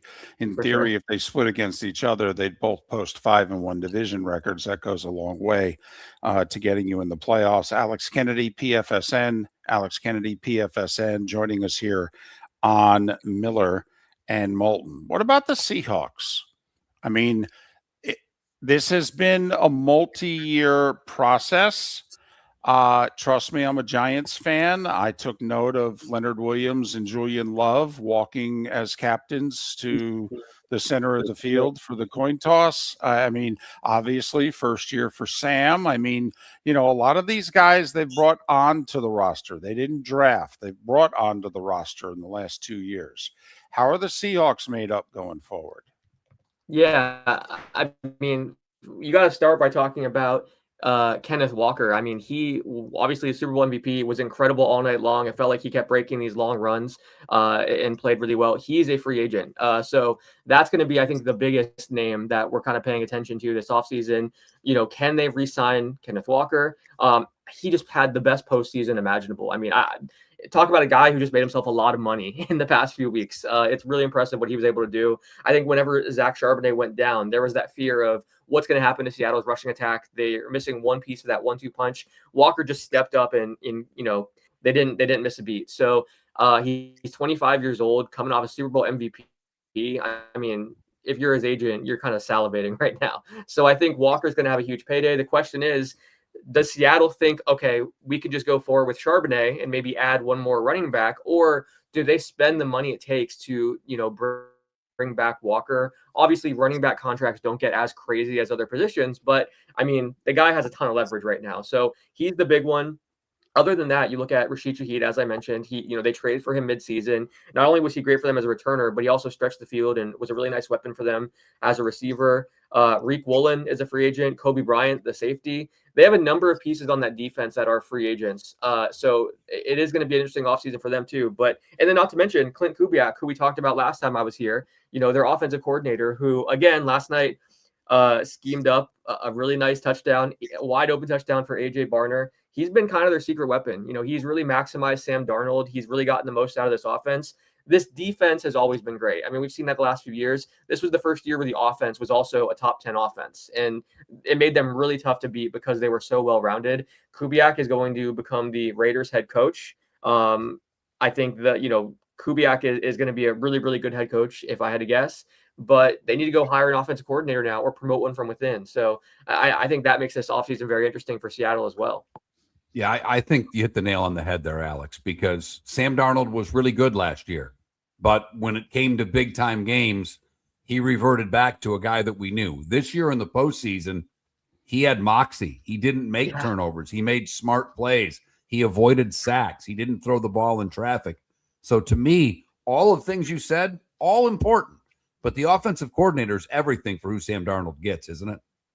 I think so. I think it really comes down to who they hire. I'm sure they'll try to bring someone in that can, or promote someone from within that can run a similar offense as Kubiak, because we've seen Darnold has just excelled in this offense. But yeah, I mean, the play calling has been so incredible, and there have been these easy touchdowns. Everyone on that Seattle offense has credited Kubiak for some of the touchdowns, the easy scores. So yeah, I mean, this is going to be huge. Does Darnold, can he stay the same player that we saw throughout the season and even somewhat last season? But you're right. Last year in Minnesota in the playoffs, Darnold really struggled. So to have 0 turnovers this postseason, and for Kubiak to kind of get him this level where he can go win a Super Bowl, I'm curious to see who they go after, who they hire. Obviously, it's always tough when you're a team that's in the Super Bowl because you're behind everyone else when it comes to the offseason and you're planning. They have to turn around now and try to run this search, but it's also a very attractive position. Let's be honest. I mean, coming off a Super Bowl win, you got Jackson Smith-Njigba, you got some really good weapons, you got a good offensive line. So I think it's going, and also Mike McDonald has like the ultimate job security as a head coach, so it's going to attract some people. But I'm very curious to see what this offense looks like going forward. And yeah, I think the OC hire is probably the biggest decision of the offseason for them. Alex Kennedy, PFSN. Follow him on X at Alex Kennedy NBA because he's responsible for football and basketball content for PFSN. Alex, appreciate you making time for us. We know there's no let up for you, 365, but hopefully we can talk again soon. Of course. Thanks, guys. Take care. Alex Kennedy, PFSN, joining us here on Miller and Moulton. Yeah, you're going to have to flip hats now next time, though. Probably, yes. You got to go NBA. Yeah, or we'll, talk to him at the beginning of free agency and what have you. Would you, if you're the Seahawks, go 4 for 50 with Kenneth Walker? Yes. Okay. That seems reasonable. And for him, I think it's a reasonable ask. It's what Cook got, basically. It's what the Green Bay I think guy Cook's gets. better than he is. I do, too. It's what Jacobs at Green Bay gets. He gets 12 a year. So I think that's a fair ask. Miller and Moulton. American Paint Supplies, for nearly 30 years, is your one-stop shop for all your coating needs. If you are a designer, a contractor, a professional painter, or a weekend warrior, American Paint Supplies is the place where experts go to get expert solutions. At 6100 Shirley Street in Naples off of Pine Ridge, American Paint Supplies delivers the best solutions with the best products with the best support. Meet Gene and his team today at American Paint Supplies. Call 239-566-2700. That's 566-2700 or online at AmericanPaintSupplies.net. Let's talk the big differences between Floor Meisters and the big box store that sells flooring. Floor Meisters is family owned. They do flooring, not doors, nuts and bolts, or weed killer. They specialize in it. They know it. Floor Meisters backs their installer. So if there's ever an issue, good chance the boss, TJ, will come out and make it right. Floor Meisters prices beat the box stores every day of the week. When you think flooring, think Floor Meisters in Naples. FloorMeisters.com. Real people, real prices, real quality selection. The Floor Meisters, just keeping it real. Get ready, Southwest Florida. The Southwest Florida Ag Expo is back. Now's the time to save big with the Mega Pass. Your all-in-one ticket to the fun, one low price. Get you one-day admission and unlimited midway rides. Mega Passes available online through February 26th at swflagexpo.com. Don't wait. Grab yours. Get ready for roots, rides, and real fun. Lee County. Building a better community through business, sports, and tourism. Your roof is your home's first line of defense. At Pelican Roofing of Florida, Ronnie John and their team bring years of experience to protect what matters most, your family and your business. From residential repairs to large-scale commercial roofing, we deliver honest work, fair pricing, and quality you can trust. An upgrade on your roof can lower your insurance costs. Don't wait for a leak to turn into a disaster. Call the experts at Pelican Roofing today. 1-866-9-PELICAN. That's 1-866-9-PELICAN. Online at pelicanroofingcompany.com. CCC 13325. This is Miller and Moulton.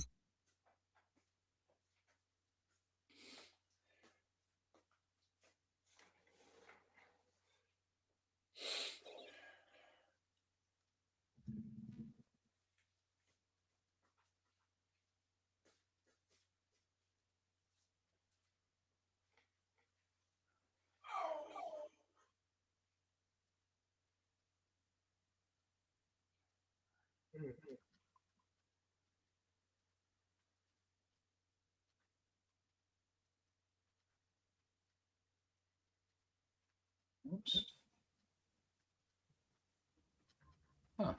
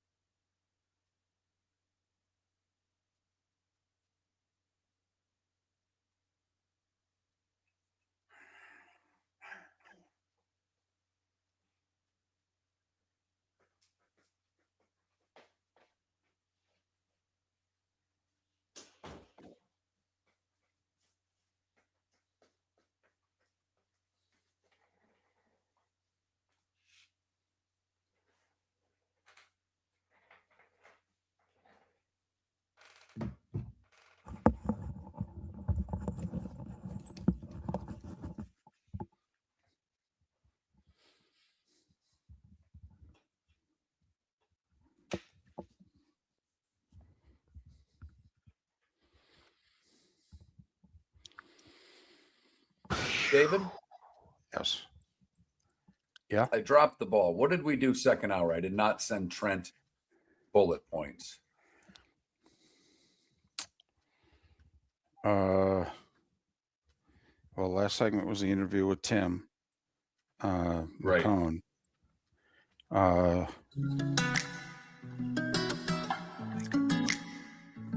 Welcome back to Miller and Moulton. Text the guys what's in your mind at 21,000.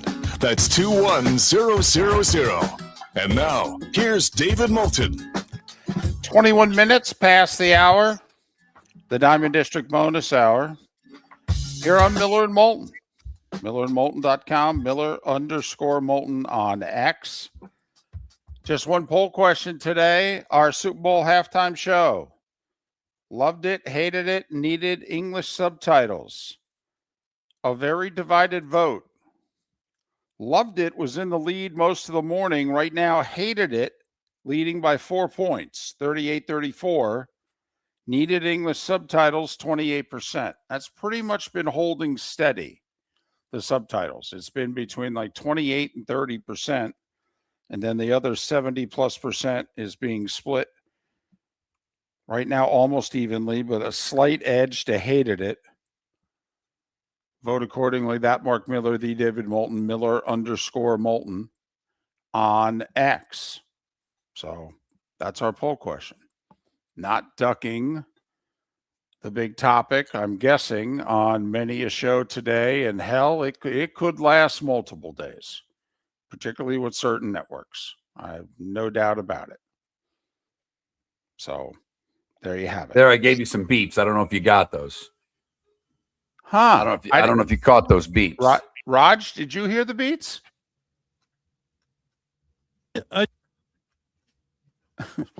We had beeps.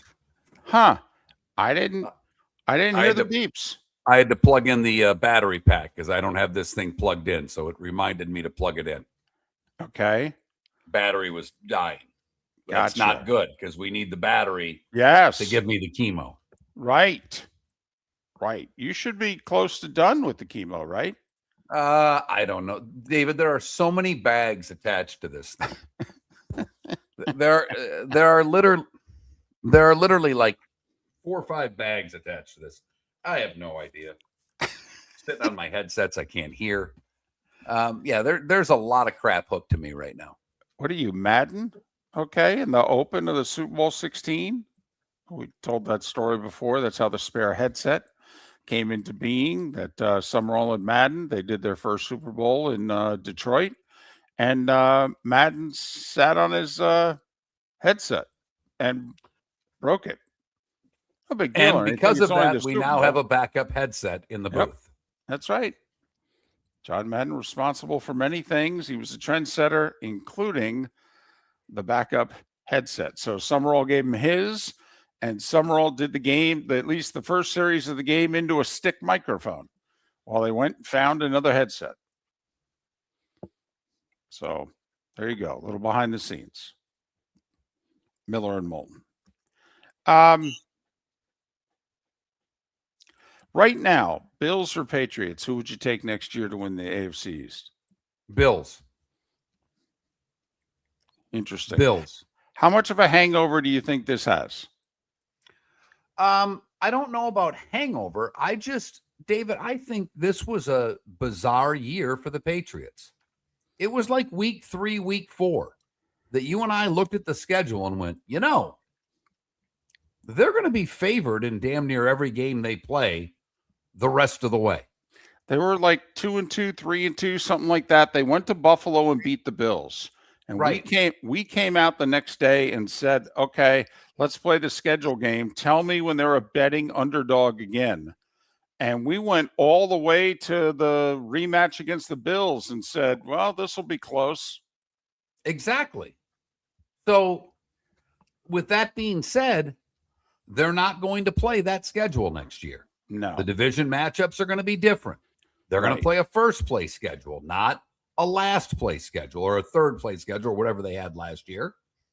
So I think Vrabel's a great coach. I think the defense is flat out legit. But it's a stupid question, but I'll ask anyhow. Do you want Drake May or Josh Allen? Josh Allen. Okay. We'll just start there. Because and then do you want Cook or the pair of receivers, a pair of running backs for the Patriots? Ooh, interesting. That is interesting. Because also then you're protected if one of the two gets hurt, where in Buffalo Cook gets hurt. That's no, I know.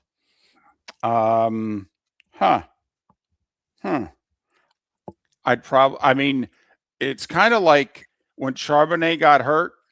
Like you and I always thought Kenneth Walker had a better A game than Charbonnet.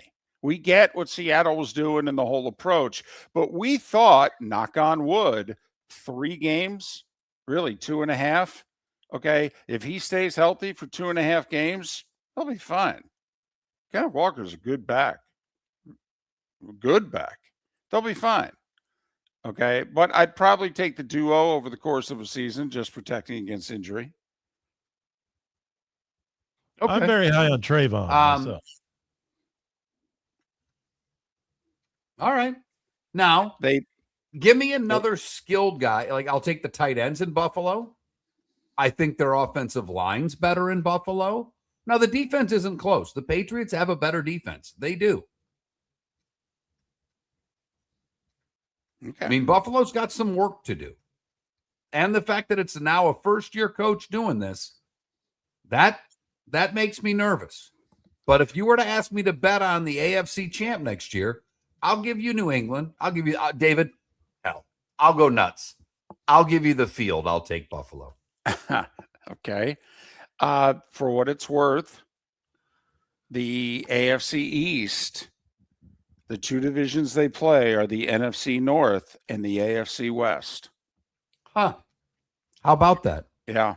So just a little difference in competition. How about that? You know, you look at the Patriots schedule right now, also by finishing first. You know who a crossover game is?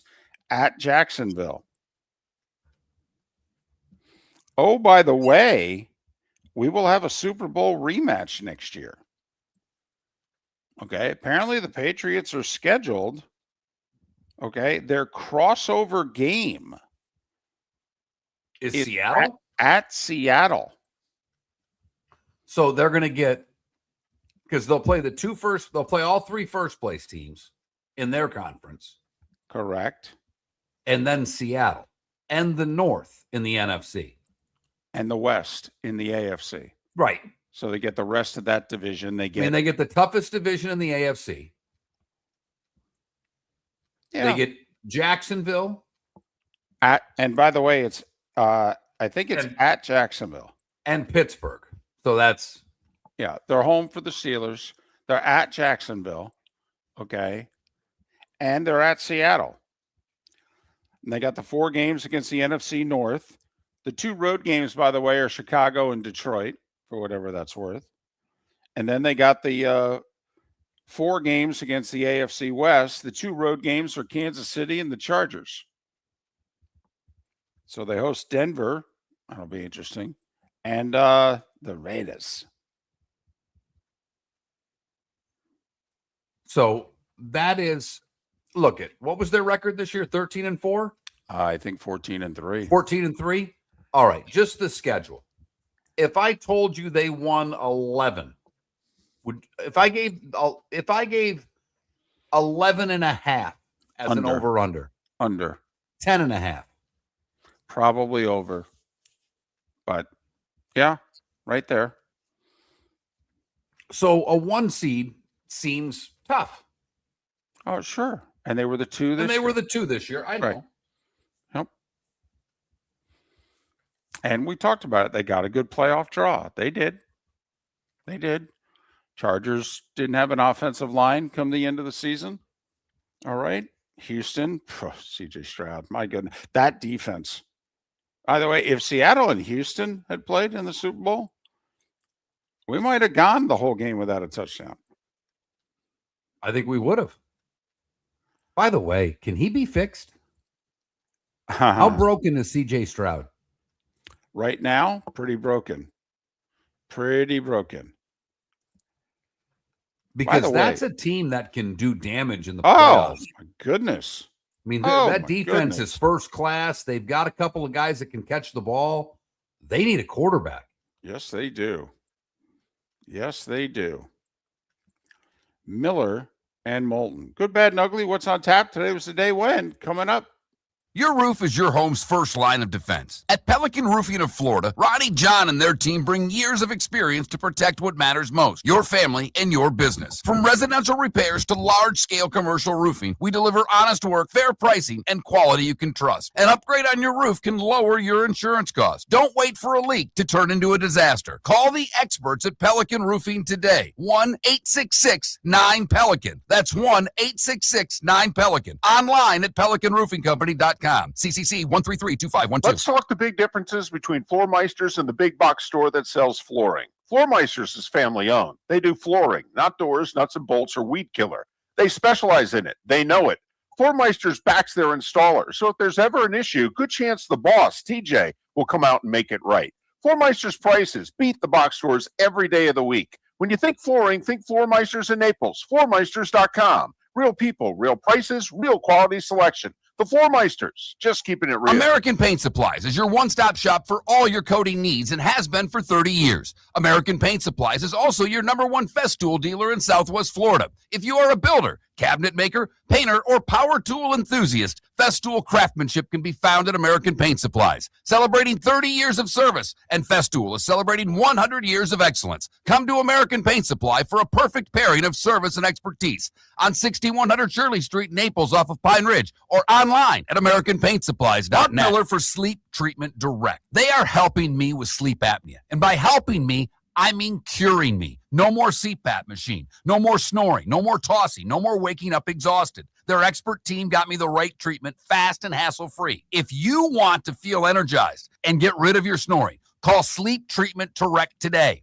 444-1741. That's 239-444-1741. Sleep Treatment Direct. Sleep safe and sound. This is Miller and Moulton.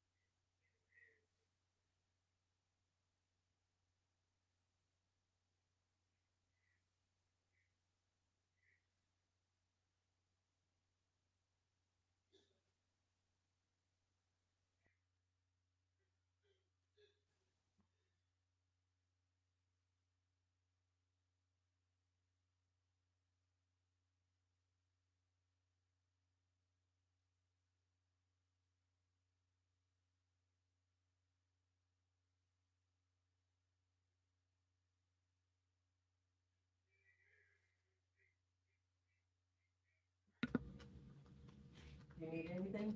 No, I'm good. Thank you. Yeah, I think you'll dig the Me and My Uncle, Raj. I will definitely be checking that out. That's for sure. And then he did he was in Athens and he did a Panic song that I don't really know. And people were raving about that too. You know what? I looked at his set list from Athens and I didn't catch it, so I must not know it very well either. Yeah, I didn't know the tune, but I mean I watched it, and I mean I would like he's coming to Tampa here in May. I may want to check that out. I'm taking Eleanor to see The Descendants later this month. She's into punk rock now. And they're playing at Janus. But what was the other Dead cover that Billy did? I can't remember off the Me top. and My Uncle. I think he did like 2 for the encore, but I can't remember the other Oh, did one. he? Okay. The Me and My Uncle was so good. All right, we could be done with the chemo. Will you do me a favor? I'll do it.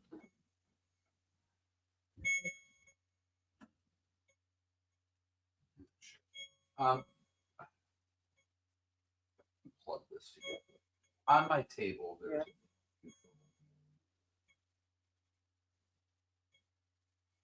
no, a white one. Might be on the bed. Yeah, hit the news button.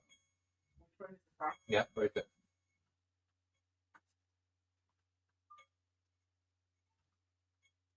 The alarm's going off. Cassidy Miller, if you're still on your headphones. What's that? It was Cassidy. I just looked it Oh, up. okay, yeah. That, you know what? I saw that one too. That was really good. I love that song. I think it's great that you got people like him that are going to continue this music. He did a whole thing a couple of years back where he said, "I'm not going to do any more Dead covers," but he obviously circumstances have changed. People love it. Thanks, Jules. Let's see if I can do this. Ah. Yep.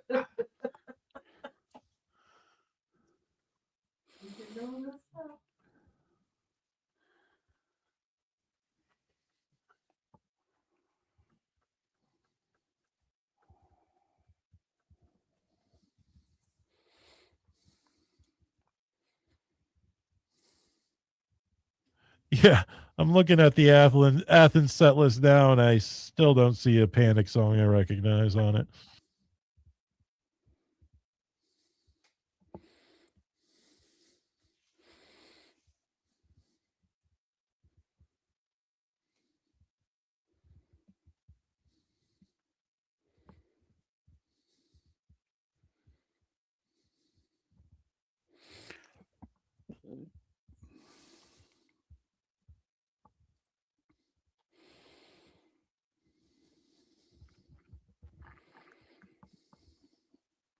Are you sending Brent a text, or are you sending me one, or did you forget that altogether? I hit the silence.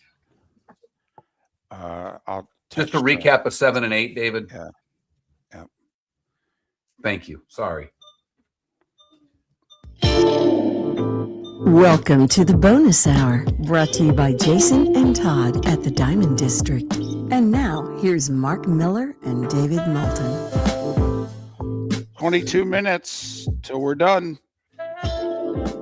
Miller and Moulton, millerandmoulton.com, Miller_Moulton on X. Pat Kerwin will join us on the show tomorrow. Mark has been with us almost the entire show. He had to step away to begin his chemo treatments. How dare you, sir? I know, slacker. Damn slacker. And he's received about 4 different kinds of treatments, and he's taken about, I don't know, 32 pills. How many pills have you digested during the show? A few. Yeah. Probably 15. I know. It's because you've taken 4 or 5, swigs of the whole plastic container, and there have been multiple pills in those containers. Yes, they've rattled. And none of them are any good. Not one of them gives me a buzz.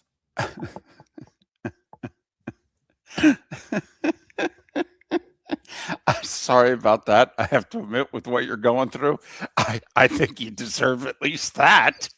I agree. I don't think it's a big ask, to be honest with you. I agree. I will say, for the bosses that listen to our show, right? Why you're not advertising, I don't know. But I can't be helping company morale for people calling in sick right now.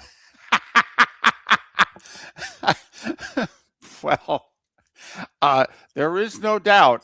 Miller and Moulton, there are people that probably liked us, a couple of weeks ago, and now they're like, it's a tough show to listen to. They make me feel inadequate. They make me feel like I'm not tough enough. I got to suck it up, and that's not what we want people to feel. We want people to enjoy the show, feel good about listening to the show. We do, and we hope that they do.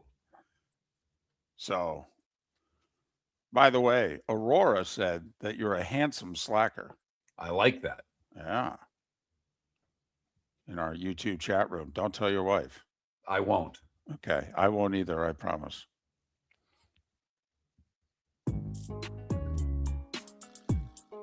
It's that time again, nearing the end, but not quite there yet. Here's Mark Miller with Today Was the Day When. All right, David, we start in 1825. You'll like this one.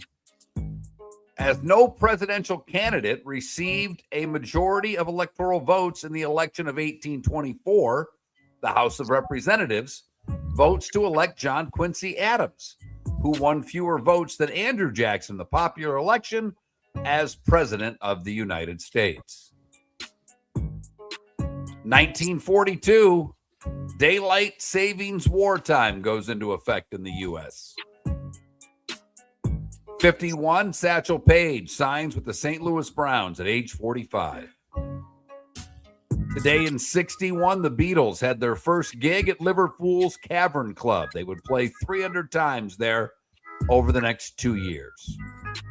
More Beatles. Today in 64, the first Beatles appearance on the Ed Sullivan Show. 73.7 million viewers. Is that all? Not even a halftime. Right? Also today in 64, at the International Toy Fair in New York, we were introduced to the G.I. Joe action figure. Oh, damn right, with the Kung Fu grip. That's a biggie. 71, a couple of things. First off, debut album from Carly Simon. Win 2 Grammys, including Best New Artist. And the first gay-themed TV episode on All in the Family. Today in 1979, Walter Hill's crime drama, The Warriors, is released in the United States, sparking gang violence at many theaters and a halt to the film's marketing campaign. Warriors. Warriors. Come out, come out. Big day for you today in 85, David. Like a Virgin goes #1 for 3 weeks. Oh, I'm in college, man. Sophomore year. This is go time. You kidding? I'm 19 years old. Madonna at 19? Seriously? Today in 92, after announcing to the world 3 months earlier that he had contracted the HIV virus, Magic returns to play in the All-Star game in Orlando. 1995, Riverdance first opens in Dublin. That was a big deal. I was fascinated by it. I thought they were amazing. I will say I got in trouble at the TV station I was working in Fargo.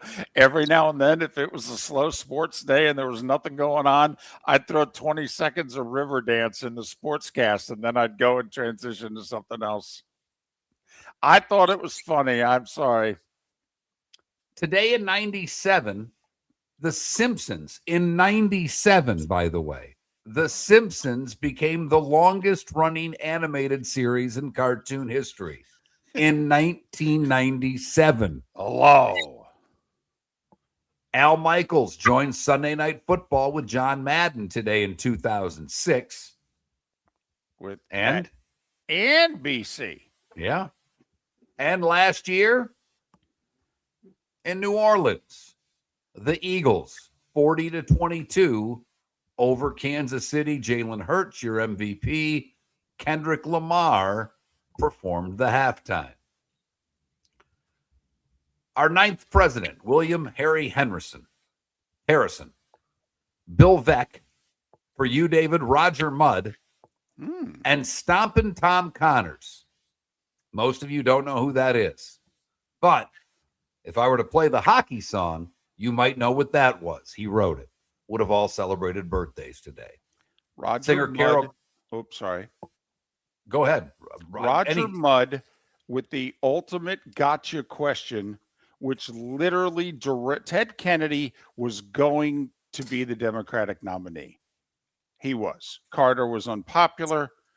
Okay, it had been nearly 10 years since Chappaquiddick. The Democrats were going to nominate Ted Kennedy. Roger Mudd sits down. First lengthy sit-down interview with Ted Kennedy, and he came right out of the chute with a very hard question. Brutal. Derailed the whole campaign for months. Senator Kennedy, why do you want to be president?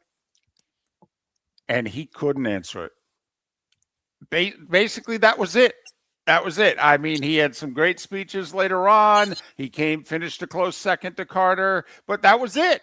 I mean, why do you want to be president? I mean, can you throw one in underhanded any better for somebody? Carole King, she's 84. Joe Pesci's 83.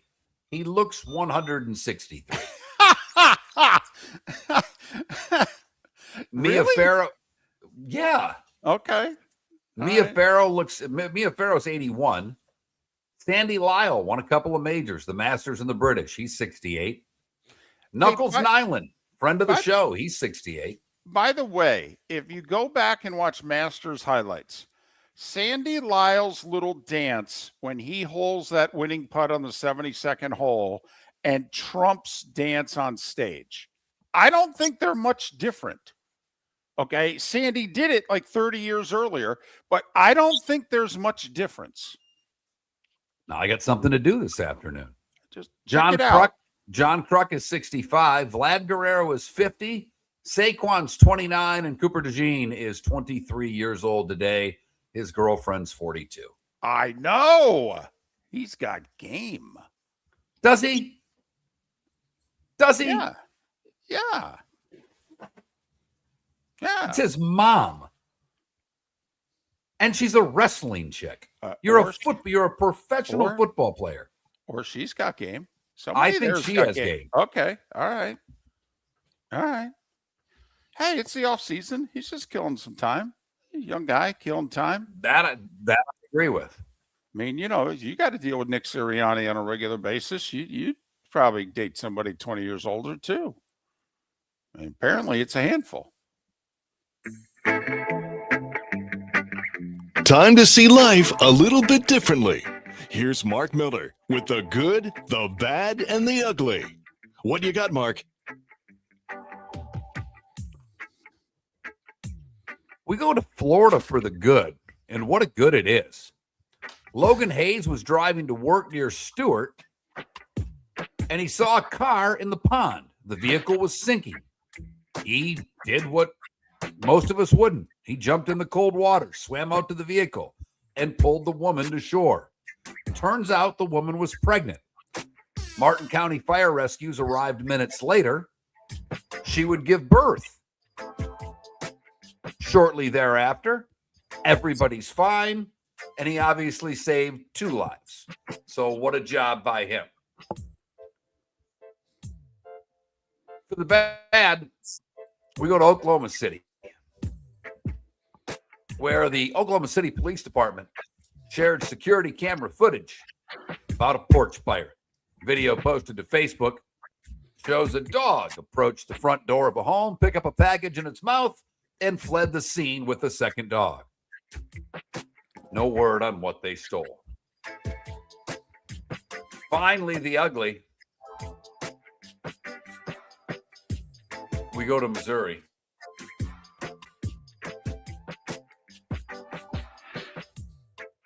Where apparently they didn't like their way they were treated in the restaurant, and their order was wrong. And even after the restaurant tried to fix the order, they were not satisfied.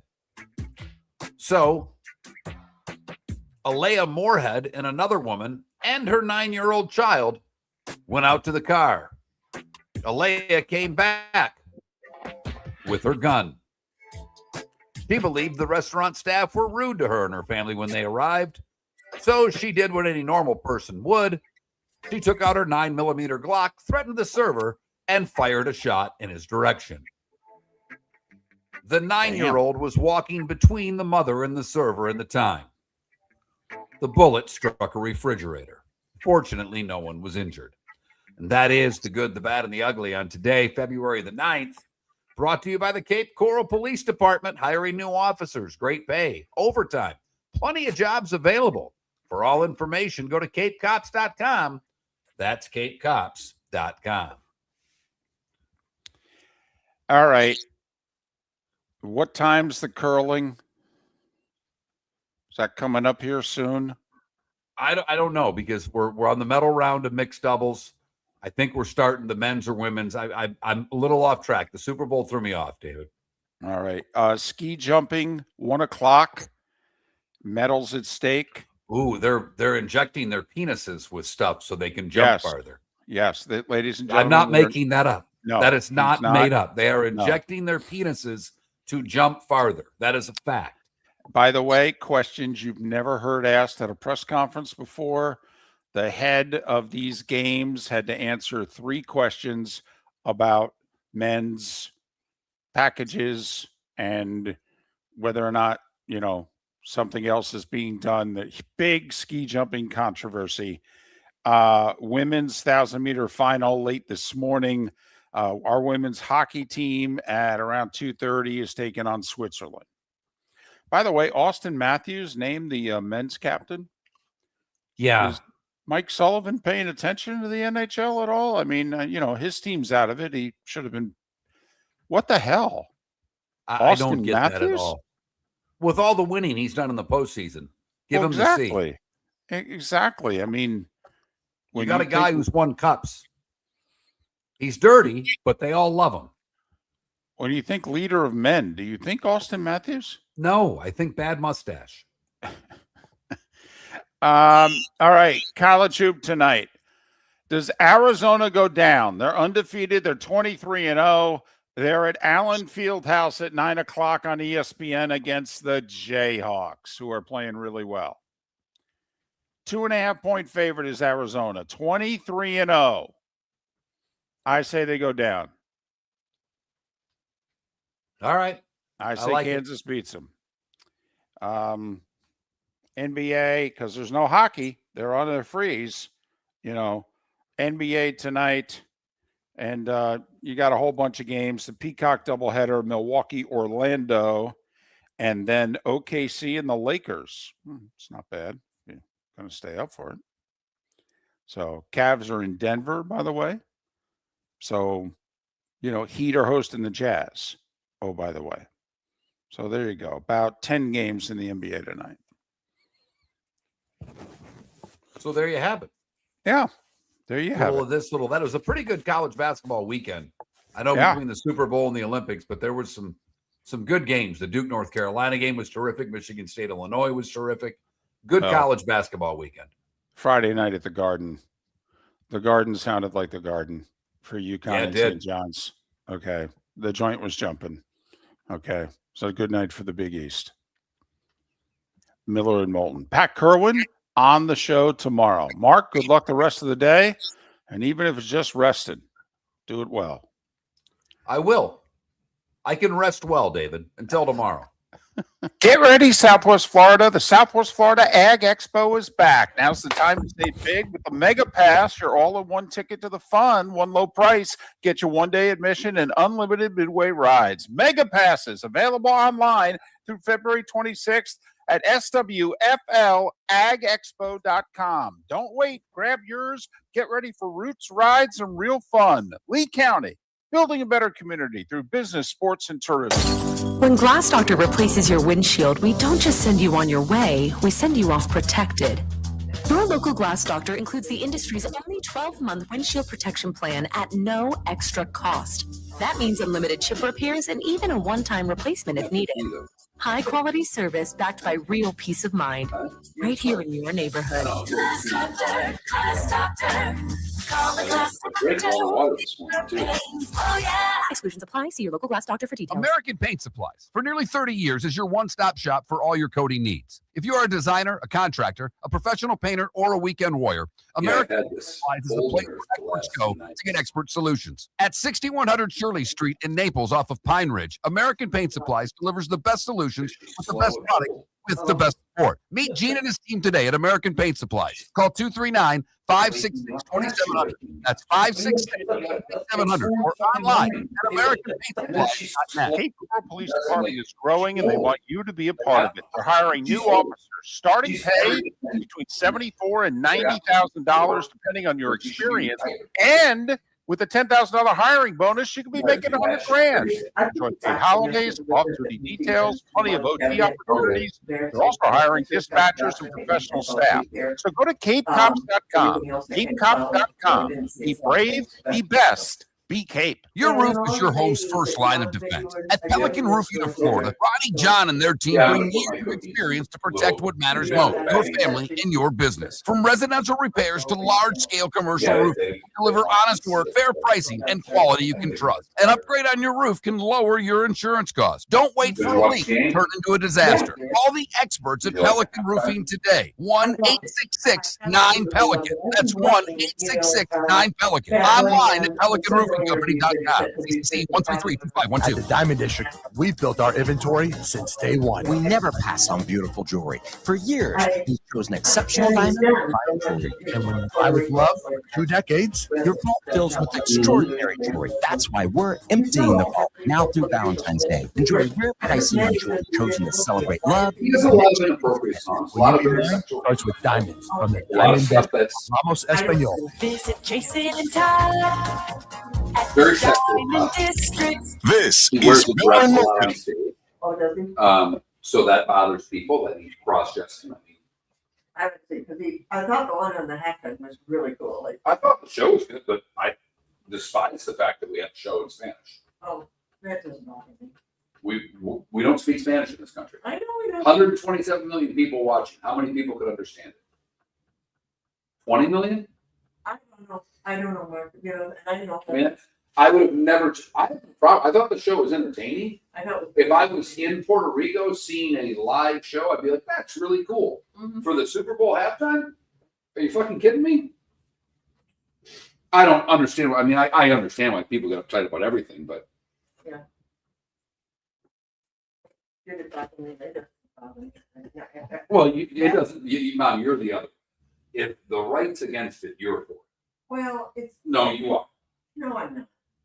I really and truly, if I thought that there was something, if he was doing any kind of gestures or anything, I did hear him talk. I thought I was impressed by what he tried to do in Puerto Rico and the way he talked. So maybe I'm wrong at that. I don't know, but I thought it was, you know, that was good. I don't know anything about him. I really didn't.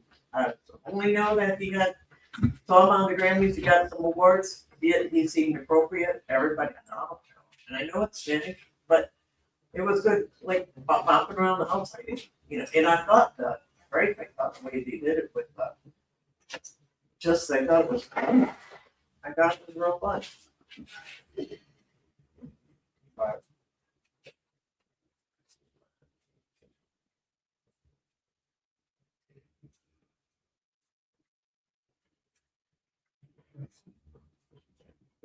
say he can't speak to her, it would be nice if he did one in English, I suppose. I just think that there's so much other things today that's going on that No, I would have never, if I were scheduling the Super Bowl halftime, I would never schedule someone who didn't speak English to do the halftime of an event that's watched by 130 million people, of which maybe 20 speak Spanish. Jelly roll or somebody that's really, you know, that's country western is what is the. But it is what it is. I thought the show was fine, but I just laughed because people that I know that are uber look, oh, it's the best halftime show. No, it wasn't the best halftime show ever. Prince was the best halftime show ever. He sang fucking Purple Rain in the Rain. When you can top that, then we'll talk. Don't start telling me because you like his politics and he says fuck ICE that it's the best halftime show. It was really good. It was good theater. I thought it was nice. Lady Gaga. It was nice. But those people that are saying it, did they understand the word that was said? Did they have a clue what was said?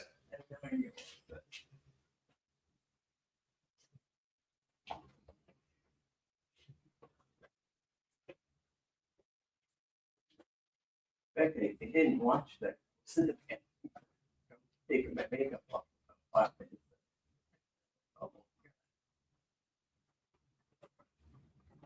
Funny. I missed too, and I didn't see the skaters. What's this thing that won the gold medal? I think it must have been during the football game. Well, it wasn't during the football game because the skating happened way before the football game. Because they're 5 hours, 6 hours ahead of us. I missed his performance, and I saw the first one where he came in second, but he must have really killed it because of that. I saw the Japanese guy that skated after him. It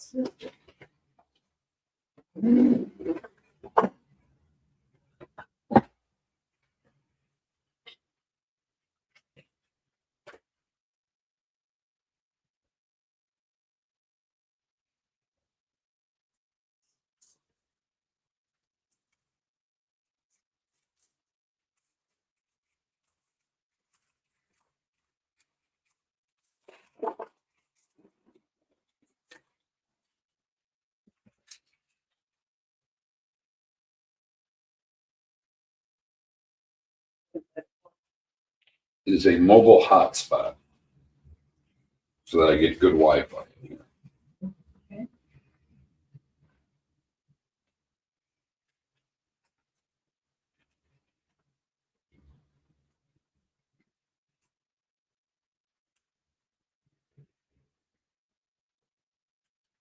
I have radio in my car.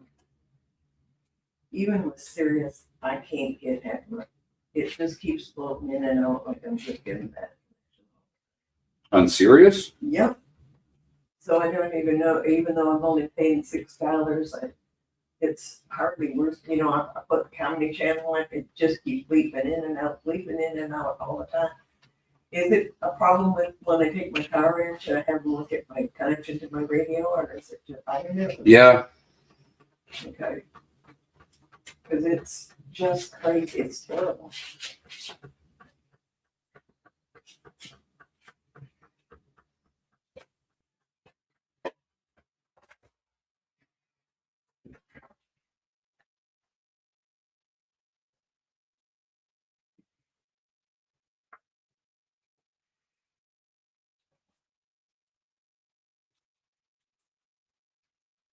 Yeah, I would have it checked out. There's got to be a way to reset that. Yeah, it's bad. You might have to call Sirius, would be my guess. Because the car place probably can't do anything for you on that. Oh. I would call Sirius.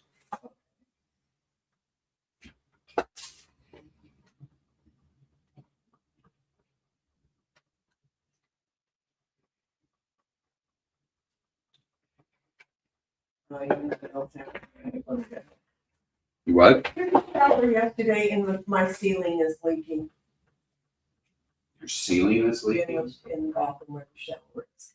Oh, I'm going, why am I getting what they look, and it's just like, turn the shower off and it stops, so there's like, that doesn't sound good. No.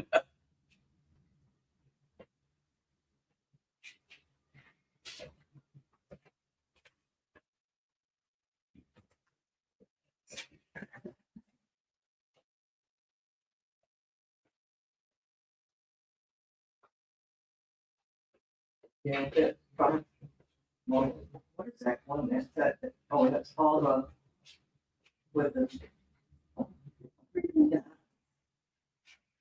What, man? I was just looking at one with all the green dots, that's not a bag, but other than that. Those are just the caps. And other than that, That's just fluids. That's sodium chloride. I don't know which one the chemo is.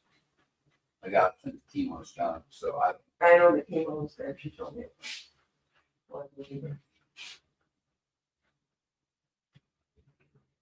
Did they unhook you with anything? they won't unhook you most of the day. At night? Yeah.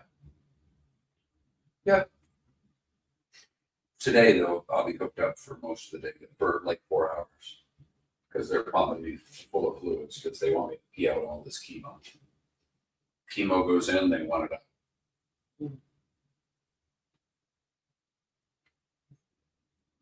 Yeah, you got your time scheduled there. Yeah.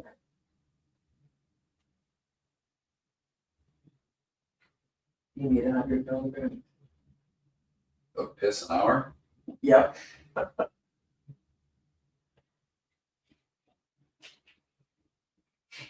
You just start reading in the books? No. I don't read. I mean, I love that everybody brings me books. I don't read books. If you don't want to pick it up, I just thought. I read the first chapter of that one. I hate the guy so much, it's tough to read. Yeah. I hate him. I know. I fucking hate him. It's kind of funny because he says, oh, you know. Me, basically, I'm laughing because the very first chapter is how he saved the world from the Michigan militia, but they blew up a place in Oklahoma City. So, what did you really save? And it's funny because he's and that Billy took over a new leaf and he is living in one of them. Yeah, he took over a new leaf. And the whole family is driving Cadillac. He owns the. Well, I didn't get that far. I just got to literally the opening thing when he's talking about the Michigan militia and whatever they were going to bomb Gaylord or something, Grayling or something.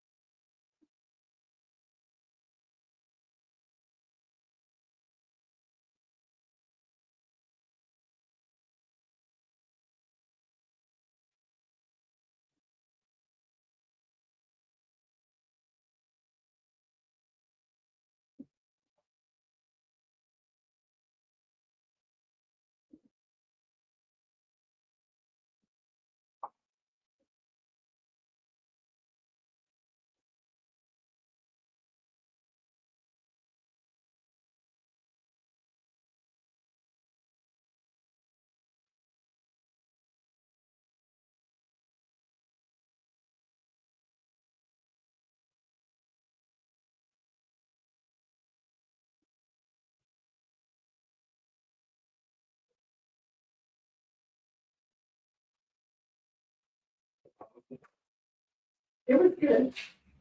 It was really good. Beautiful music. My goodness, the background to me was like songs from a lot of great artists that just that part of the show. So if they would really sing it, was beautiful. It's a good thing I was thinking of maybe not going and coming up and seeing you yesterday, and good thing that I didn't get to Maddie because it was a lot of gay things in there. Too much shoot funny.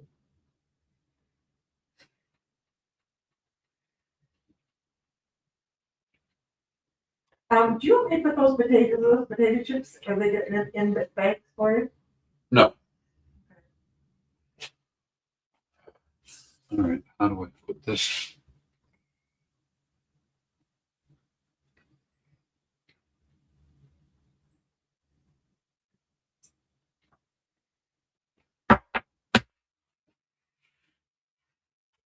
This way.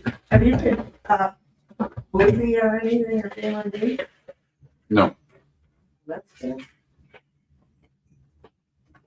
Groggy. Like I've had a dull headache for a couple of days. My stomach hurts. But nothing that's that. Did they say that's just the expected or? Yeah.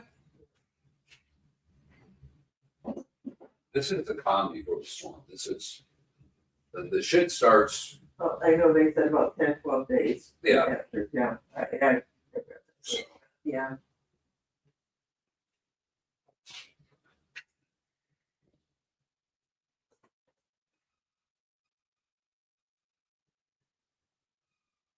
They just figured it out, like, I mean, in this.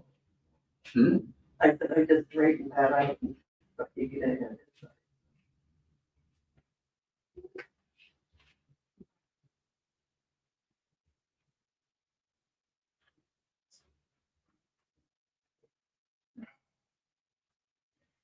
It's my day. Did you get any movies that you can watch? Yeah, I watched Once Upon a Time in Hollywood. Did you like it? I thought it was fucking awful. Did you really? I thought it's one of the worst. I'm not joking.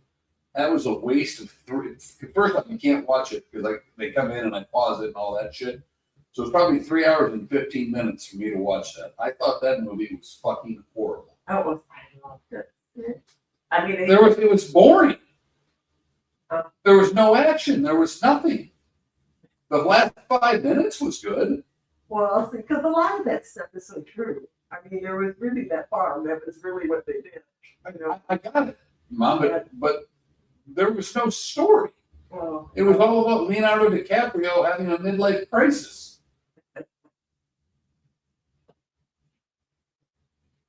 It was awful. It's the worst Tarantino movie I've ever seen in my life. And I like Tarantino. Now, the one I think you'd like, and I don't know if you can get it because I told you about it, it's that. That's hilarious. But there's, two shootings. It's fine. That one, that's the one, it won a lot at the Golden Globes at the center. That's with Tarantino and Sean Penn. And I can't remember the female. She's new black, but she got the best actor for the female. And they were both up for awards. It was on, but I think I had basic idea.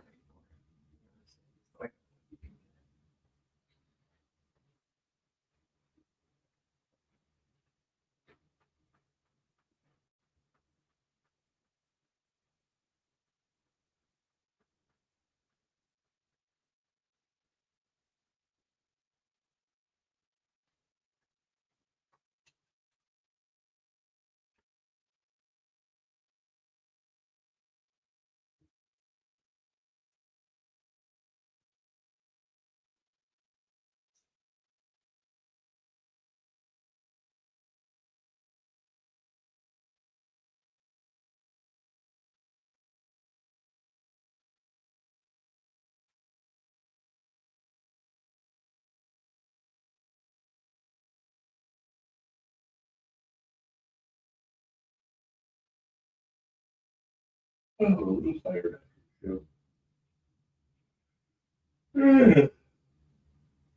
Well, you start at 6 o'clock, don't you? Mm-hmm. And did you get up before then, like about 5 or so? Did you I get up at 5:23, but I'm up all night. So, I mean, they wake me up after midnight to do vitals and labs. And they wake me up after 4 to do vitals. Yeah, I know that. So,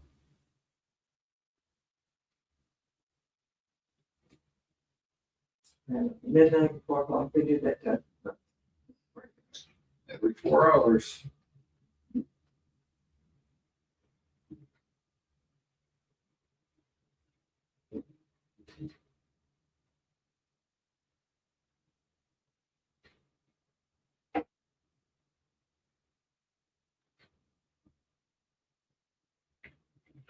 Oh, God, they were amazing. They went gold. They were amazing. Those skaters, it just amazes me how, I mean, it's hard enough to skate and every move to be exactly like another person. It's crazy. Pretty gifted. Mm-hmm.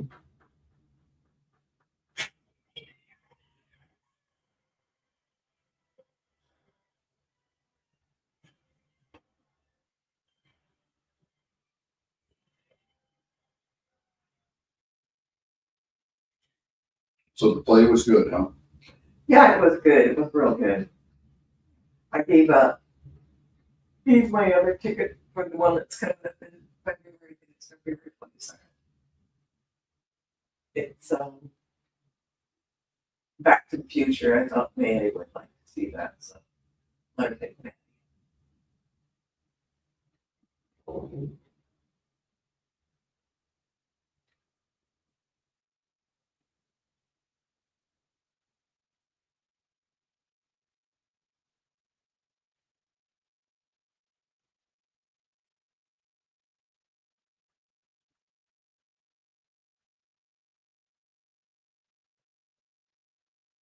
Once you're discharged, and then she'll come up and help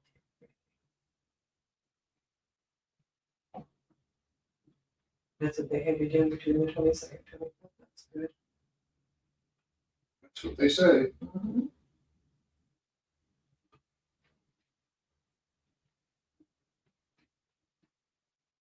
Oh, wow. So my blood counts has gone way down. What is it? My white blood is 3.11. My platelets are 194. I wonder. What are they supposed to be? Do you know? Like 275, 300, the platelets. The white blood, I know that's low. The hemoglobin, that's about right. They're all going to drop to near zero here in the next few days. Wow. This is the tough part. When everything drops to zero, that's when infections can be a problem. And that's when I'll have lots of fatigue. That needs to happen. So that's good. Right. That's so what's happening is the new cells are trying to take over. Take over. Mm-hmm. I just think this is just such a miracle that we can be able to do that. And I know a lot of people have that. It's just amazing to me. Yep, they're building a whole new immune system.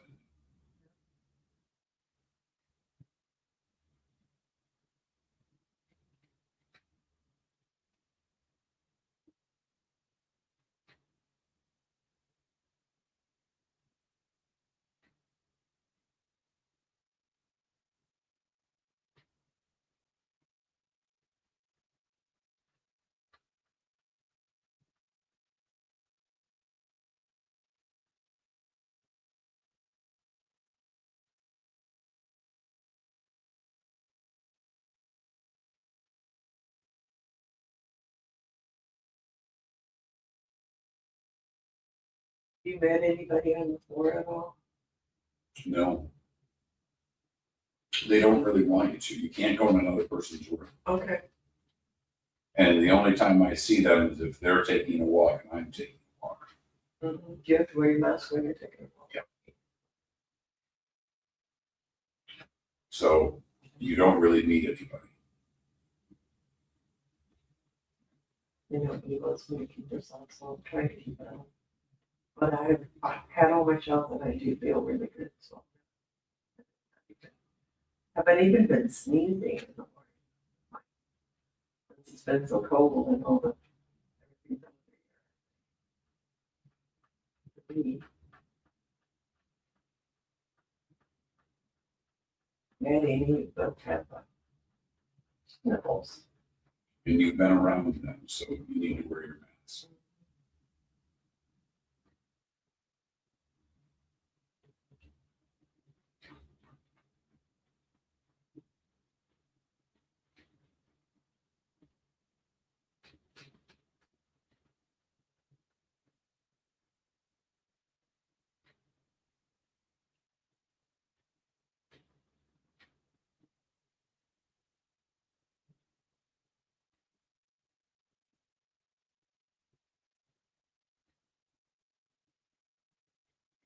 How's Jacob doing? Good, I think. I haven't talked to him in a few days. Couple of texts. He's still getting a lot of snow. No. That's all.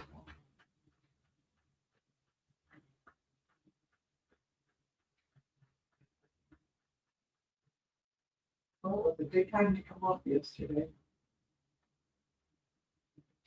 The traffic, I didn't have, you know, not bad.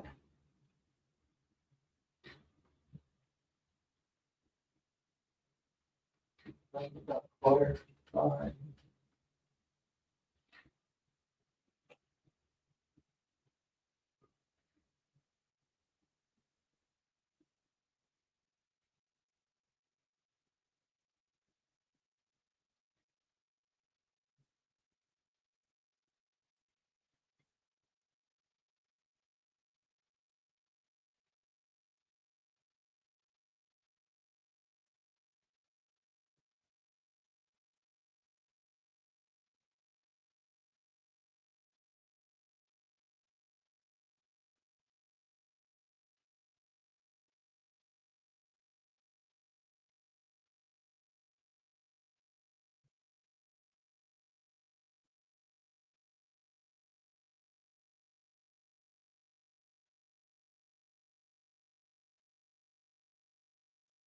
Anything you need from home? No, I don't think so. I'll let you sleep.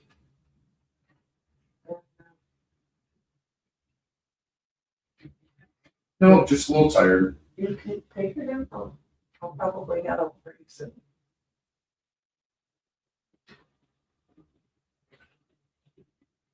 I don't know if it was the chemo or just getting up tired. Oh, I bet you are. Probably both. It's good for you to sleep. Don't worry about it.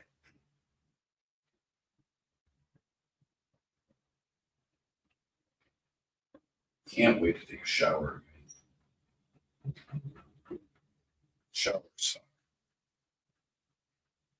I gotta use a hand shower. I gotta cover my chest. I gotta bend over to wash my hair. Just Hello. Can I come in? yes, You Mr. Mark? I am. What's your last name, Robert?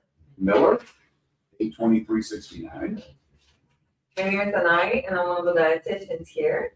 I just wanted to see how's been everything with your appetite, with your eating. Appetite's been fine. Any issues with nausea? No. Okay. Your bowel movements or Terrible. terrible diarrhea? No, none. None.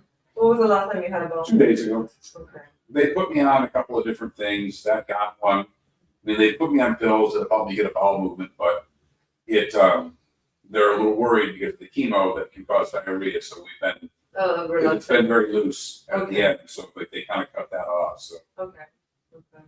So you're not on any bowel regimen right now? I don't believe so. Are you drinking water? Yes. Walking around? Yes. Those I do my mile every day. Okay. I've had 3-4 glasses of water already this morning. Okay, that's good. Those are the main things nutritionally that can help. Yeah. And some fiber if you can. So usually, I don't know if you've seen before by dietitian, but usually I'm asked you what you ate for like the last 24 hours and how much, just to see how much calories and protein you're getting in. Okay. Are you okay with that? I did write down based on the orders yesterday, so you don't have to keep track of things. Good. So yesterday for breakfast, I have a toasted bagel. Is that correct? Mm-hmm. Did you eat the whole thing? I did. Okay. With cream cheese. Cream cheese, perfect. And then orange juice. Yep. Lunch, I have cheese quesadilla and a chocolate peanut butter milk. And I had all but one piece of the quesadilla, and I had most of the milkshake. And I had them put a protein powder in the milkshake. So. Amazing, perfect. All these. And then for dinner, pizza, Parmesan cheese. Yep, I had the whole thing. Great. And I had some potato chips and dip during the Super Bowl. Were you rooting for everything? No, I was rooting for a good game, and I was disappointed because. Yeah, because they so. And I actually had some Thin Mint cookies yesterday too. Nice. And then today, honey nut Cheerios. A bagel and Banana. I don't think I finished my banana. It's still Okay. I've had about half of it. I'm really happy to see that you're eating fine. Your weight has been stable, which is really good too. Keep up with your walking as much as you can, or mile, and then water. Yeah. Anything else? Any other nutritional concerns or worries? No, Anything- food just tastes so shitty.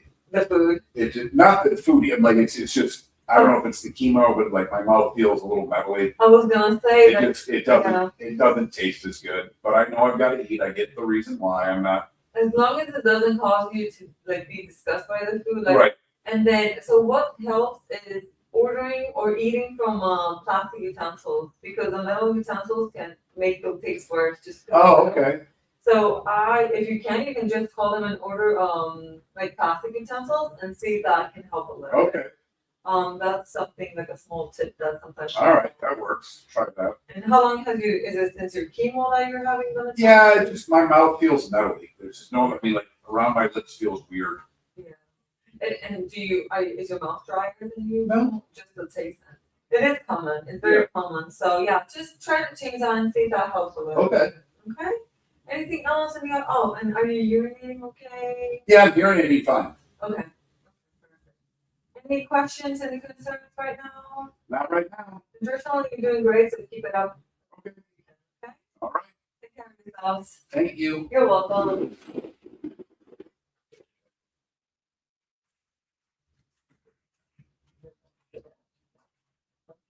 And why don't we put the banana over here? Sure. Yeah, sure.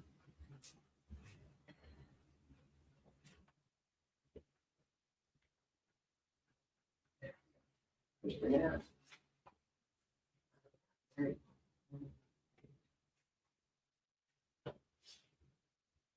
I think. Let you go to sleep, huh? You can stay. I'm not sleeping in. Okay.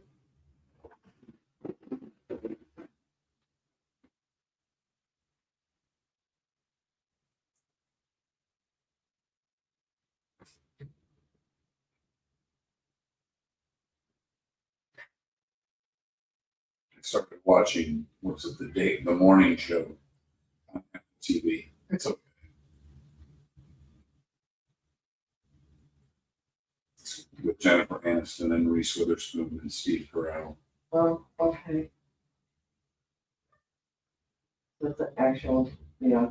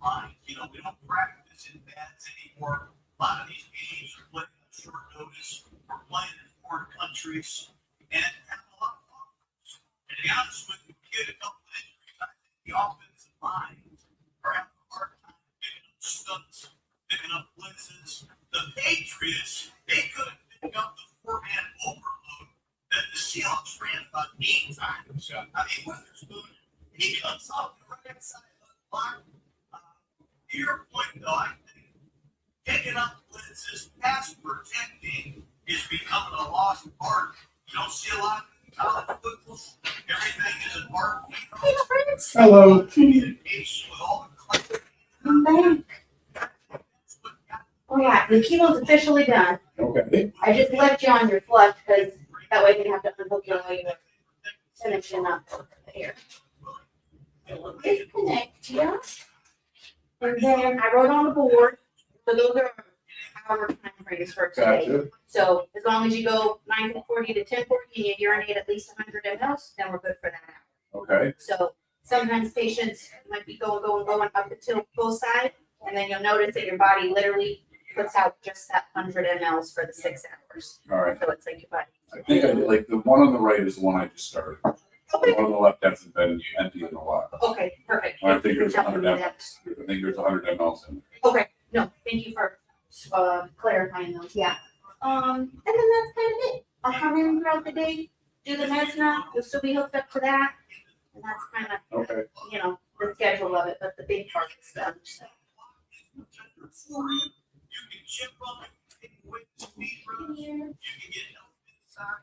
Somebody runs right through your midline.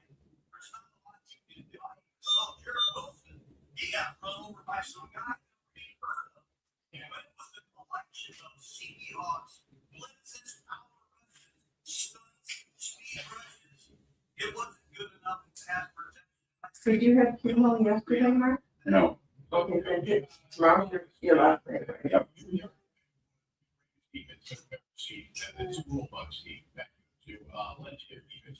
This Seahawks defense is, it seems like they're in line with that. Where would you rank them historically in terms of the all-time best we've ever seen? Yeah, I'm not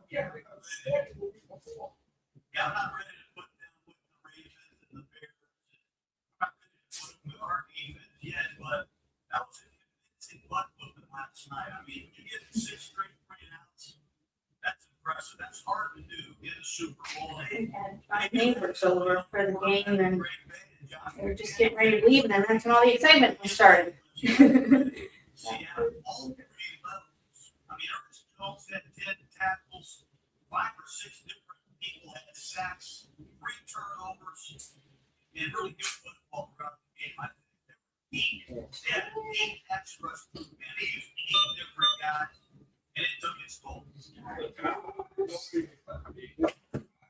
Saying on Jackson, whether the Patriots struggle in the postseason every single game on offense, every single game. So, the defense did what really was Iodine, nasal swab. Okay, yeah. Do you want to do it, or you want me to do it?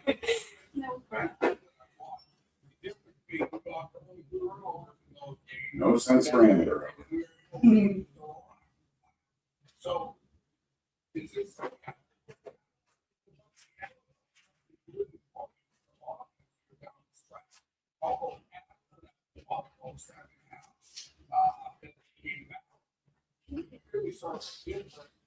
Did the team come in yet? No. No, not yet, okay. They're right next door, so they're probably. Okay. I think it's one of the best defenses of all time. I think the whole is great for some of its parts. I think it's combined with an offensive play caller, Mike McDonald, that is dialed in.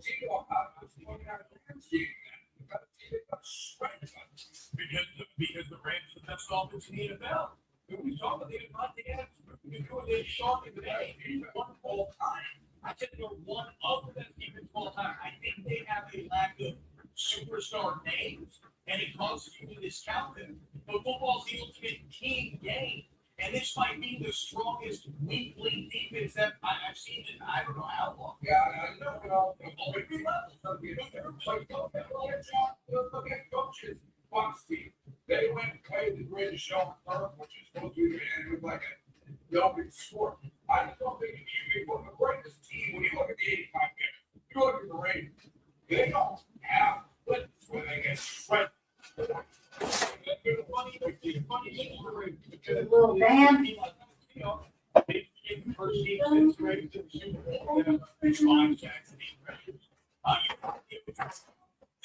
Team won every play again after first victory. 18 first team do that since the $2. Like again, they don't have the superstar now. It's just going to be forgotten at times in some ways, but in a team sport where the whole team breaking some of the part where coaching matters still. I can't have no problems in this now because they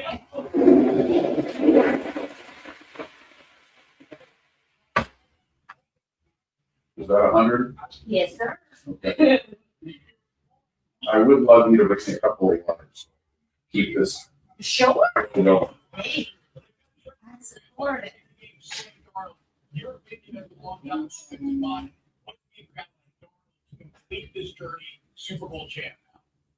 You know, we're talking about that. Reminds me of a lot of Super Bowl champions, the guys that showcase mental toughness and grit, guys that can keep. Have you heard about who made it this morning? No.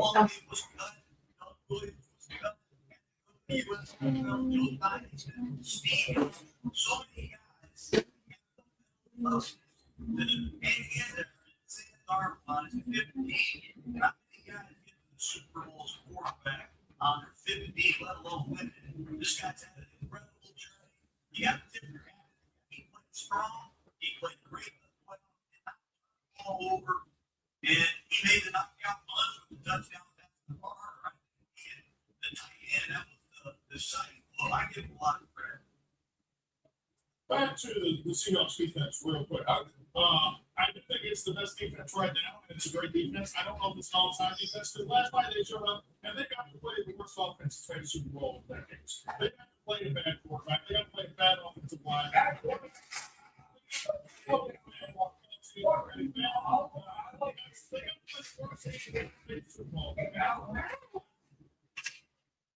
Bring you some water. We'll be moving and grooving. You want me to take a break? Yes, You're please. done. And do you want anything? No, I'm happy like soft water. You want ice in it? Like cold ice water? And you want 2 ice water, Yes, correct? please.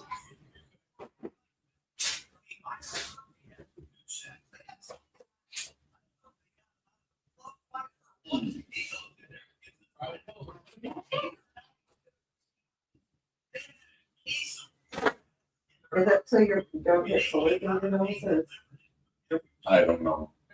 I think so you'll get infections. They do it every day. Yeah. It's not as fun as when they swab my ass. He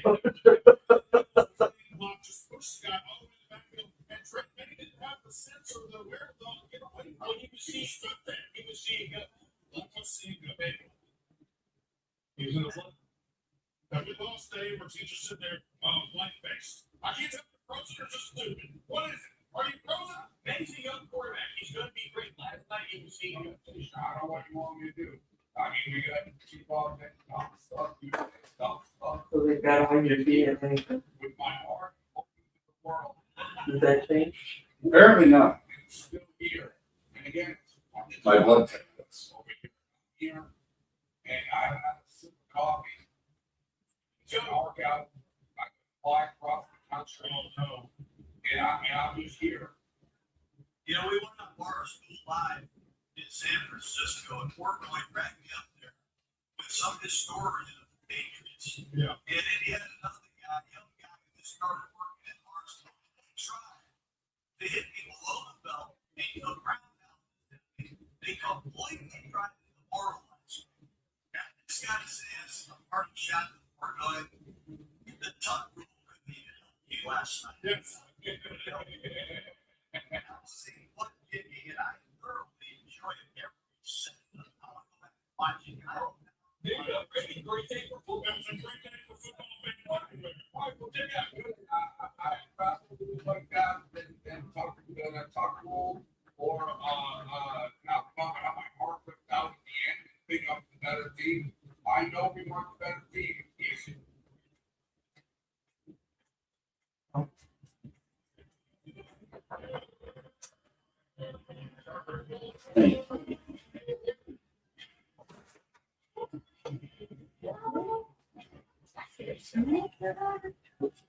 There we go, my friends. Thank you. You're welcome.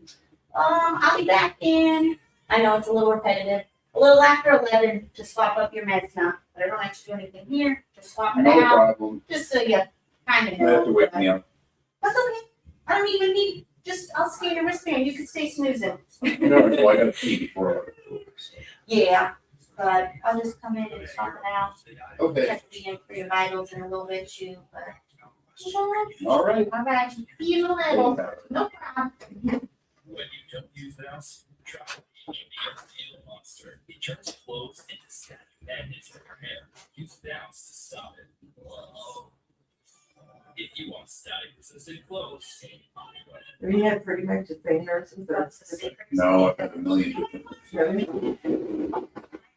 Hard to remember who they all are.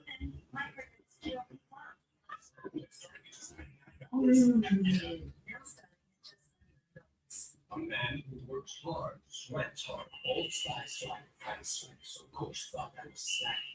So I trained with my Old Spice, and I became the best. And also a common sweat. You want to file free?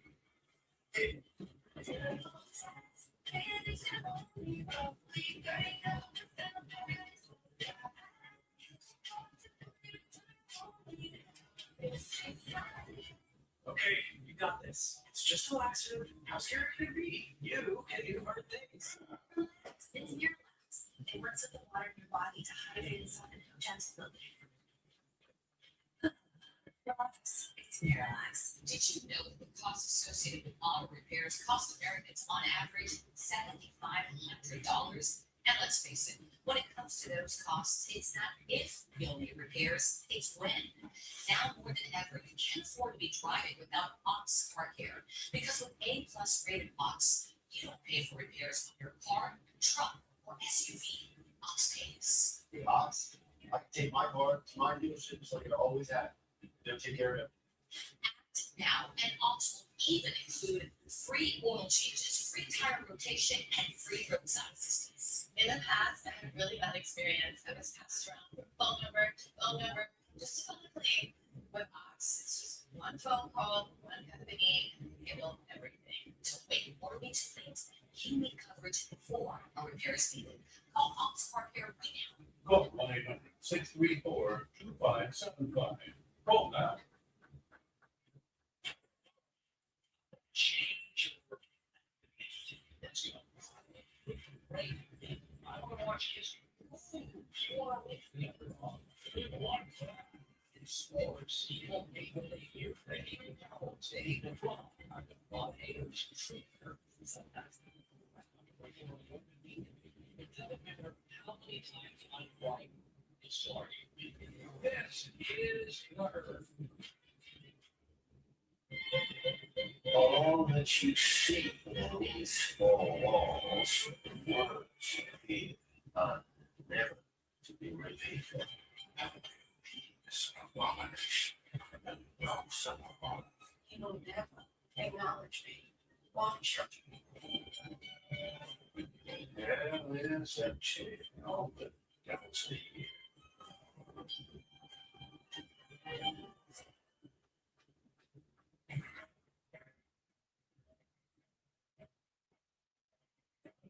Super Bowl week in the books for our fearless leader, Dave Portnoy.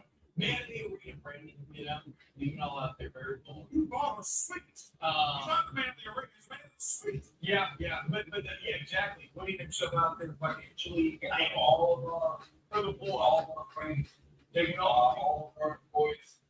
Hey, I don't know. How was the week go? How was the week go, Dave? San Francisco, the big game. Did you ever run into get down the hallways?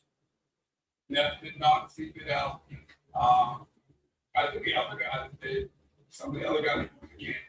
I was corporate. I was able to go on a media day. It was a good week. A lot of good interviews. But we were there when this was a business trip. I said all along. Now, Cooper Cup play that we discussed during the break, that ruled correctly. The offside on 4th and 4 stalled. Does the change up from the game? No, it doesn't. So I'm not going to use those as excuses. Just did. Well, no, I didn't. You just did. You want to come home? I didn't bring them up. Matt did during the break. No, you didn't bring them up. You just said them, and you just cheered about the play. Remember, Brandon, he's not bringing up any stealing signs allegations. He's not bringing up any controversy at all. This is fine. That's fair. I didn't bring them up. That's not against ball. What it matters. Not matter. They're going to beat us no matter what. It's like one of those games. The story is really the combo Patriots how bad on the offense line look out. The Seahawks, they're a very good team. I don't think it's what good in the Seahawks. That's just not I don't think the Seahawks this year, like I don't think they're a repeat team. To me, they don't smell like a repeat team. No, neither of you seem to feel like they're going back next year. Well, Seattle. Everybody's locked in the contract. Everybody's this NFL man is nasty. You're here today, gone today, man. But yeah, you're telling me they're not going to repeat the nature of the NFL. Sure, but they should be the odds-on favorite. Yeah, right now, I'm looking at the Seahawks. I don't think we ran 550. I don't think the Bills are going. We have their number. Eagles do know it. So yeah, I think that's Super Bowl next year. Now, I don't think Brandon sees the Patriots get back there, Dave. He says, so you think Drake May's like, no, I think Drake May is in the second year. He'll probably be fine, but it was eye-opening for this guy who got 23 MVP votes and put up those numbers and had that season he had against the schedule that he had. All of a sudden, gets to the playoffs, wins 14, and is awful 4 times in a row. He didn't get any offensive line. I talked for it's not right now. I'm on the West Coast. My team is starting to get guts ripped out. I'm bleeding to death over here. It's my company, my show. Keep it working. You have done nothing but talk and talk and talk and talk, and you've said nothing.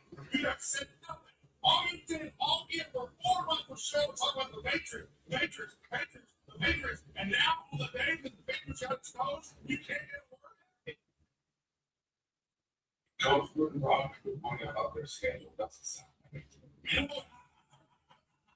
This year, you played 9 higher coaches. You played every quarterback in the league. This was a false, phony, fraudulent run to Super Bowl. Good for you. You got to go to the Super Bowl as a team. But this is not a team that is for me. Hold on right there. Good for me. I got to go to the Super Bowl, watch my team. That's right. As though the franchise with the most Super Bowls in the history of the league takes moral victories. Like I'm sitting here and be like, oh, golly, we got to go to the Super Bowl and lose. No, because we go to win the Super Bowl. When we lose, we die. There are no moral victories. What is that? What I had a quote that I'm gonna pull up, and it's actually Bill from our movie. I heard say it once, but I'm gonna say it again. I am hurt, but I am not slain. I'll lay me down and plead a while, and then I'll rise and fight again. That's how we feel. We do not take all victories in the family. We judge acceptable. And one thing only, and that's another Lombardi Trophy. We didn't get there, hand up, disappointment that we do not say. We got to enjoy our team being in the Super Bowl. I New York Jets, or the New York Patriots this year, we get off the Super Bowl, at least not 2020. That's how I want to see it. You feel it is longer. The Dolphins, who hasn't won a playoff game in 100 years, but for us, the only successful season are Super Bowl seasons. You are a 48-year-old man that watched the game from a leather chair in a high-priced suite. Why do you keep talking like you're Maximus Brady in a gladiator pit? Like you just went through a war, like you just slayed some tigers. Why do you keep talking like this? Well, you know what? All $5 million athletes who have the sergeant, personal style. Good morning. Good morning.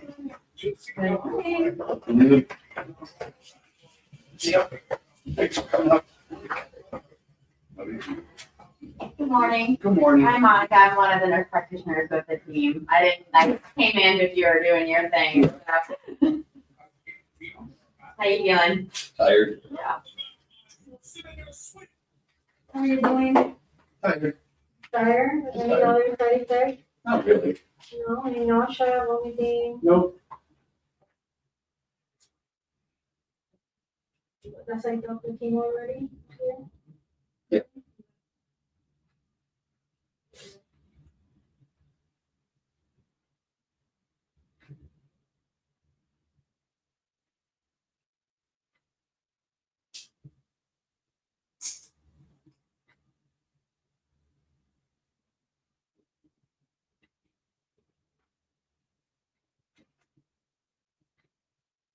And anywhere? No.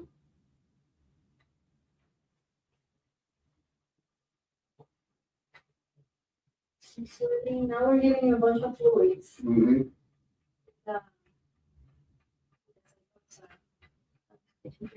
So you can listen to your mom. Yes.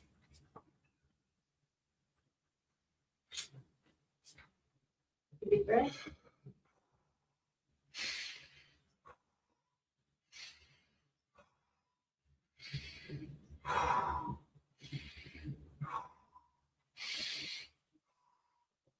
Yeah. Good. So really, nothing much today. Your blood counts are trending down a little bit. Nothing critical yet. If you really feel good yet.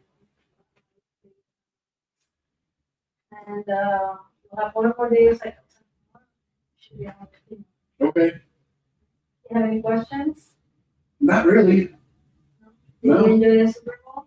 Eh, Man, pretty boring. what was boring? Do you want the Patriots? Oh, I didn't care. I wanted a good game. Oh, I see. I see. I just want a good game. More competitive. Yes. Yeah. But oh well. All right. Well, have a good day. Yeah. Okay.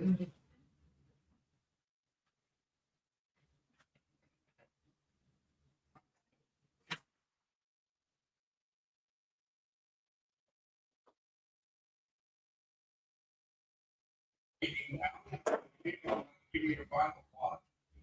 Roll that. You would essentially why. How did on deal, man? Gotta be a weird conflicting emotion. First ever time seeing that that's live. Yeah, he was sweet. We're all devastated. We're all young.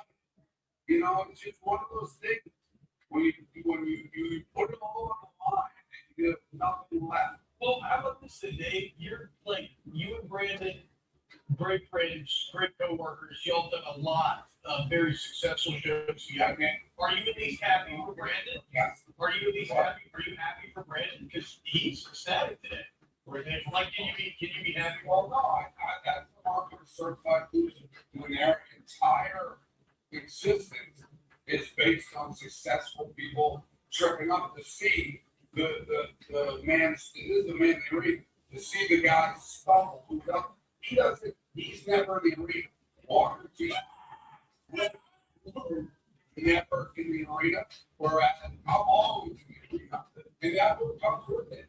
You know, the people who don't get there, their only joy, their only self-worth is seeing the man that they always see. Stumble. I'll read it. When I was to the Texas game, not the critical count, not the man who points out how strong man this can be. Stumble. Doer of deeds, me, could have done it better.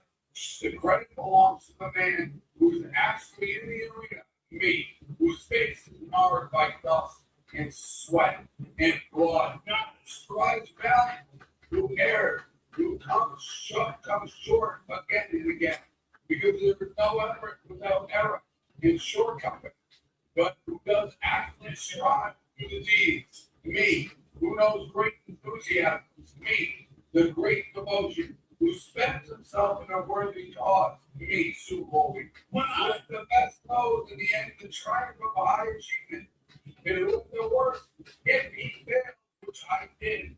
At least failed while daring greatly, which I did, so that his place shall never be with those cold, cold Walker, who neither know victory nor defeat.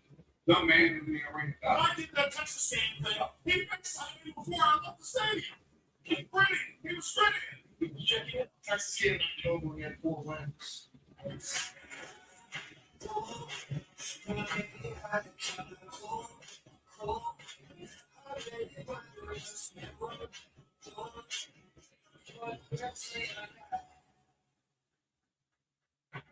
When you don't use mouse, Dry Heat can be a real monster. It turns clothes into static magnets for your hair. Use bounce to stop it. Whoa.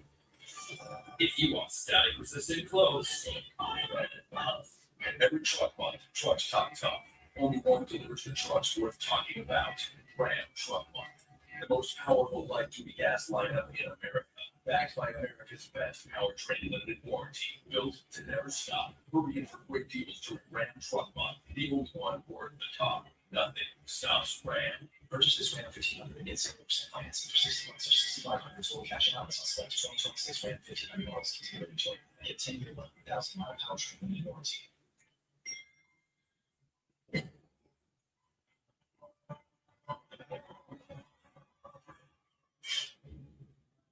Pay for whatever the day brings. With up to $500 in 5 minutes or less. Download Pay. Big Staples Take provides soothing, non-medicated big staples. Easy to apply for the whole family. Big Staples Take. And try Baby Shower Max for steamy big savers. If you feel like you're on the wrong road with finances, credit card can help you push through to a better place. Your personalized guidance to improve your credit, savings, taxes, and more, so you can find your way. It's with Credit Card. Proud partner, Team USA. Potable water was born with foot on gas. Doing stretch asphalt. Dragging your eyeballs along foot on. Once that's slow. You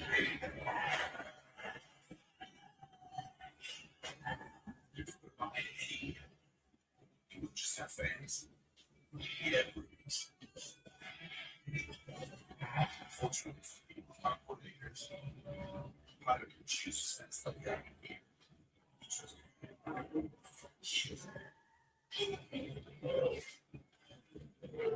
It's not a war. Fastest race on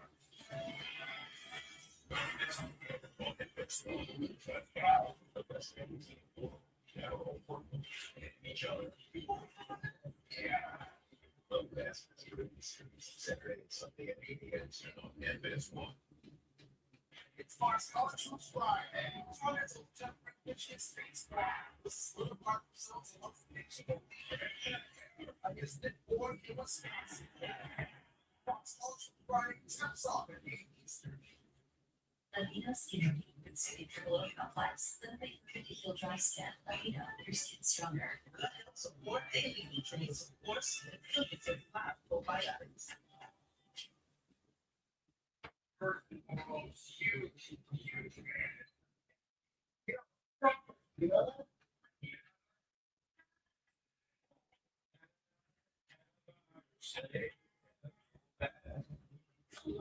Carrot cider, fragrance-ative.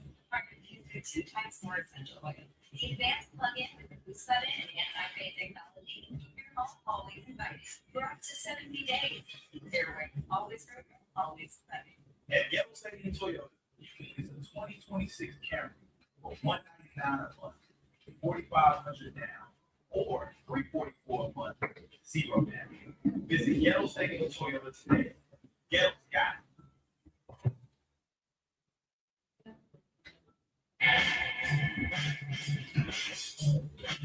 Welcome back to Wake Up Barstool, show featuring just a few men in the arena, chopping it up, post battle, figuring out where the blood lies. And last night, Super Bowl, we talked a lot about it, but it's just some kind of surgery break that I think is worth getting into on air. Has to do with Super Bowl MVP. Kenneth Walker, named MVP. The reasons are obvious. Game that featured no offense whatsoever. Kenneth Walker was, without a doubt, the most impactful offensive player on the field. But, Leah, the game featured no offense. Why? Because you had 2 great defenses, and you think maybe the defensive guy should have taken this out. Yeah, I mean, I'm not discrediting Kenneth Walker in any way. It's just, to me, the offensive line will never get the credit for creating the holes, through lanes, and giving them the opportunity to thrive. On the other end, the story of the season for Seattle is this great defense that you talk about so much, the dark side. The heart of it is truly Devin Witherspoon. Sure, their big threat and their little says, we heard last week, Devin Witherspoon was putting fear into every player on New England's offense. He took Will Campbell to the house once or twice. He creates the game ceiling pick six that maybe should have been a shirt. He had 3 quarterback hits, I believe. He's all over the field impacting the game at every single level as well. When you're doing that quarterback position, in a game like that, defense, yeah, I believe what's the cost. That's fine. I think the right guy won MVP. David was a little bit right earlier when he said, for everything Drake May wasn't doing right, Patriots offense was doing right. Sam Darnold in that offense wasn't doing much right either. No. And they were able to fill the 12-0 lead on the field goals based on Kenneth Walker just popping runs in the first half. Kenneth Walker was really the only reason they got that lead in the first place. It's a shame he didn't end up. It's a shame they called that back for holding because he would have had a capper. He would have had 170 yards rushing. He would have had a touchdown. It would have been a slam dunk MVP. But I thought Kenneth Walker was the only offensive player on the field for the first 3 quarters that played a game worth of crap. Well, to Leaf's point, and that Seattle offense won. At least when it came to running the ball. Yeah, but a lot of that was Kenneth Walker. A lot of that was Kenneth Walker speaking Walker. He was hesitating in the hole and waiting for it. They're cutbacks. They're all cutbacks. Well, and then look at it, bring it a lot to the video. I mean, that's the kind of synergy between the two. No, I mean, you're right. But this is the fact that you could give an MVP to Witherspoon and it would be legitimate. You could maybe even build a case for Myers. I mean, there were 5, 6, 4. Hell, like you said, the punter probably put on the best punting performance that we've ever seen at Super Bowl. That, to me, is a microcosm of the entire Seattle team. And I wonder if it's something that we've seen 2 Super Bowls in a row. Now, I don't know if this is completely fair because Jalen Hurts generally, he played really well in both Super Bowls in which he played.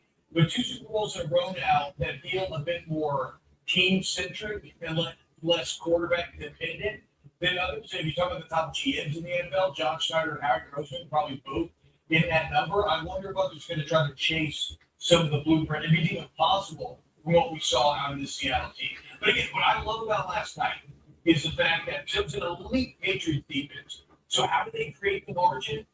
By all 3 phases. Like they took points. They didn't try to get cute. All playoffs, you were yelling, take the point, take the point, take the point. Every single time they took points so they could trust that dark side defense. They never had a decision to there to counterpoint. Like, it was obvious. They were never like a 4-1. It was always obvious. I got one of those decisions, and David, you pointed it out during the moment, and I thought it was crazy too. And I don't remember what the score was, whether it was 12-0 or 19-7. The Patriots had a 4th and 1 at like their 40, maybe their 42-yard line. Like, this is the Super Bowl. Like, this is it. Either win or you lose, and they're coming. I have no idea why Vrabel didn't go for it at that spot. Vrabel seems like a guy who's always going to roll the dice a little bit. I don't like that defense, but I agree with you in that particular case. It worked out for Vrabel. They got an instant sack and a quick 3-and-out. And I'll tell you, I thought the Patriots would come back. They scored that touchdown. They're cutting the 19-7 or whatever. Yeah. They get the ball back. Drake scrambles for 40 yards. Seattle had 2 series where they had 2 incomplete passes in 1 run. So no time is coming out the clock. In fact, you could go back. All this T-ball, what Greg told you, people have been talking about those 2 series, which they didn't use any clock at all. We had plenty of time to come back in that game. We just weren't the team. Drake May throws maybe the worst interception I've ever seen. And it was like, have any of you guys ever been shot? I have. Where? Mississippi. Where? Shot. No, I haven't been shot. What's the point right now? It's how you feel that interception. I look like you've been shot. You've been shot? Yeah. You've been shot. On this play, I was shot. Oh, okay. Good point. It's almost like there was an all-time good defense on the other side. If you're watching this on home day, I know you have all-time good defense play ball. That's an all-time. This was the play where Chris Collinsworth threw up his hand and said, I have no idea what he's looking at. I have no idea why I did that. And they had just been crazy because it was 19-7. They were about midfield. It didn't feel like if they're going to make a comeback It's right here, and then he unleashes that throw of the game. But 4 rush on that in the short play. Yeah, that was great. Literally, Joe Ball Thornton, Jerry Thornton was screaming, take the short play to Stevens. He was open a lot on just easy 5 to 8 yard plays. They weren't taking the tip off. That is, and I guess you could say Stevens goes to Sarah. That play is a Drake May awful play. I don't think plays exist in a vacuum. That play is the result of body shots that have accumulated over the entire game to the point where you have a very talented quarterback in Drake May who was completely discombobulated. Let me correct you there, T-Ball, which I have a few times now. That wasn't just body shots from a great defense. That was body shots from an accumulation of playoff games where Drake May, when he's putting the ball on the ground a million times for Houston and they're recovering him, and his offensive line's a turnstile, they were getting a man with dimension by the time they got to the Super Bowl. So they benefited from a lot of body shots that were accumulated throughout the playoffs. I think that's one of the great points I've made. What's my problem? Your problem is that you look at these games and you apply logic and you filter them through logic and you say these plays are not, they don't exist in a vacuum, and you use a wealth of football experience to inform your decisions. Shut up. This is an idiot show with idiots where we just watch plays and we're like, that sucked, that was bad, that was good, that great, that's not terrible. I don't care about the body shots. I care about there's 8 minutes left in the Super Bowl. Either you're going to win or you're going to lose. Someone's going to lose. I get that. I mean, look, and this is our dueling perspectives. It's even like last night. But here you go again. I'm like you're a professor. I think that this Patriots team, and this is where I know the storyline is going to become schedule merchants. This team sucks. The offense is never any good. The O-line always sucks. I think this Patriots team is actually very good. 17-3, didn't lose a game by more. They weren't very good. Had an elite defense, had an elite-level quarterback.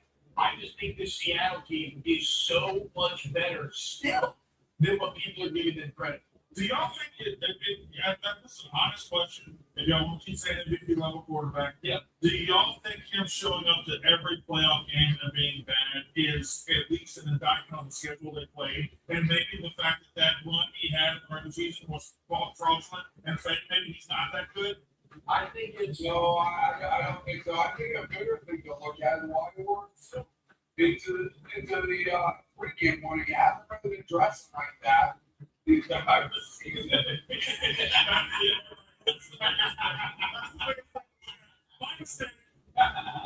Well, he's been wearing a hoodie for the last clothes, and all of a sudden he shows up in a full Armani suit. And we looked around the suite, and we said, that's weird. We don't like that. That, I think, is a bigger storyline. What do you think of Collins? What do you think about that Collins pregame outfit? We're in the kind of Hannibal Lecter Warriors prison getup. Like Matt Collins, the new Matt Collins things. I didn't realize I saw our old friend Caleb Presley in San Francisco. Caleb lived in college. He was his roommate. Oh, wow. We always said he was long. He wore shoes at the time. Matt Collins gets back. He actually, we're offense didn't do very much. He had a pretty good game. Sure. He showed up. Look, I know people are going to cloud him for this, but like you said, he's a center to begin with, and I like a guy who's willing to talk trash before he's won. Like, yes, you got to take the links, but at least he was willing to put himself out there before the game. And that's something T-Ball that I do, and so I appreciate that because I almost took that as a compliment to me. I like guys who talk trash before they win, who put their heart out there before they win, willing to bear their soul. But the guys who talk trash before they win, and the guys who talk trash despite having not heard anything at all, and then they show up the day after, they're like, well, we saw this in the arena, I'm leaving over here. No, you were referring to me. I don't remember winning anything at all. I'm referring to you.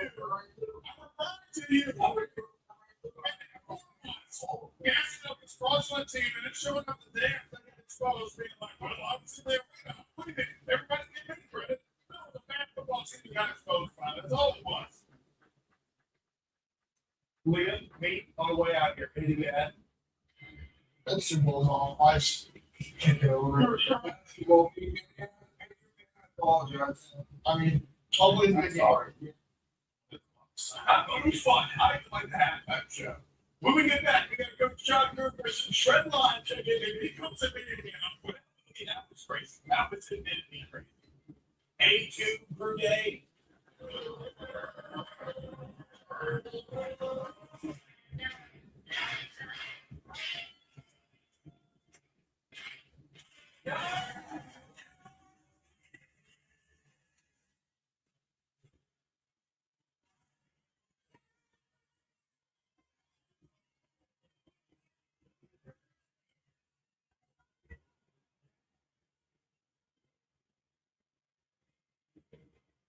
The age and rash of bodies, your eczema disrupts my skin. Despite treatment, it's still not under control. Now I have Groh. A once-daily pill that reduces the itch and helps clear the rash of eczema fast. Some feel significant itch relief as early as 2 days, and some achieve dramatic skin clearance as early as 2 weeks. Many saw clear or almost clear skin. Refill can lower ability to fight infections. Before treatment, test for TB and do blood work. Serious infections, blood clots, not fatal. Cancers, including lymphoma and skin. Serious allergic reactions, GI tears, death, heart attack, and stroke occurred. See the event risk increases in age 50 plus with a heart disease risk factor. Tell your doctor if you've had these events, infection, ME, or C, smoked, are pregnant, or planning. Don't take an allergic or have an infection. Disrupt the itch and rash of eczema. See a head-to-head study of Remote versus another treatment at remote.com/see the data. Talk to your dermatologist if you're not doing well on your current pill or injection to see if Remote is right for you.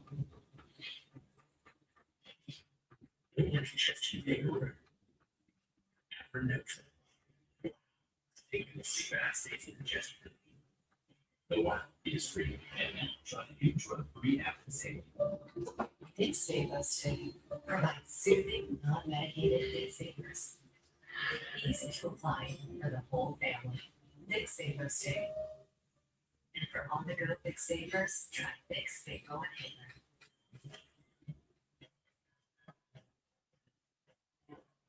When you love your dog like crazy, you make sure their food is delicious, just like yours.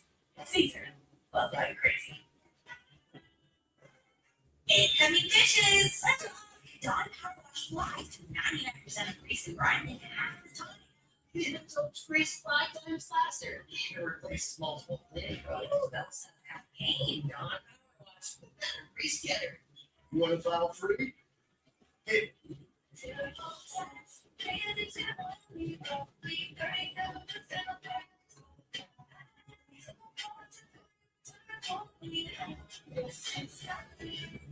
Hey, everybody, it's on up. Let's go get a therapist. You really listen to what I have to say, man. Everybody, look on top, Doc 15 and 20 better.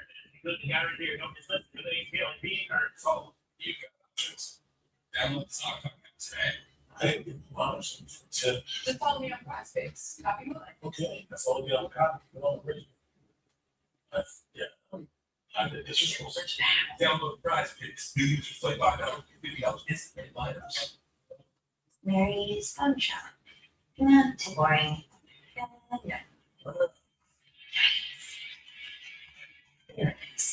Maybe a business hard, swiping it out. Easy. Move your business forward with custom aid.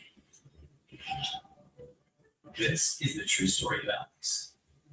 Recently promoted, he was earning more, but investing for the future, I definitely needed a plan. With his advisor Dennis, Alex tested his savings into 3 accounts, one for now, one for later. Of course, he's retired. A plan in motion with the future in focus. The wedding, the barn and mini. Kids, maybe kids. The point here, Alex has more than big goals for his future. He's got a plan to get there.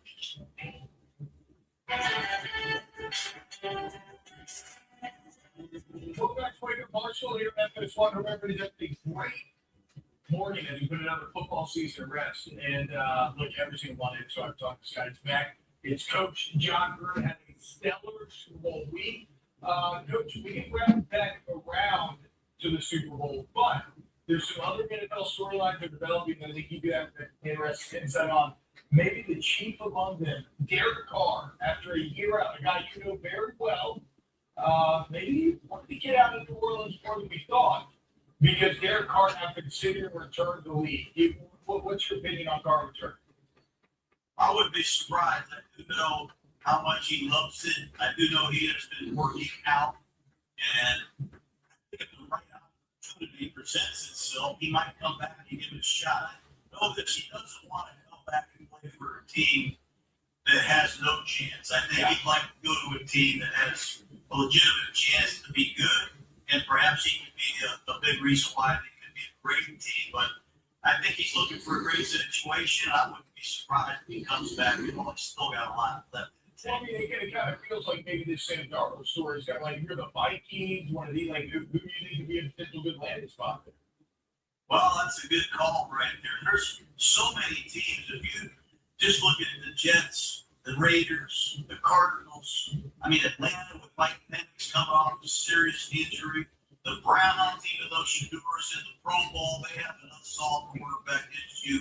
The Miami Dolphins, the Vikings, as you said, the Pittsburgh Steelers. So many teams are looking for a quarterback.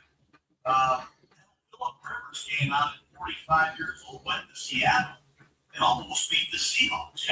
So, I mean, I can see Derek Carr as a viable option for somebody. Coach, we're going to do these other stories. Speaking with quarterbacks, Tua Tagovailoa, Kyler Murray, teams want to trade them. What do you think you do with guys like Tua and Kyler? And I think it's tough. You got to look at how much it's going to cost us, number one. I would love to take a shot at one of those guys if I was one of those teams I just called out. Who's the offensive coordinator? What system are we running? How much is it going to cost us? And who else is available to solve our problem? I mean, are you going to go into the college draft? Where are we going to get a quarterback? Here's a list of guys I'd like you guys to think about. Davis Mills of the Texans. I think he showed some really good stuff this year. I'm very intrigued with Malik Willis of the Patriots. Every time I see this kid play, I'd like to have him. I think Daniel Jones showed a lot this year. If his contract is up, he could be in the mix. Kirk Cousins is available. What he did down the stretch, I think he won 4 straight games. He was hurt last year. Derek Carr, you talked about, I think Mac Jones of the 49ers played himself back into a possible starting job for a team. And I think the kid in Chicago is very interesting. Tyson Mansion. Every time I saw him play last year, I kind of liked him. But I think you got to look at the availability of quarterbacks. How are we going to reset that position on some of those teams that we talked about? It's going to be a real interesting challenge for some of these places. I think it's shocking. I can't tell you how depressing these conversations are for me. And it's the day after a Super Bowl, and you just lost.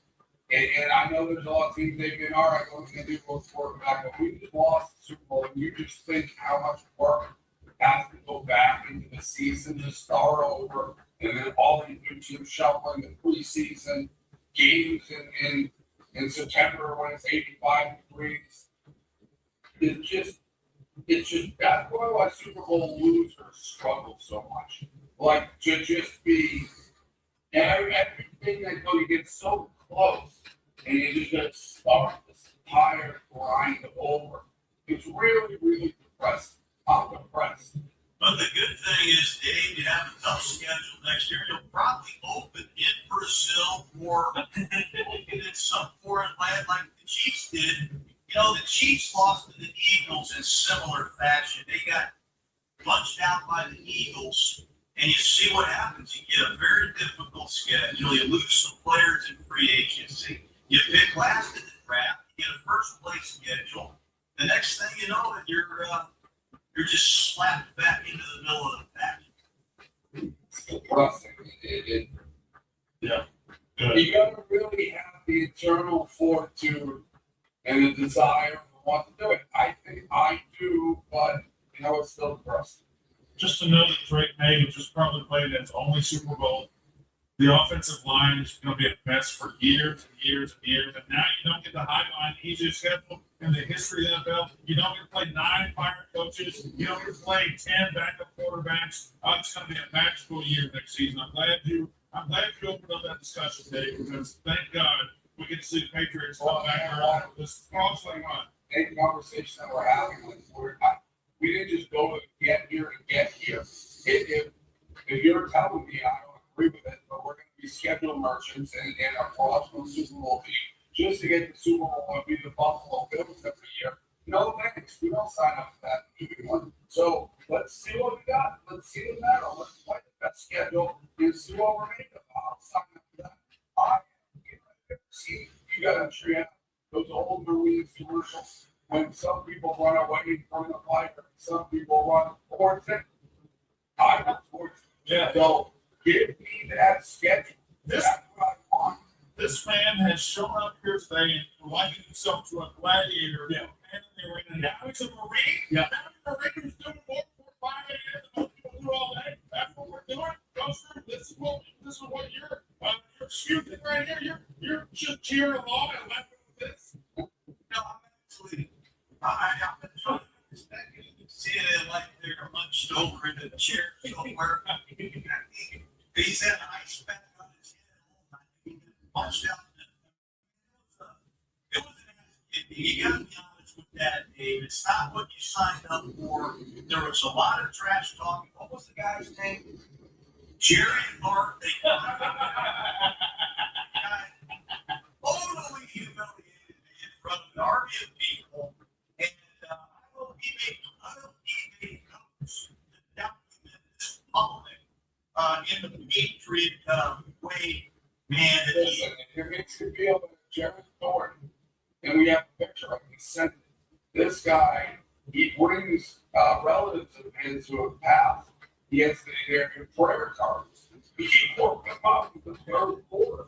He put all of them in the booth. I'm fine with art. Yeah, that's exactly sure. I mean, we have guys in full pads. We have guys breaking up the cards. We were doing everything we could possibly do as fans to bring this game home, and we just couldn't do it. Yeah. Can we have the before and the after of the bus, please? Yeah, can we see the bus shot? Let's see the before bus and the after bus. Those are 2 fun pictures to look at. Because the before bus, my God, what a fun time that was. Oh, man. These games. Look at it. Towards the camera. Yeah, here, over here. Starts up the picture. Yeah. He's all the way in the back, coach. Is he? Yeah, that's all the way back. Monday Night Football for 9 years, and I swear to God, I went to the locker room where we walked, and I just tried to see the team coming out, and I would, hey, keep it going, good luck, you'll be back. I just would have loved to see these guys getting on this bus. Yeah. They were all cussing out somebody, making fun of their line, making fun of the quarterback, complaining about the play calling. I would have loved to get some candid interviews with these guys. I'm talking for him. He was obliterated drunk, and some guy, a Patriots fan, was like, man, Drake didn't have it. Drake just didn't have it. Jerry exploded him. I mean, what was the purpose of that question? We all know Drake didn't play good. What was the purpose of asking that question? I didn't know what to do. Sad scene walking out of that stadium. Did you have anybody in your suite, any Patriot fan, that about halfway through you regretted having that person in your suite? No. We were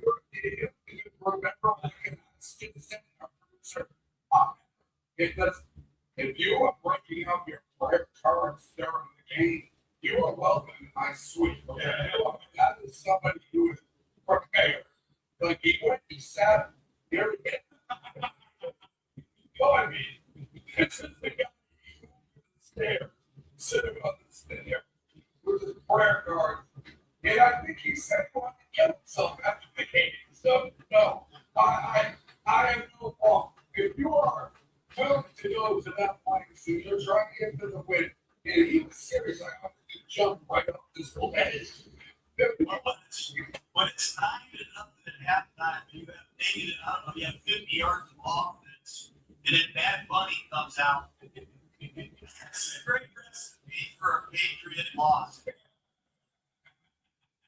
It was we had that brief moment where we thought we were coming back, but and we're all in all, we have nothing to cheer for the entire. No, nothing. You had the ball, and you got up to something. We had already won. There was nothing going. Coach Green, you seem like you're enjoying this quite a bit. But I'm asking this, you had a great week. What was better, this right here, or you seem to go for it, but you had to roll this thing? This was just guys being dudes. Really, we saw our greatest and that's why it's special. I love it. What's going on against chill sometimes. So I'm out there.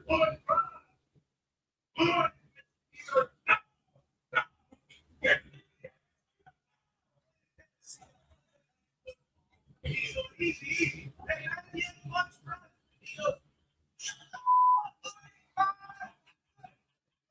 See, what's first thing?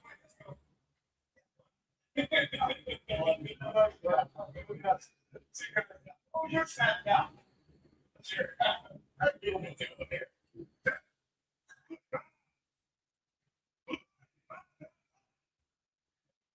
And you know, the better one, my one, sweet, you can roll, change. And in there talking, said, hey, well,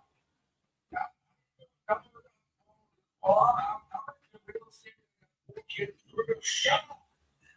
This is the best shipper I've ever seen.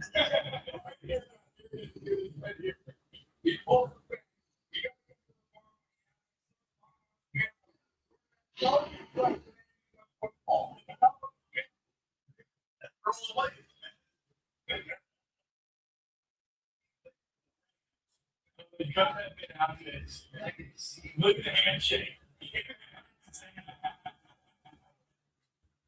It's not like football, it brings us all together. And when you go to the locker room, when you go to the work every day with some of these cats, you haven't seen them. Man, that was awesome. That was a great fun out there. Long time. Yeah, the best part of all that I saw a comment that they said Coach Grow's wife must be a very secure woman and like we rolling around the streets with all those footballs. This is football show. Yeah, even Brandon Walker. All right. Coach, thank you so much, man, for everything this football season. We'll continue to check in with you. What's happening right now? In another football season. That's how much. We should call it there. Yeah, okay, we'll still talk. Well, you have a great day, man. Enjoy the Super Bowl week. Enjoy watching Dave suffer. Enjoy taking shots of bread. Coming up next time, stock up, stock down. Who's buying, who's selling, what you can buy and sell.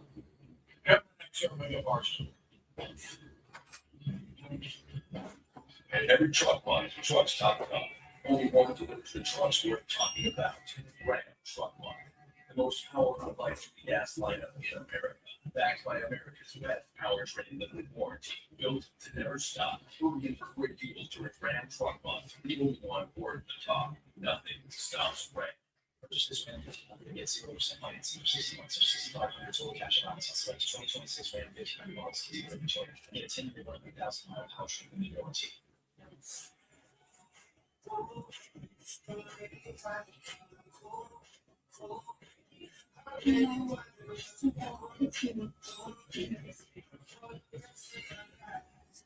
No problem.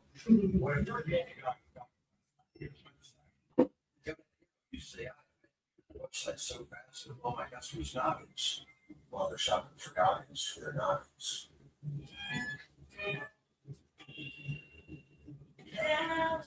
Imagine that Fresh Sheet Day could become Fresh Sheet Week. With Downy April Fresh, you can climb to more freshness. Night after night for up to 7 days. Downy breathes life into your laundry.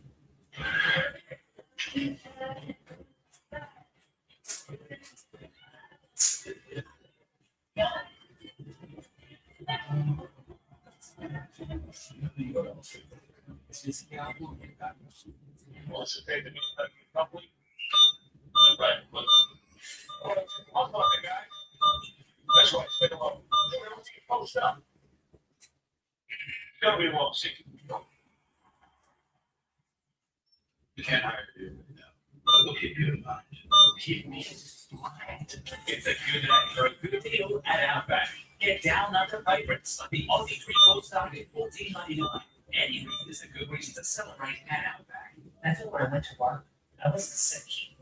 Just eat. Nobody's purpose in life is to be a cancer patient. Many of those patients want to to maintain that sense of normalcy and empowerment. It's something that every individual has to decide for themselves. Work was a way that I could still feel like myself. Give it a fighting chance. All that. We can make lunch. Better place for you. Continue. Summit. Mindy, let go my leg.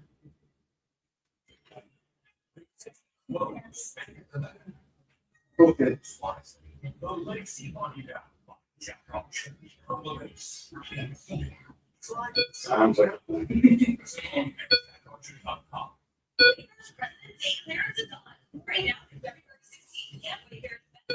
Black Friday. Easy shipping straight to your door. Save up to 70% off everything home now at Wayfair.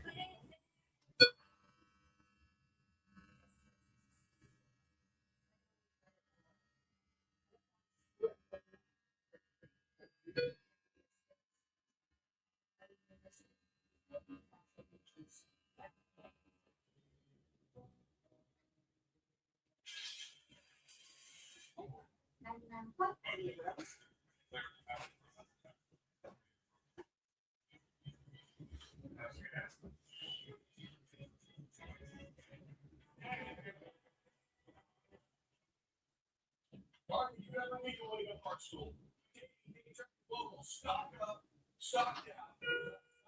Dave, take it away.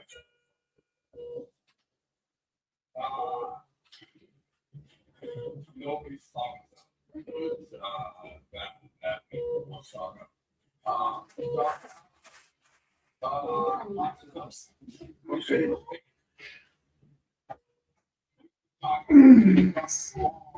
Talking without mentioning Michigan State and smart so in this program, this guy Peters kicking people in the nuts, tripping people, endangering people on the court.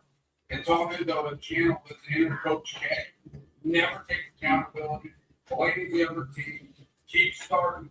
This guy's gonna seriously injure somebody on the court. Did you pee? No. The next time we're gonna, but that's good.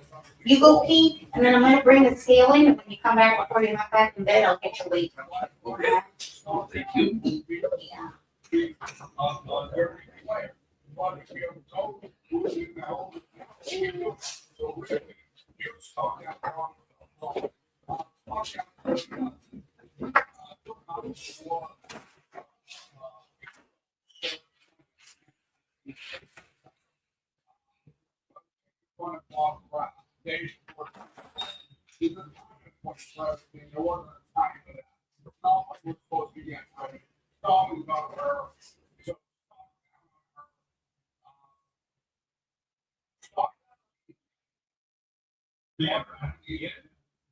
yeah. What? People can very mean online. And there's a decency that I respect that mankind at this point. And it's a cesspool out there. And if I don't because I hate kids, stock down kids, but if I did, I would keep them all because it's just a toxic cesspool of negativity. So stock down on the internet. Dave, can I ask a stock down question or stock down question? Where are we at? Stock down. Now he's probably laughing. He's probably watching that game. Oh, you gotta figure You like the Patriots. I'm not buying the new dog. I'm not saying stuck down. You can do whatever you want. You don't know me. How he taught me. You know, I walk in a room without him. Not about that. Yeah, I walk out. Yeah, back to go. So not fuck down. You know, you control. Whatever. Well, yeah. All right, stock up defenses. For too long, this NFL has been about the quarterback. Yeah. Going down the field and everything like that. The defenses have fallen back. I like the Patriots because they lost. Their defense was outstanding. The Seahawks defense was outstanding. That was an old school, nasty, ugly, stupid game last night. It wasn't pretty close.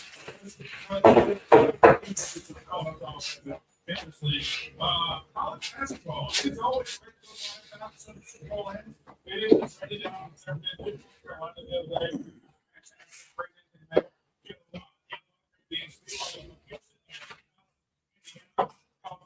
Ready for a spotlight. And it's not me. Oh yeah. That wasn't close to 100. Just so you know. Okay. So,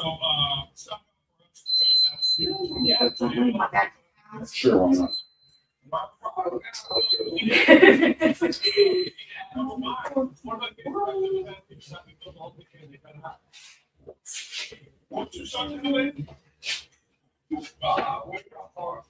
West Coast top.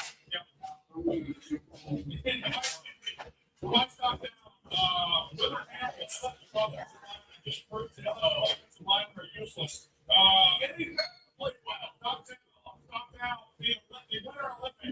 You're right at it. Okay. You're right at it. Yes. I know it seems like a little bit.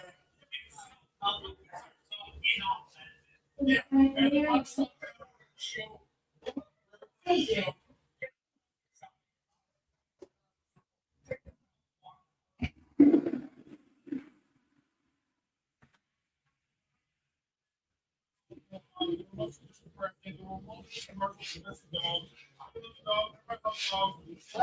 You're good. Mm-hmm. Slippers off, socks on. Little clunky. Yeah.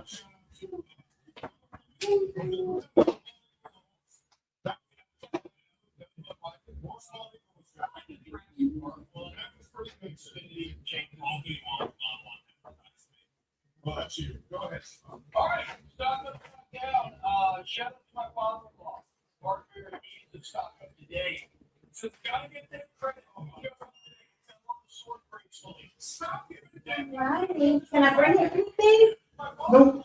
Everything you got? Nope. Okay. I'm gonna turn the slate off. I'm going right back to work. You're good, bud. I'll get a walk this afternoon. It was fun until between like 1 and 2. So yeah, get it too. We got your vitals. You're good. I'll come back in an hour though. But I need my other arm over here. got it. Want me to grab it? I'm good. Thank you. You're welcome. Just call me if you need. Okay.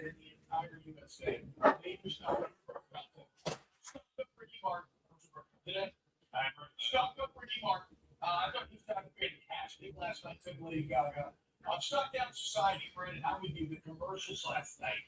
I mean, if you're like me, you grew up a nerd looking at dystopian futures. It was all AI, crypto.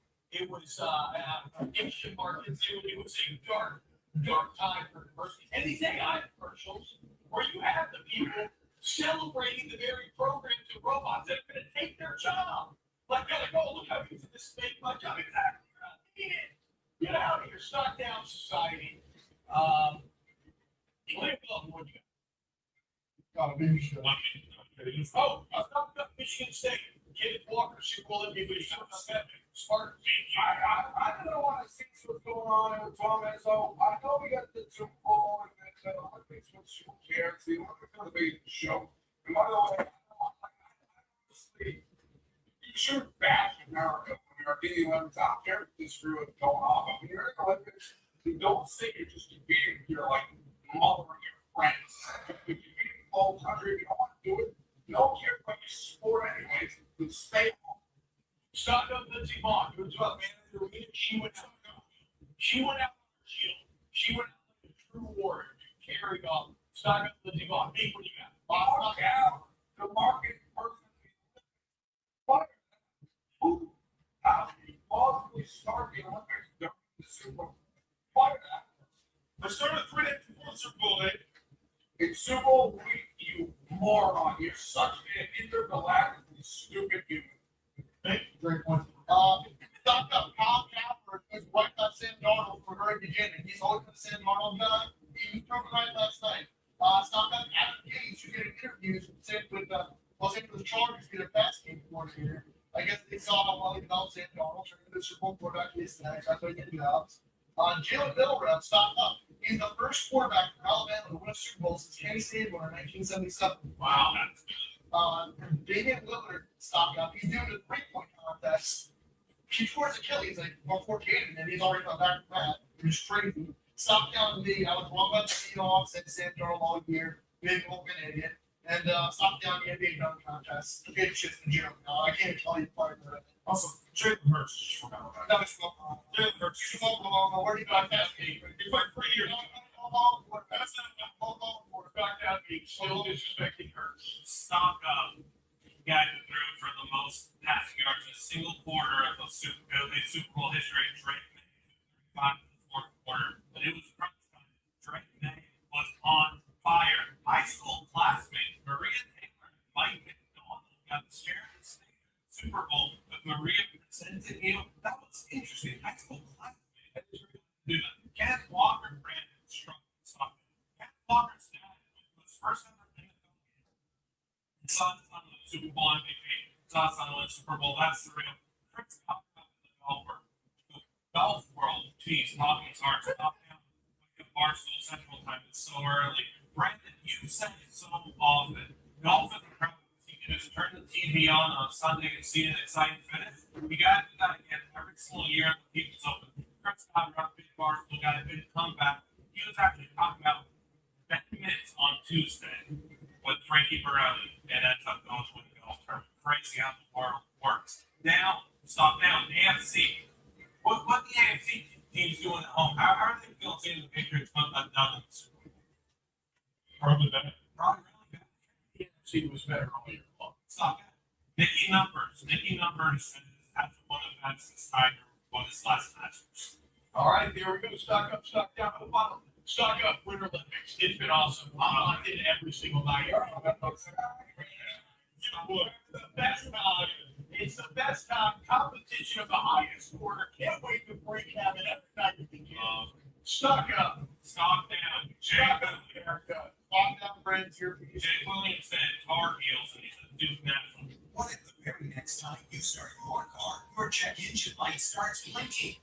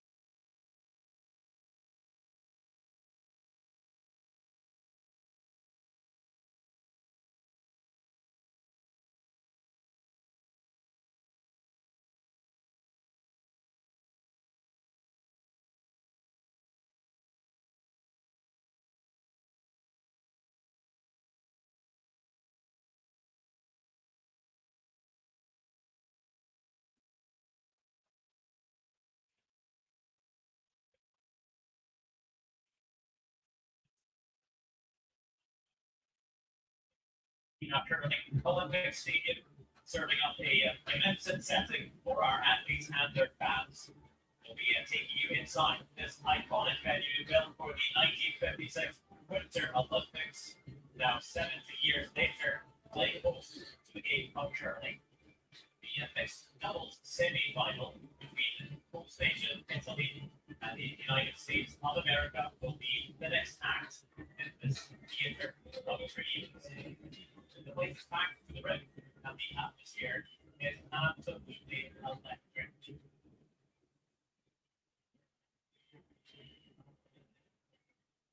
Yeah, everything that's going my purchase or payments on an occasion like this. Bringing that tradition to protein.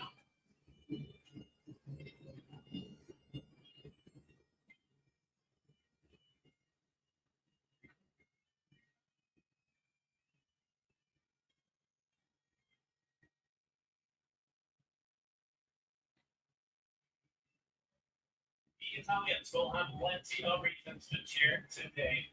Patriots was honored and Savannah Moulton have lived up to the massive expectations.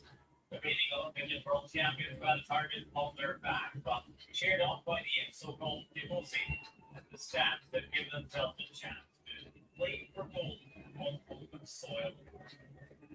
6 wins in 9 games, including a dress rehearsal win for USA, and the advanced round robin game has gone a bit far. Steady performance all the way out the round robin. Now looking to settle the score. Team USA, Corey Dalton and Corey TC. They've been two of the most talented curlers out of America from a young age. Their aptitude has now been mixed with the extensive experience at top level, showcased by their World Championship win in 2023. The American fans have also made their presence known, cheering on their side to 6 wins. A 3-loss record as well. We started with 10 teams in a round robin setup where all the teams played each other. Great Britain came out on top with an impressive 8 wins, only losing out to Switzerland. Italy and USA finishing second and third. Sweden coming out with number 4, and that's your semi-finals.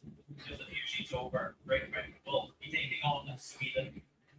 Speaking of Sweden, there is a Swede on the bench for Italy, sitting it on by the experienced coach.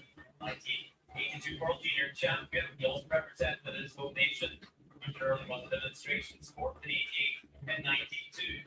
And the opposite end, we find Kathy over the Quantum. 2008 World Champion for Canada. He fell just short of representing her nation, losing the 2017 Olympic trial final at home. Now serving as mentor and guide for USA. The same vein as the players have perfected their form coming into the playoffs, so have the ice makers. Certainly to have set the stage for this curling ultra.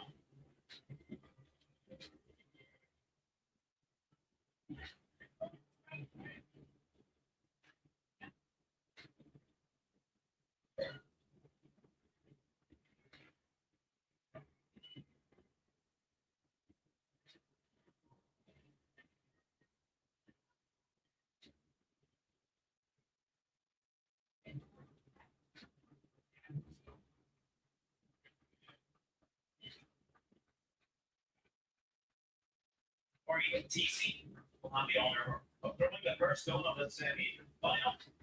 Sandro Love, 1.5, Olympic champion Joe McCusker, wants in store for us today. Thanks very much, Sandra. This fast-paced game is so fun to watch. Just 2-person team, 1 man, 1 woman, 5 rock centers. Very fast. 2 pre-position stones, back guard, and rock behind the button and the back and the forefoot belonging to the team with hammer. Great start for USA. For victories Like are.TC. All on M.TV. So that are.TC will be when I sold 1 and 5.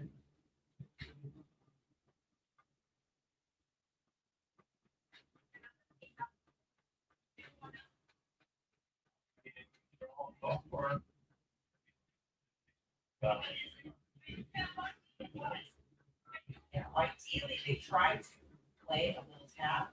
This one, I think she's overthrown a little bit center, not taking the curl. An early mistake by Team Italy.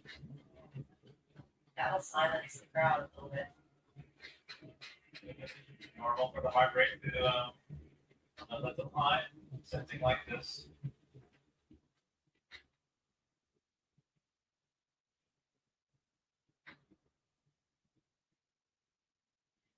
Serve.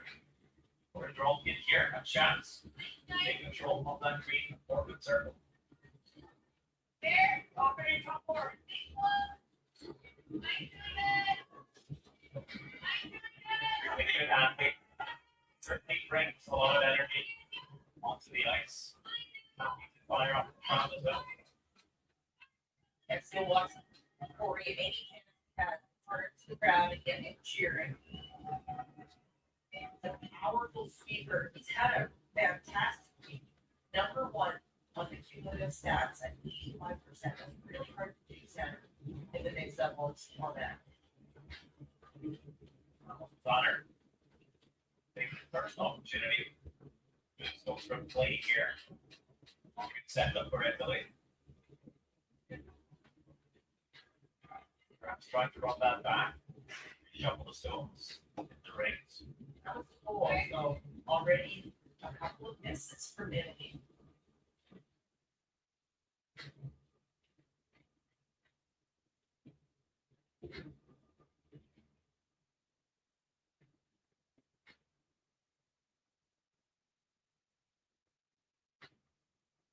Take them. Jump in. New listeners on the way to the semi-final.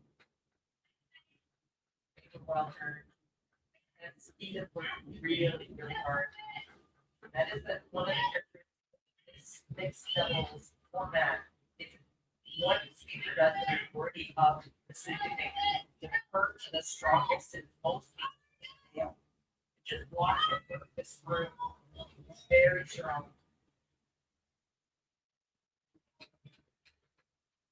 Definitely underestimated how Salt Lake can be against you found in the sport. See this guard? Look at curl it. The way you change them. Approach lightly.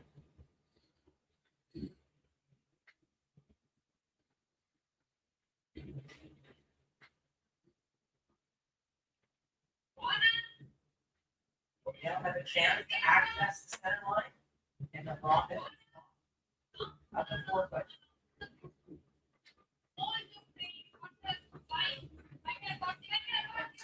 Curl here, honor.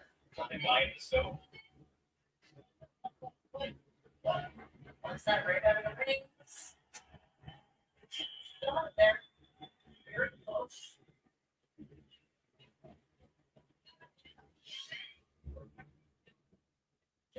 Watch how he works the room. Carving the rock over.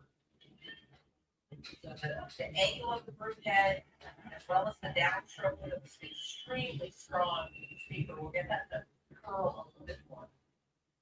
Making microscopical scratches in the ice. And all looks like not magic though. It's good. No, it's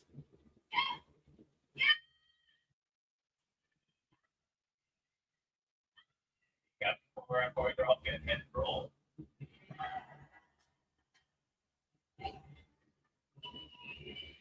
Same line to, but perhaps not exactly as intended.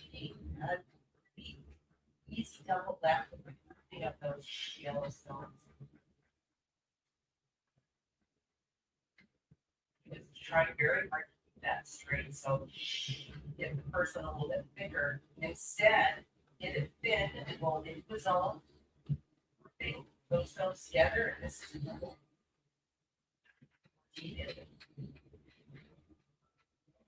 That'll be a target route. That's where Donner will be aiming. I think station. 4 wins. Seems to be a lot less. Swing around that, she tells him whether it should curl or straight. 1, 2, they will go. Great double for Donner. They turn this end around. Now potentially flying to.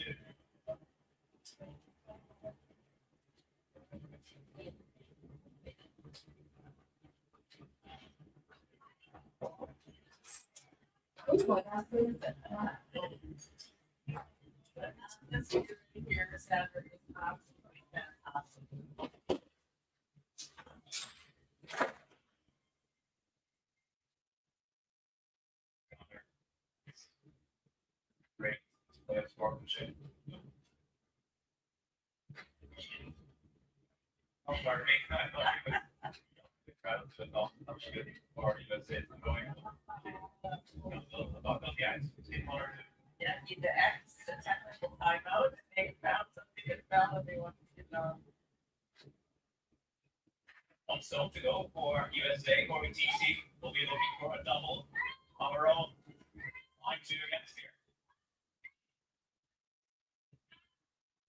Spot it's going to jam.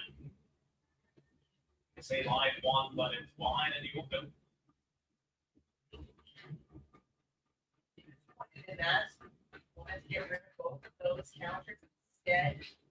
See, Italy has open, instead, or they open it too.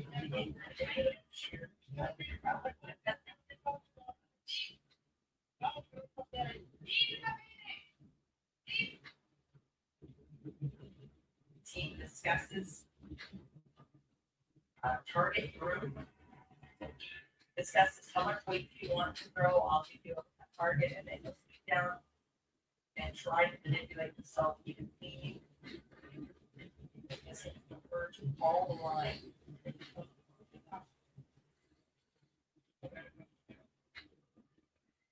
Down low, Sander. Actually, both. And it's Sanders. Dance to the front.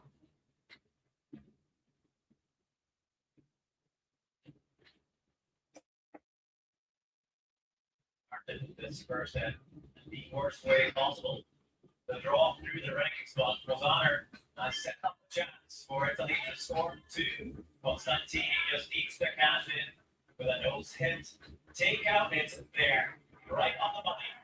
Italy on to a tremendous start in the semi-final. Will be by 2 over USA.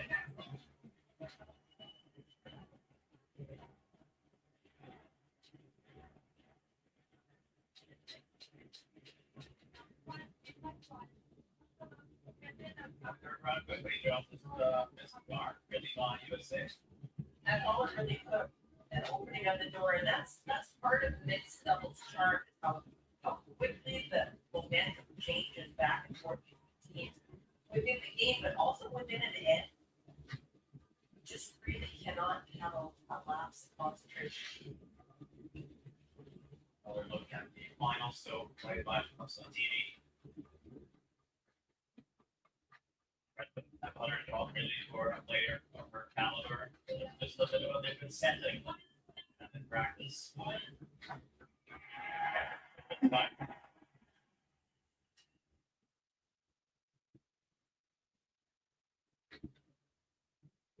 Next little replay.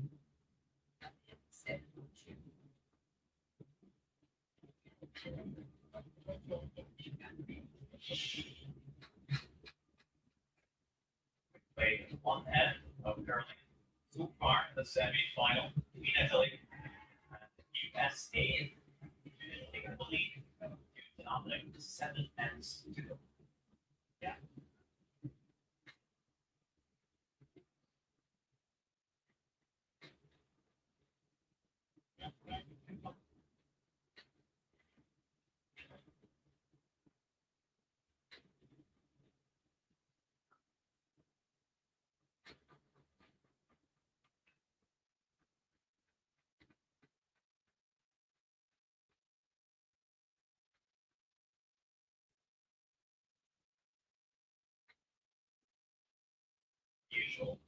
on that also taking her speed time at the hack, the really dial in her focus. First, on the first step, focus. No, yellow.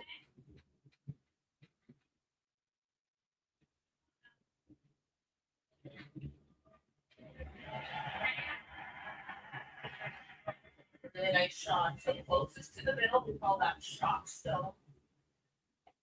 And completely in line behind the guard. A lovely start there for students. The man much better than the first end. I would say her nerves are coming down a little bit still. Top four. Okay. Down the ice, you'll see it. What about horse center line? Finish. Curl. Very end. Nice big case on top.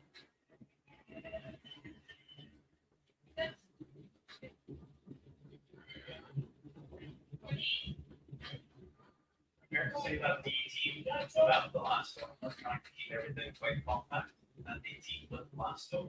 Trying to pull it up. Absolutely, creating that space around the button so that they have a chance to score. Or there's a lot of drawing to the center in mixed television. It's all about creating little bits of space and angles early in these first couple stones from each team.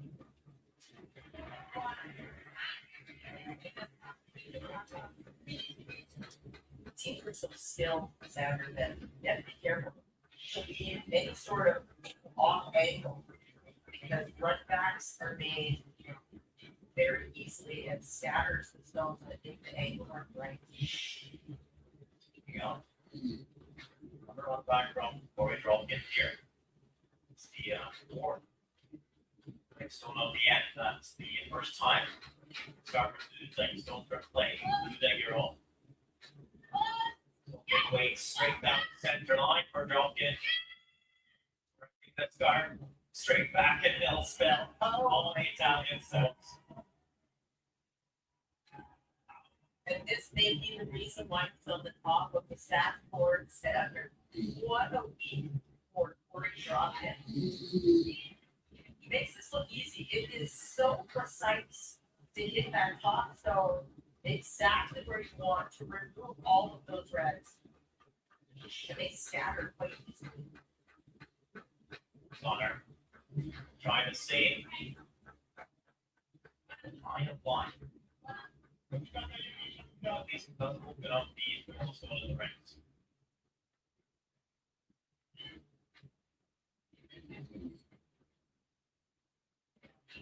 USA is just making a decision on where do they want to put their second point. With a player like Amos Moulton, they can make easily throw big weight and make doubles. It's very hard to do the spot that there isn't some sort of play on both stones. Although this is simple, it's very important that they place this correctly as far away from the other yellow as they can, and with an angle that is to double cross. So we see so few stones play. It's true. Hoping this will stop.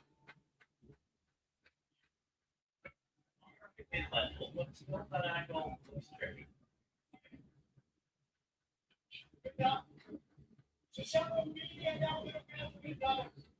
Can get roll and make them. There's options here. 14 Italy.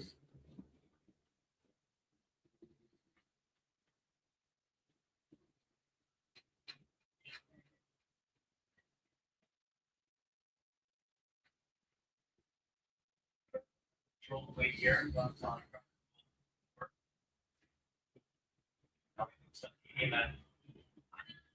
A little bit wide. Try and pull line for the double.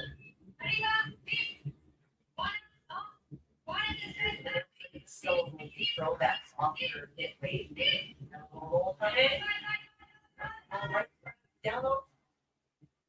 Good attempts.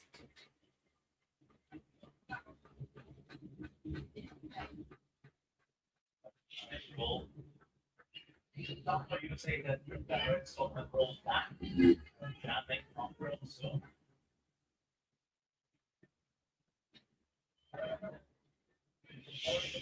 The guy rolling over there, they're trying to create a chance that they might get the US stones together.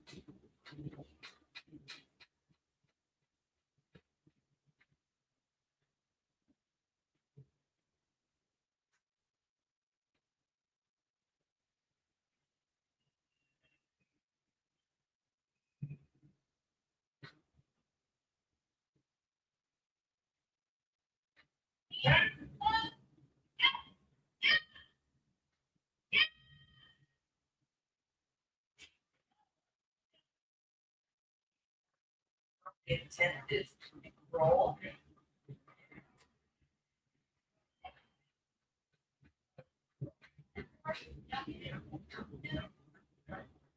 Here's Constantini out lining up the double.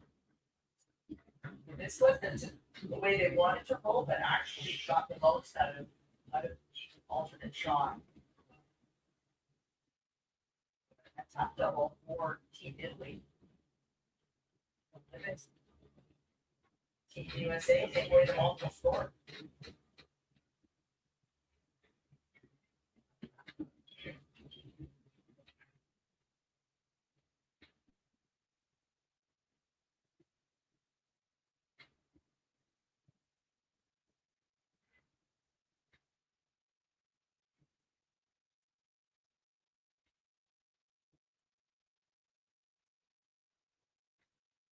Was honored, save the first set with a double for Italy. Now, Constantini looking to make the same. Both yellows to fly for USA. They score two. Oh, it's very fast. Very close, Sander. Very close to making contact with the second yellow. Just over curls. A few centimeters. He was trying to keep it straight. Full second game. Making contact, so nice try. Here they will have chips tied from a vastly different game than their last round robin game that was just played. There were so many rocks in play, high energy. This was incredible. Anywhere in the house will do. The second point here. A very forgiving task. Not often you get these at the next opposite split. Like the guy is going to the very center. Before you see the options that she can take it. Can be later on in the game. This one looking good for the score up to USA. Favorite five. And we're all tied up to the play.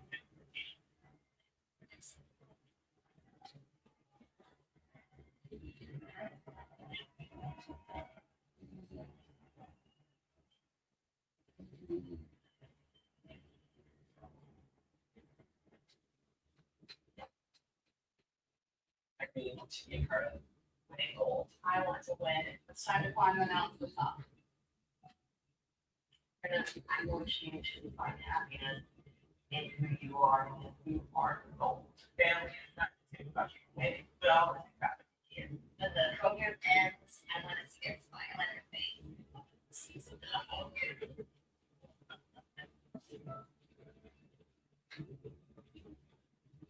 Moving all the red stones. Definitely a good shot of that second end.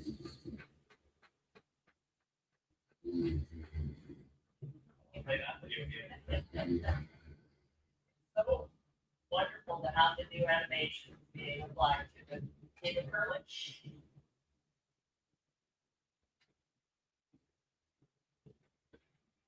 You got looking good. Got that cute.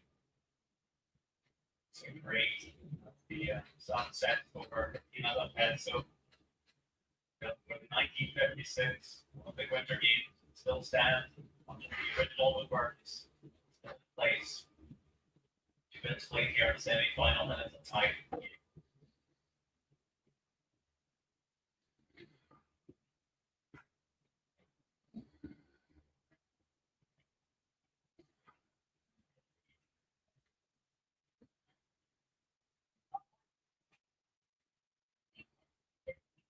That's for Corey drop. Corey TC also. Way up that's second out of all the nations with a percent. This team really has had an amazing event thus far. Really earned their way to the semifinal. Part of it is just managing the rock path like we just did.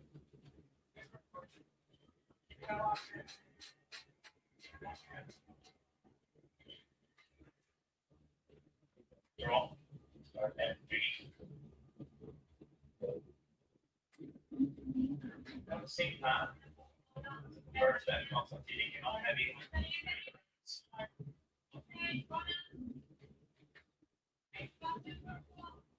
Races off the ball from the air.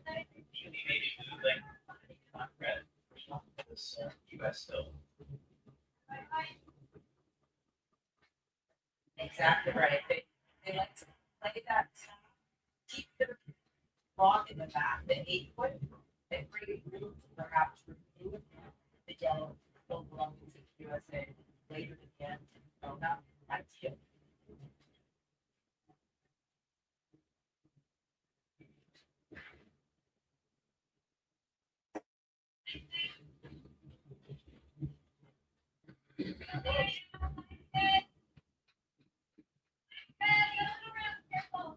Watch the footwork. She calls for the curl.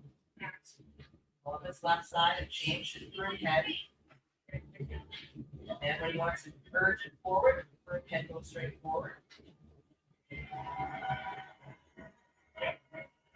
Well done.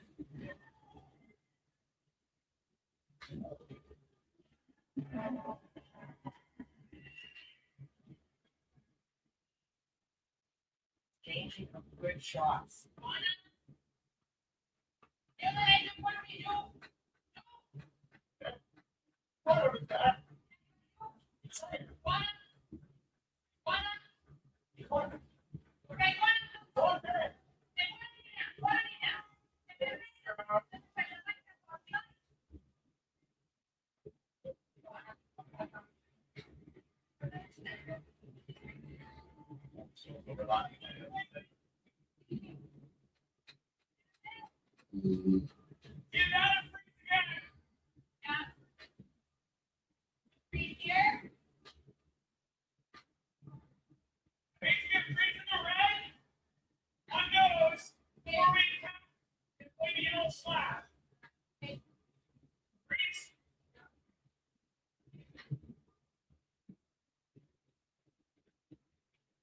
All the options.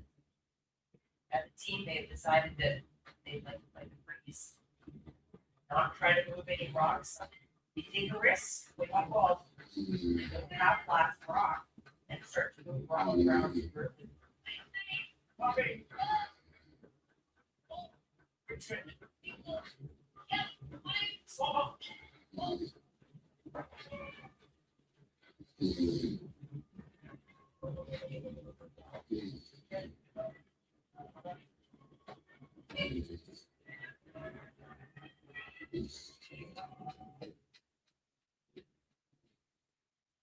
Pretty good. It needs to.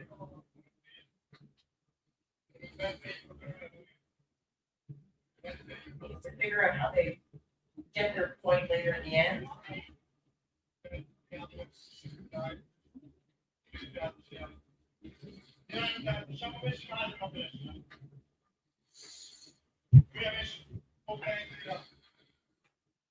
making a play on the top yellow stone.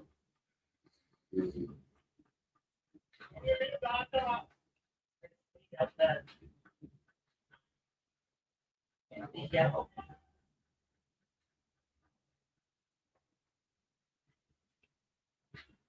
This appears that red stone will move. I think this is the shot to try to open up. Go back to the area.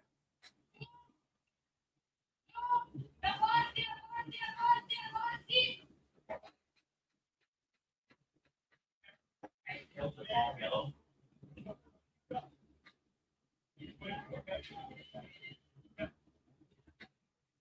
See, he's shooting at it. Yeah, I think he was trying to make contact and unlock the breeze around the button area.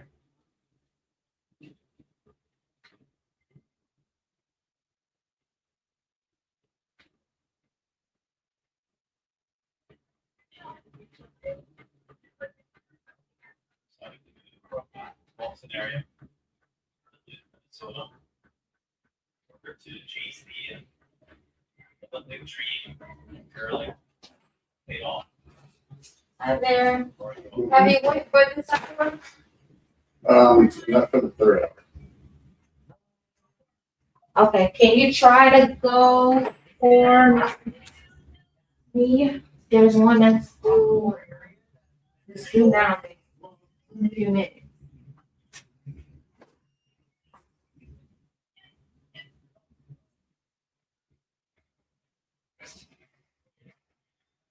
Didn't want it to roll off of his own. That's what encouraging that rock to fight. Wanting it to stop. So part of the skill set with these players is that not only do they have to be strong, they have to be smart. They have to judge that weight. Be able to tell where it's going to end up. You want to try for me? Yeah, give me 1 second. Okay.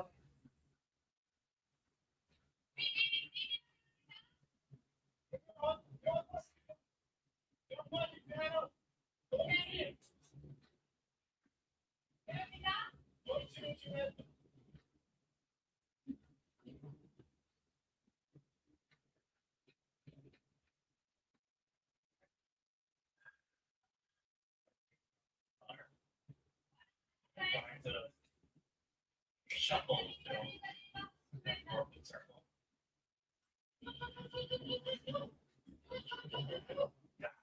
Lost by the guard.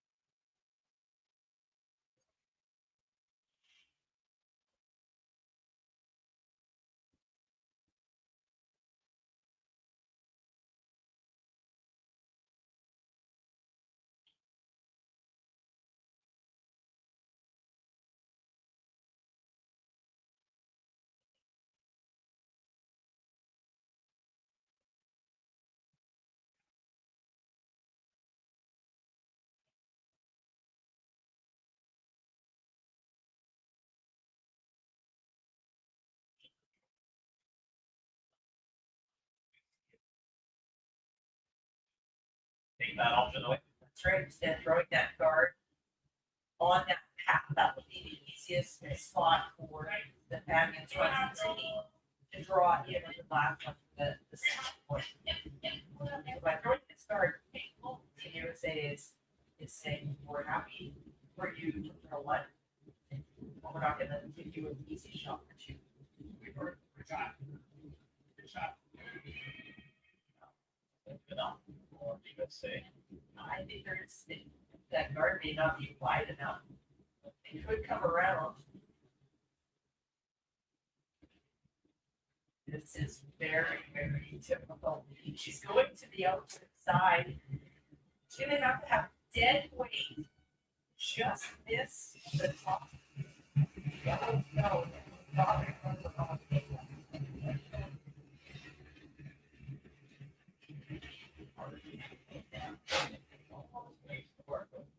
There. There is a shot for two. Got exactly the right way. Just in front of Kind of draw far, like right side again.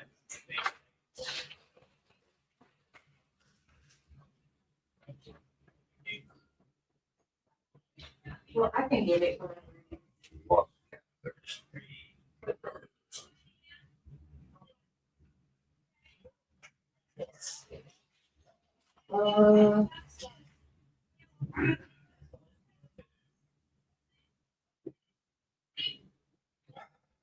calls.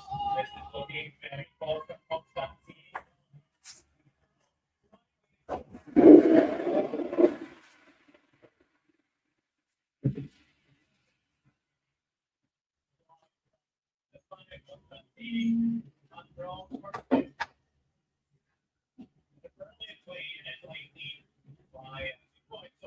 No, I have to have it come in. I don't know where this.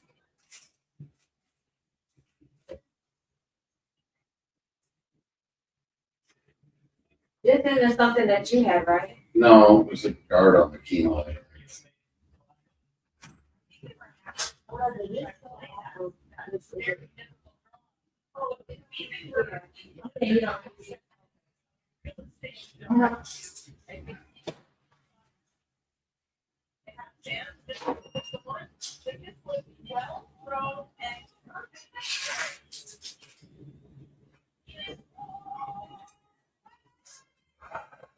All right, thank you. Okay.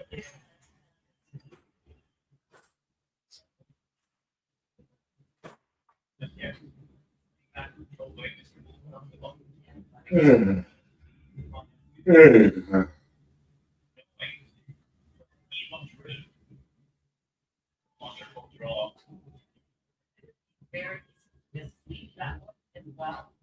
Get a little excited. Put some cover on it, have it bounce. Go through that button area instead. It's perfectly done. Yes, lady. 14 mentally lead from the semifinal. 4-2 over USA.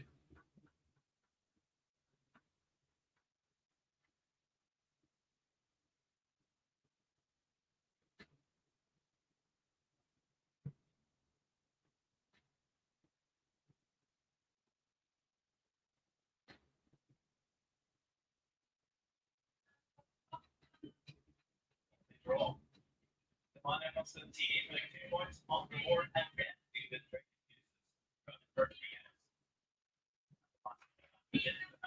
USA. Have they applied the 2? Yes, and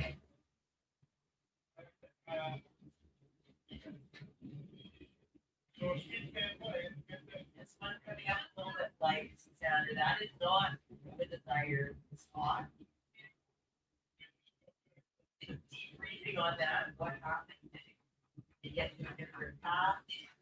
It was that light on the path. There's constantly watching the path on this project. yeah, Changing price. that was just an indication. Yes, and it as the week started, curl more and the speed was slower. And as the event went on, it changed into a fast surface and less. That's part of the growth. That day. Very nice line there for TC. Get by the top red.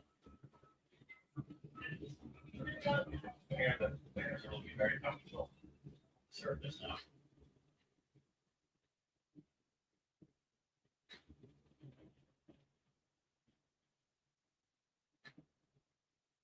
Trust the ice more. You know exactly. I think so. Just playing in the day and they had numbers up in the high 80s, 90% of there's a tremendous amount of pressure in this game. Semi-final. You're only half gold medal. It's through this game. It doesn't really matter what happens before here. It's terrifying.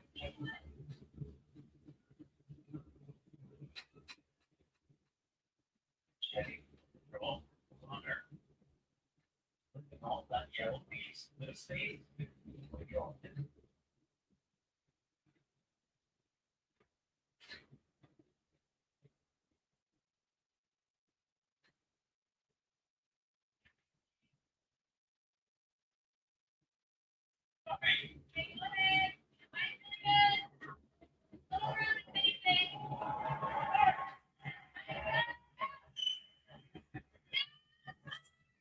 Not that have to work at it.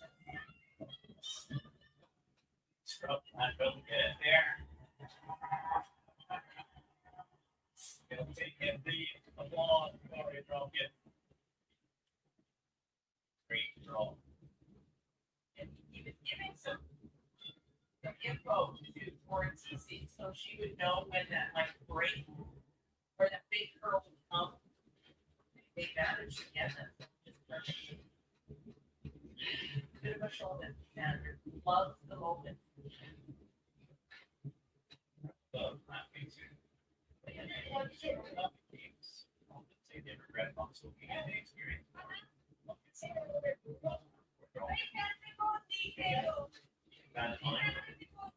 Enjoy yourself. Part of his personality. Don't matter if it was better.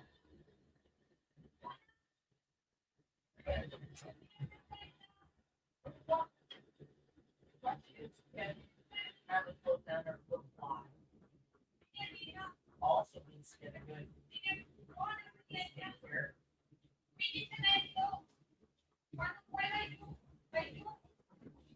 Little bit light. Trying to drag it in. That's pretty good.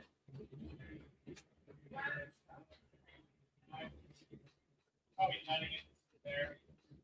We're gonna try and toss this on the top. But it's behind the line.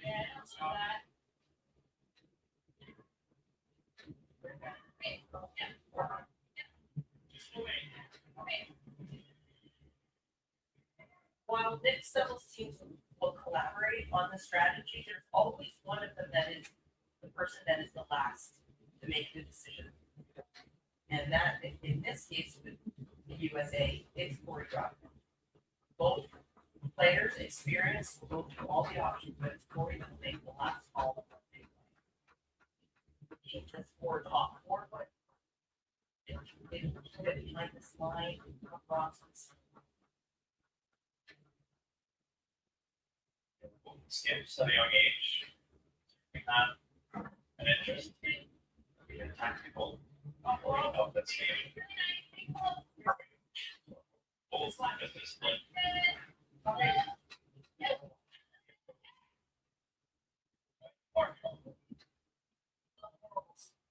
Okay, you on chess. Aim a little bit deeper than what they wanted out of you. Pretty good to me, but saying that's good to me. Just a little bit.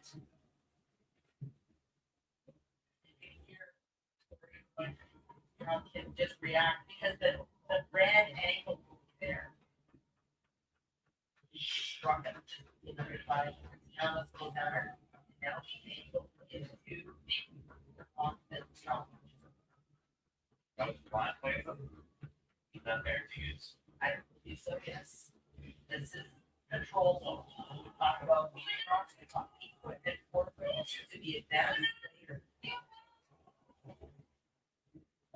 Close. Nice control gate again. Longer. Sure ball. Well.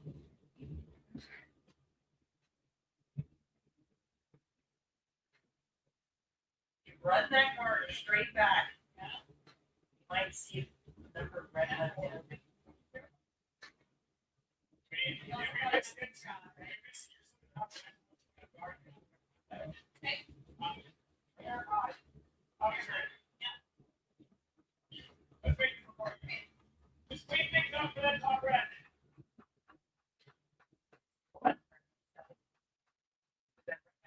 Center line guard, hoping to get the red stuff running to get it moving out of the rings and open things up for his teammates to perhaps then. Well, the run back of that set, USA up for a score of 2. Second. We see it again here. Tougher on this time. Orange still needs to do this.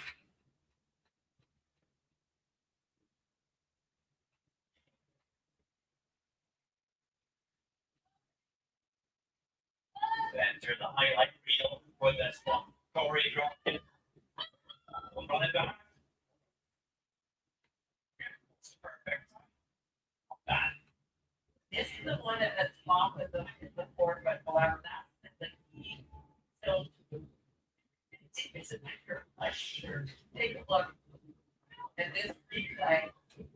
First one back, then this is that second one. Very close.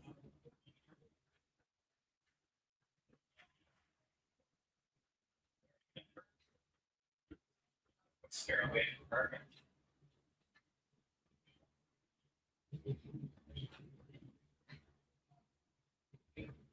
Just a breeze. This ball is at least saying we'll keep it going. You're not going to put it in the ground and get shot stone because we might open on something. More than one. Team USA with the counter right now, covering the button. Yeah, USA counter, so pressure. It'll be the freeze down second.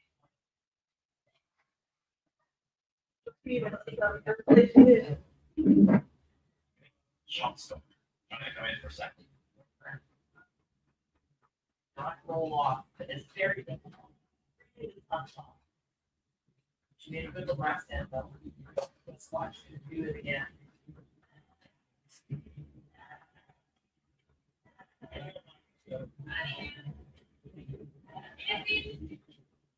One, two against.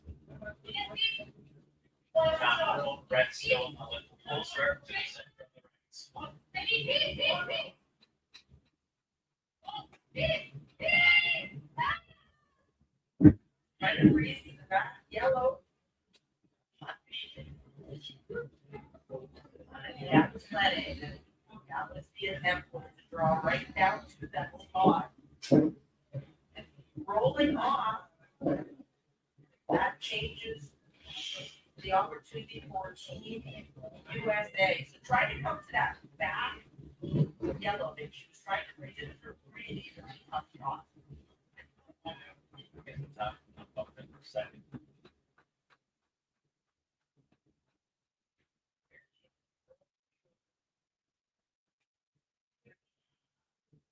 Next one. It would say just tap and roll towards the button.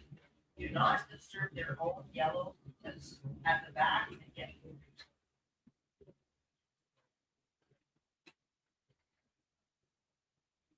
So event 4.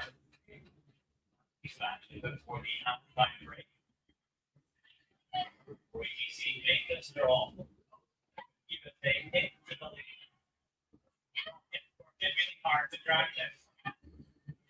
Here's the way it says now Cole at the line to speak it on to the red and that's been in for 3. It's there. WTC nails it. USA up 5-4. After 4 minutes of play or halfway there. And this is semi-final.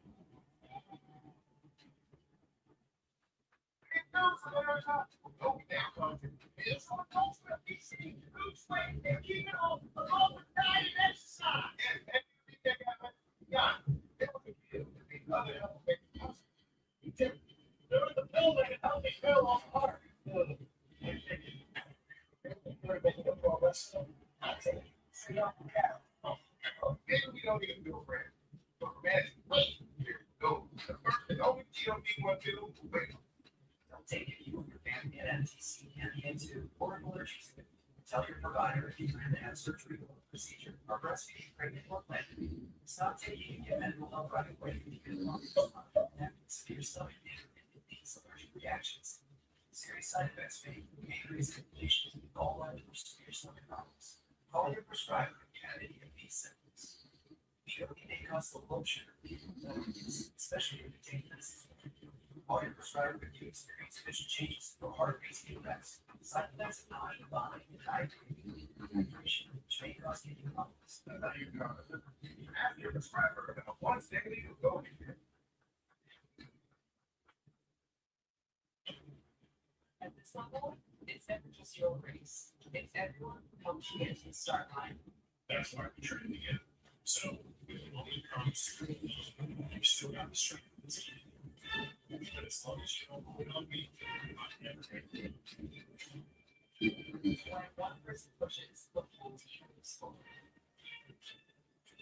Because the great types are never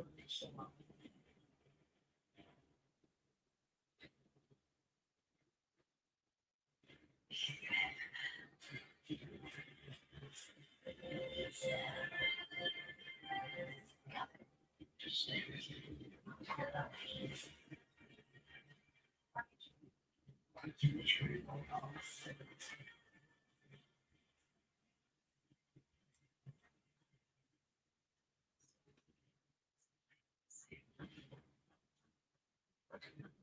is accountability? What's ourselves?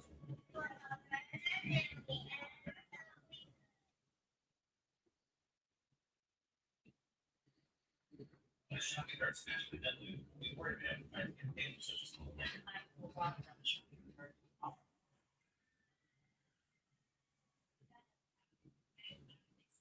It feels good. You know, it feels good. You got it. The original and seared vanilla. The hefty taste you love. No artificial sweeteners. Unbelievably natural. Try it now. Have a prebiotic bowl.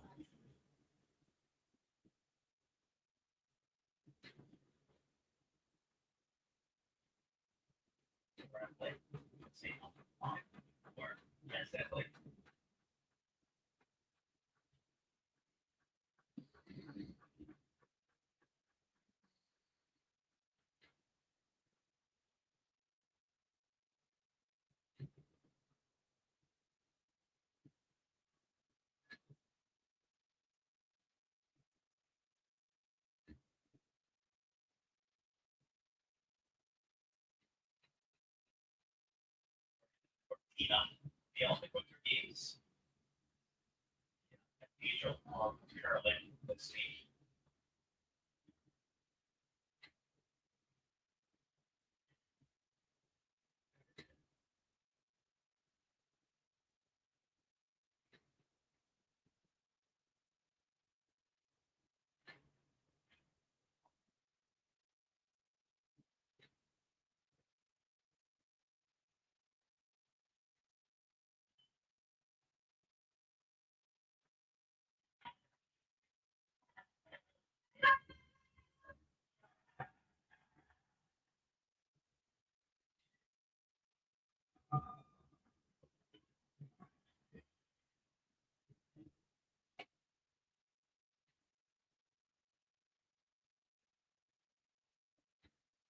Minutes played in the semi-final. Doubles mentally. What the for USA? The answer is number 5.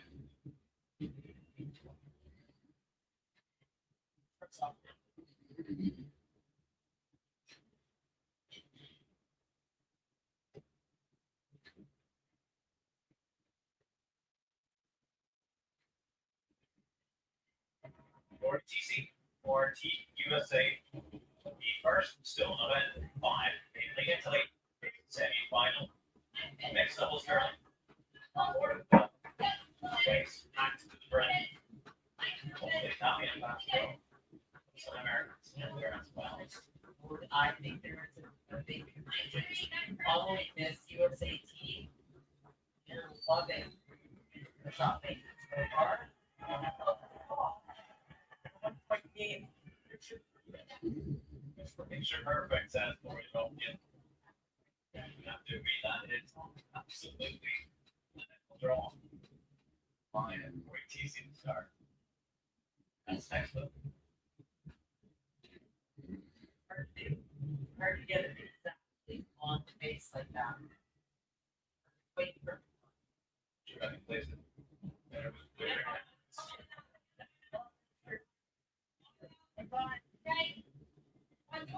You've seen this. You try to get again. I'm just on some TV. Still so lentil. On walk. Don't keep like. What is it like? Right under her hand, trying to show that feedback for all kind of halfway.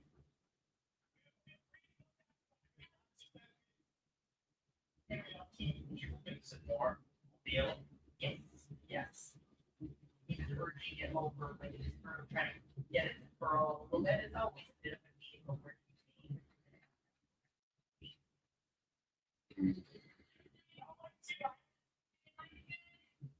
Talked about She's still.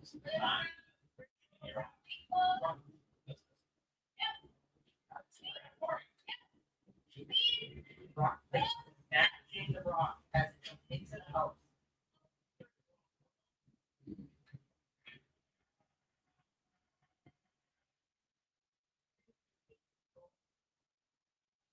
Often we see after the break. A little bit faster for two rocks. Both of these teams all in things.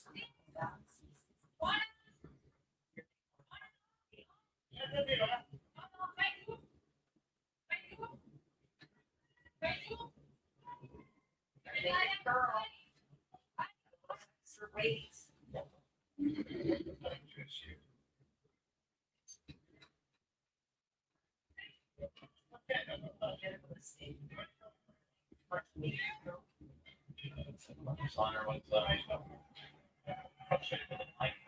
some TV asking her to be a little more patient.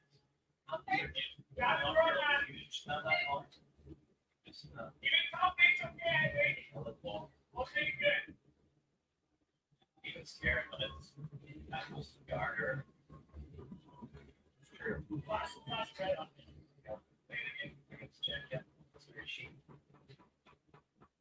Same. I'm not buying.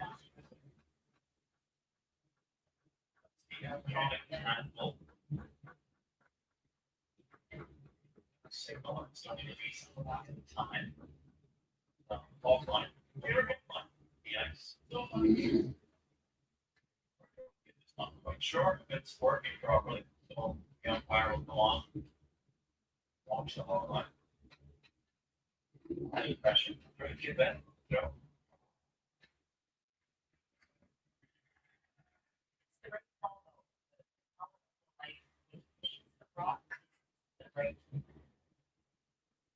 Color to say it's ready to go. Don't want to be accused of doing something like online. So smart. Pay attention to people. Yeah, like dreams will be working properly. Okay, it's fine. Not technical timeout whatsoever, according to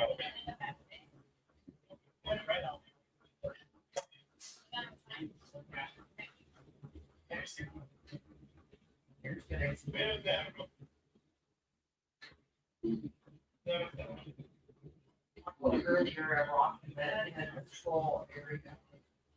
That's where we're going to drop things. So we're on top of that flat. Whenever a really good spot, 14 on the day.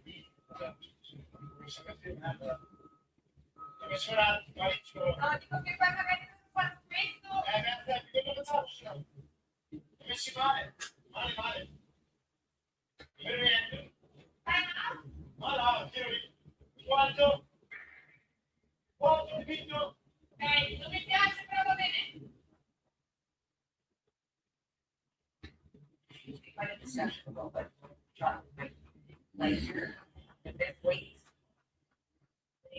The hits on the two yellows. yeah.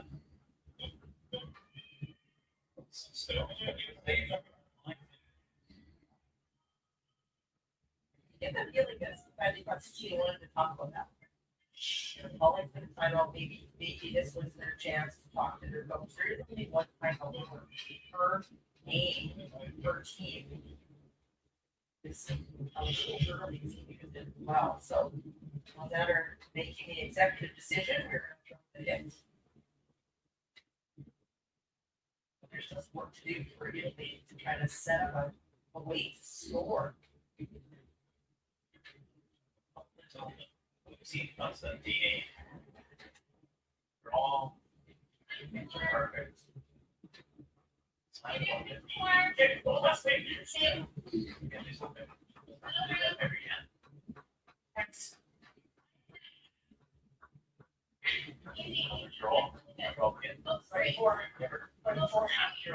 Closer to it. I believe that is one of the options. It's a shot.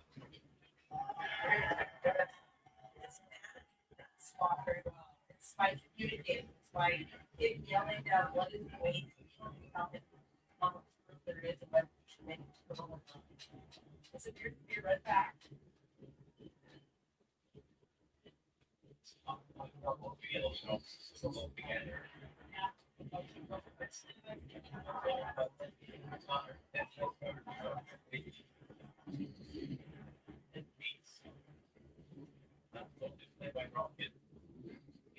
Spell.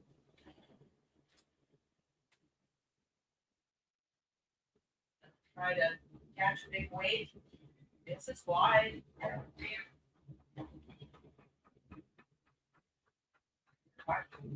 Senator votes again. That might be what she has left. No contact with the rocks in the rings is in big trouble for Team Italy with last rock.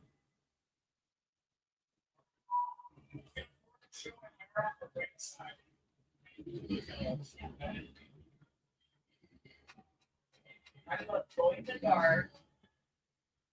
If there's any placement to show that one side.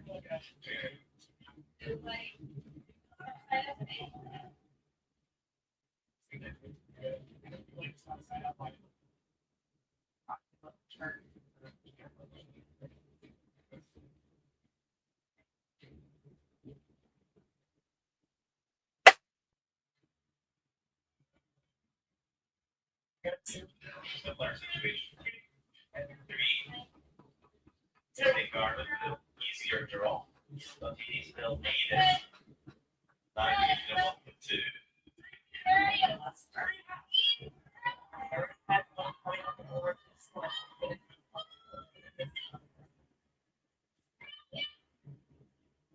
Mine is good. But it's against now to the matter. And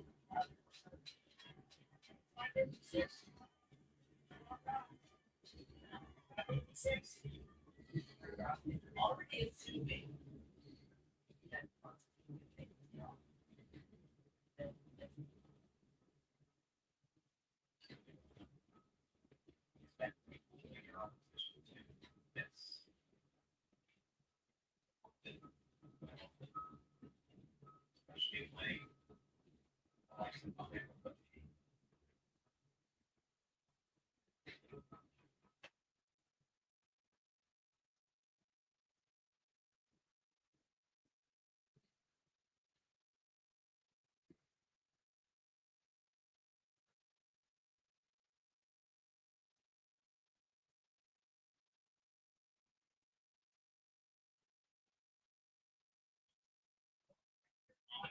Like you said, that's not it's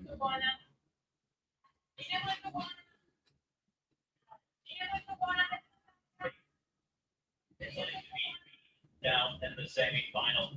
It needs to be there.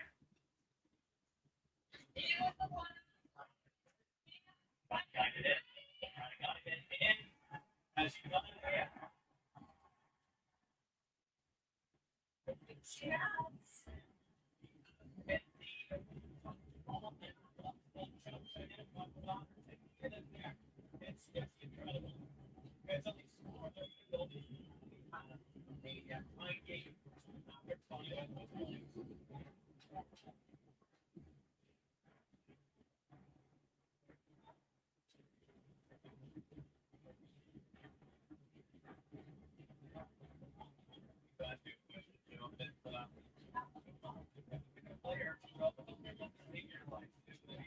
right this moment, yes, I don't care how much she is under pressure. Of course, she is the reigning Olympic champion and world champion because of this nice draw. But I need to tell you, as a speaker, it's also part of this skill set.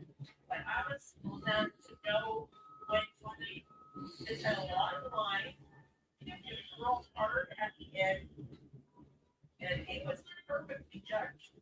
And even though we didn't have to so that last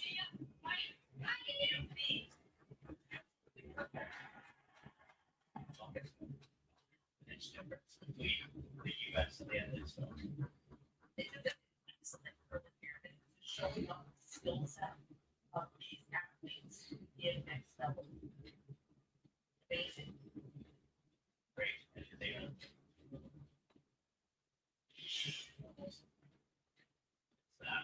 five ends played already, only 3 to go. Setting one over time. 5-5.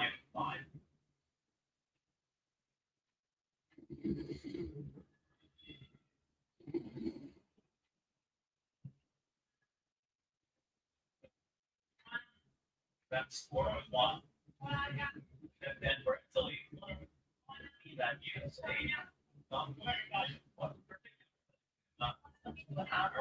Scripts.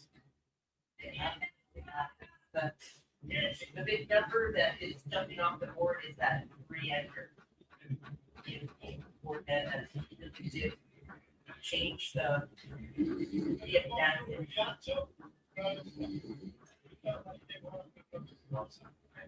Hard to get back to the last two. Now it's almost like we're playing a game. Same. So they spent the first 5 minutes of this game just kind of get that advantage from Italy. Now we don't see the power play yet. That will most likely come into play in the very next game. Just to explain at home, the power play is used once per game with the team of Black Rock, where they move the 3 positions, the stones, the guard, and the rock, the back four. Do that once.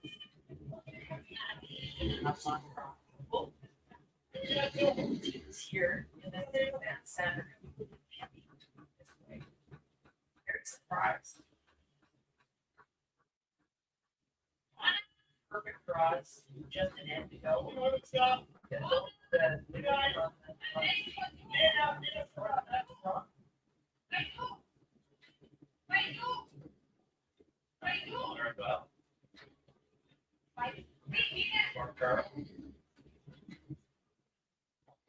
Sometimes, hopefully, we don't let me get TV or over the hill there.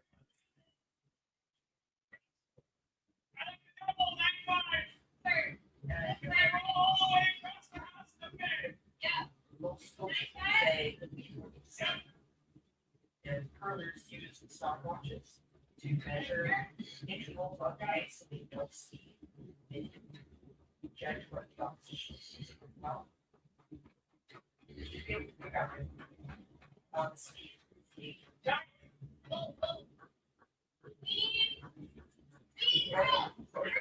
Double. Parallel. 1.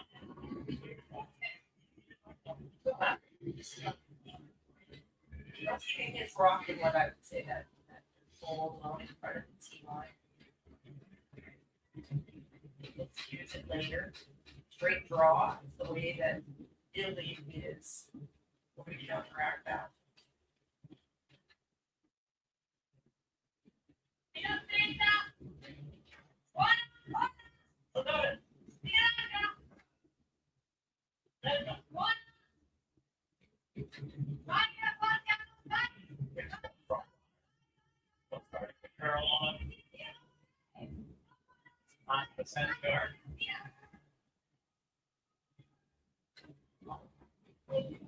Tremendous speed to get back guard. He was diving towards that guard. Montana was able to keep it straight. Yeah.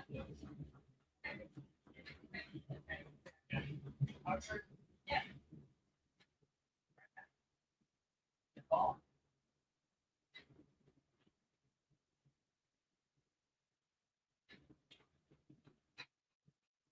So we've seen there. It's so far this game has been slow. Yes, that is difficult. They make this thing look easy, but it is a really hard shot. Lots of space between that guard and the box.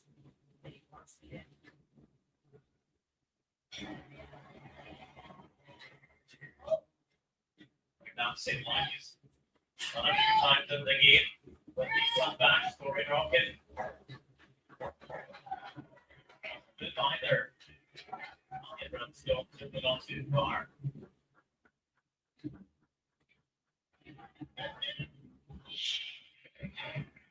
Hit the girl just a little bit more. Okay.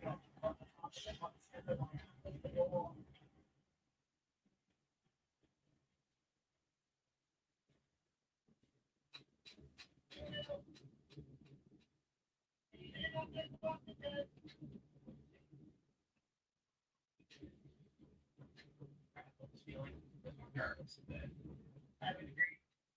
They're quiet.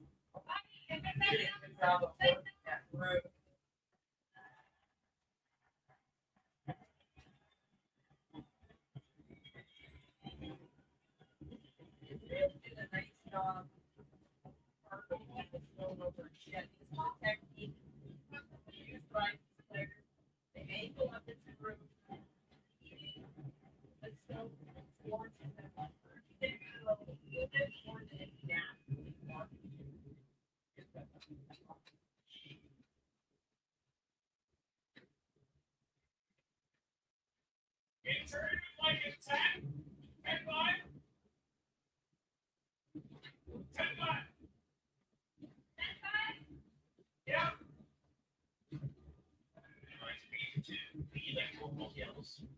The back. And that captures the red stone run. They said 10 long. That means and then It's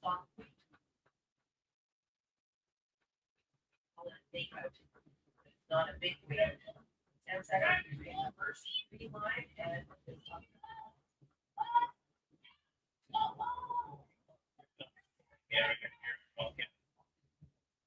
Done.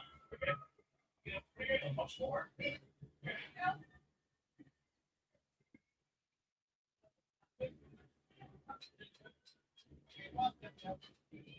Has left. I think they were hoping that after that shot was made in the back, closest to him, belonging to the USA. Instead, it's Italy that has the counter right now.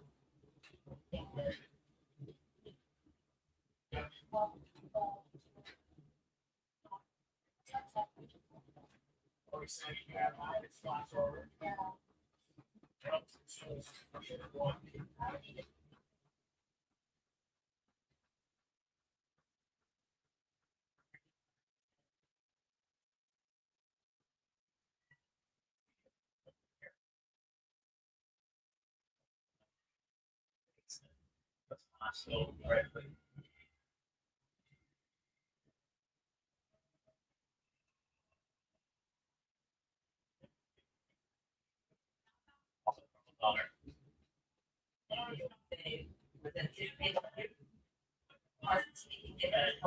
Tucking it a little bit behind the top yellow. Got it slack. Taking off a little bit finally. Drawing here from Moulton. You can hear a moment from Mazana as she went to let go. Maybe felt she didn't kick out hard enough. Wanting her to get snapped at the end. Yeah, okay.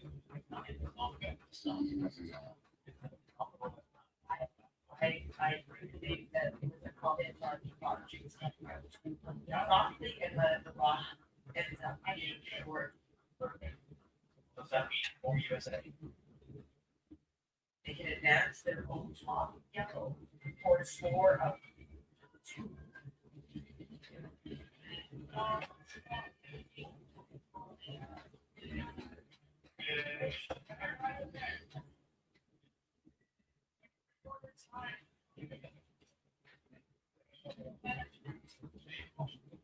halfback. On their gold, yellow in the eight. Another big score too.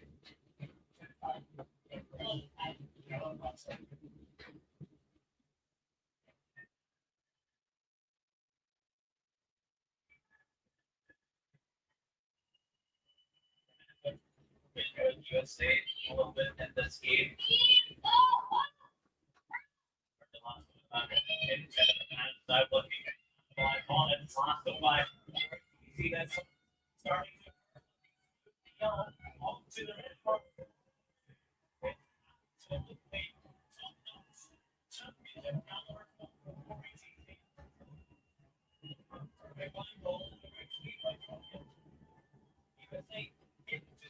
7-5 after 6 sets played in the semifinal.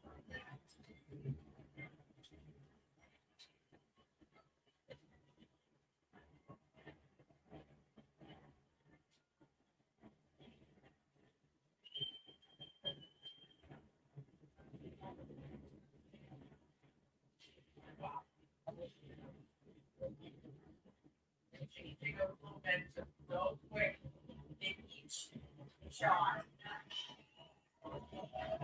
Here's the last one. Like they were anticipating that they might be able to advance the whole red. They thought that TV strong would make it into the fourth. Power of truth. When it's determination into reality. It's the truth. That's why one of the problems with Team USA is not been compared to teams.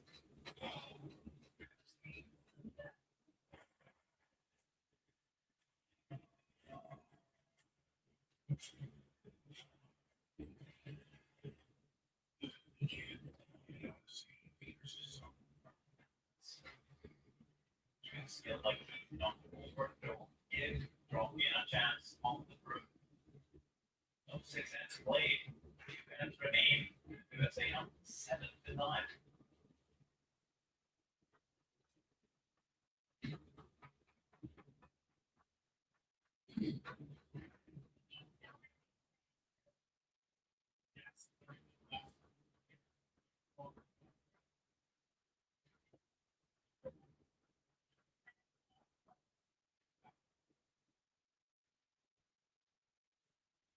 Chance to use the power play for Italy.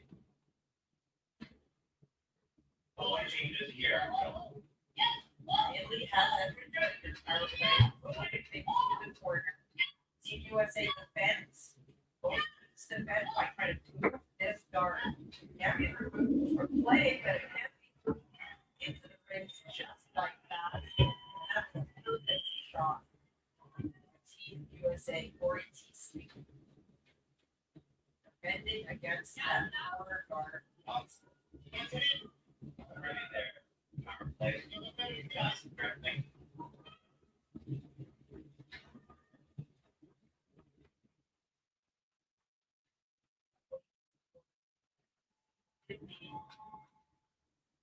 To bring that advantage back, they could try to replace the corner there.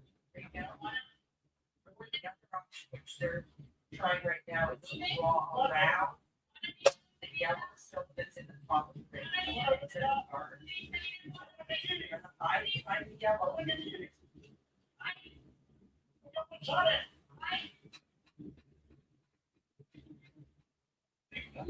Just later weight and runs. Yellow is very close to that shot.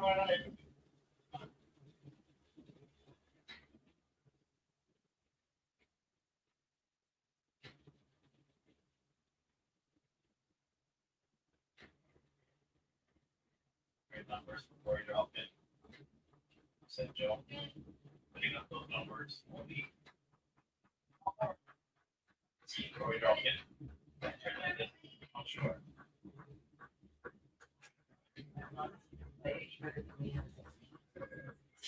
It's amazing.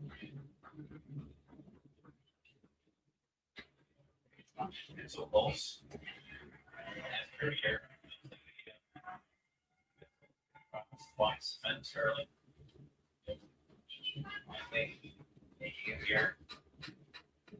All day. And today, guaranteed event. So that's what's so scary, playing the semi-final. Who's here? I'm sure. You're going home.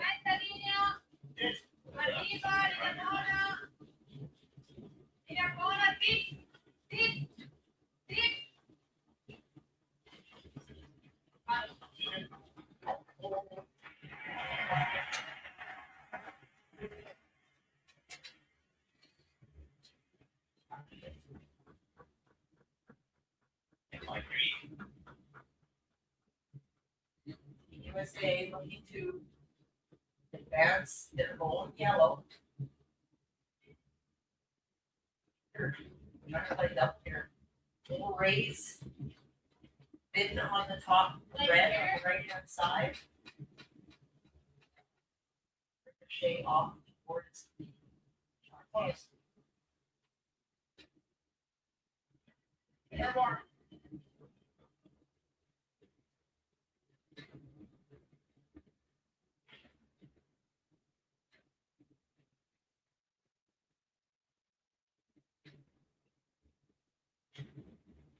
What you're trying to build a house of cards. Now, according to Rocket.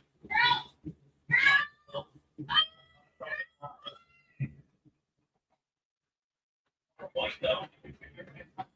One.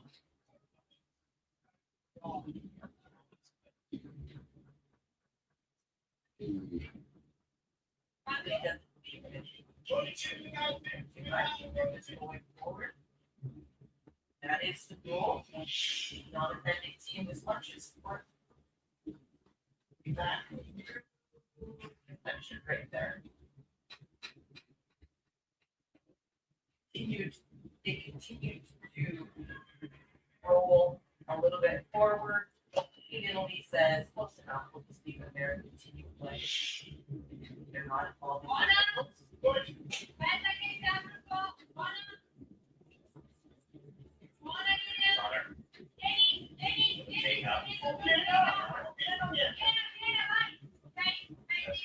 Double.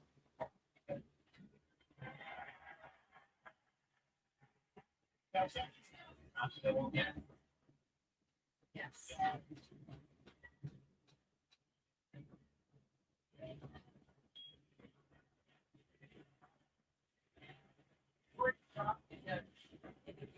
This last double, which would have to be a good shooter off the side, by making this all, is saying that it's okay for it to be hit two as long as we don't give up.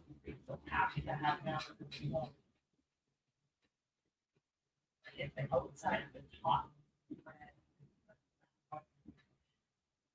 take the double, the shooter will go out to the three.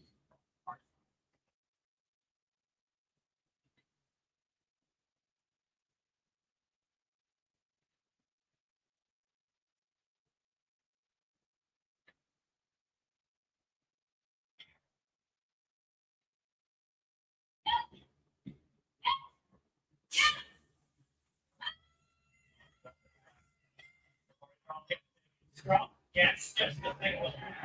Yeah. Score up three.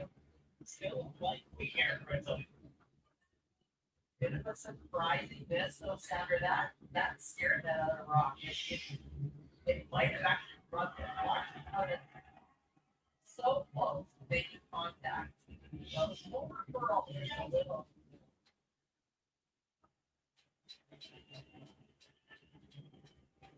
Now, this is so important, Sandra. Simple draw, but to keep the rocks clean up, there is a double left.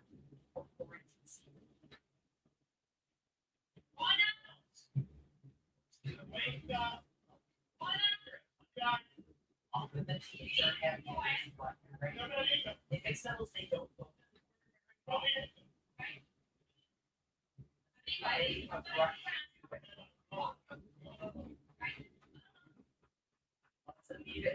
Parallel.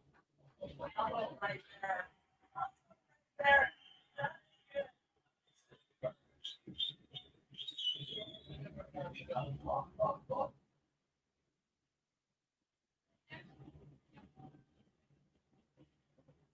Power play is like it's going to yield some results that are.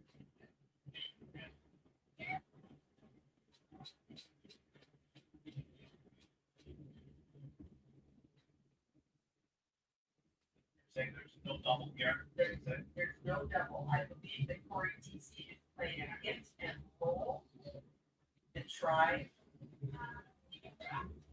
to roll underneath the shot without making the shot three as difficult as possible. Cheating again.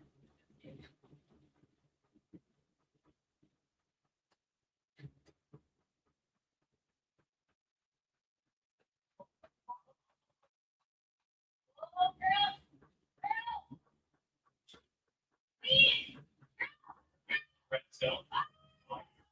The yellow. And behind cover somewhere, but get there. Wide open. All of a sudden, the eagle out of chance.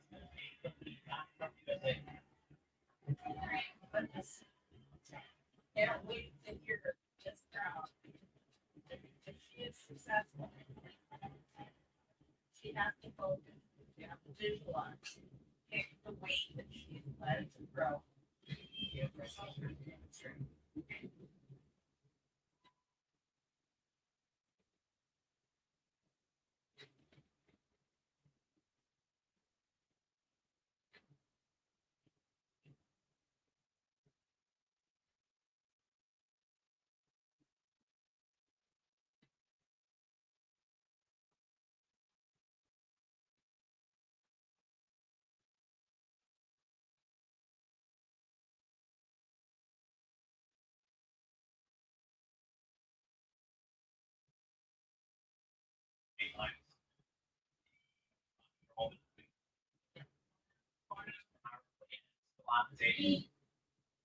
Or easily here.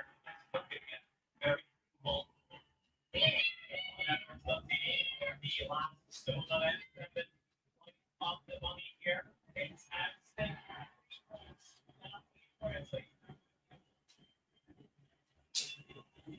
8 from 7 from the floor. We have 1 end to play.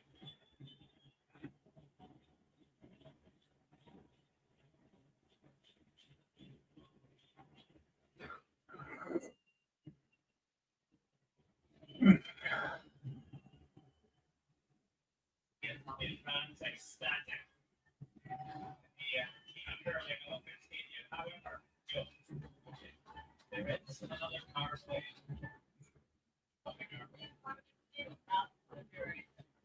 USA, with Blackrock, that stayed in their power play. To the air. Try to increase the chance of a local score.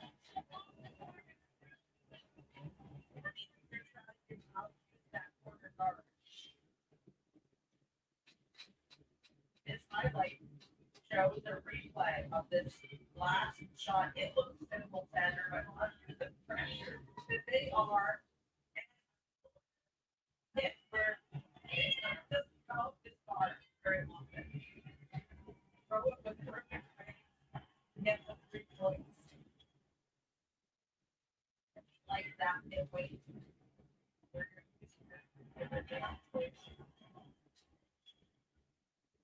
There's one more factor here, Senator, in this last end. USA down to 1 minute and 55 on their clock. Plan to go with the semi-final. 8-7 USA.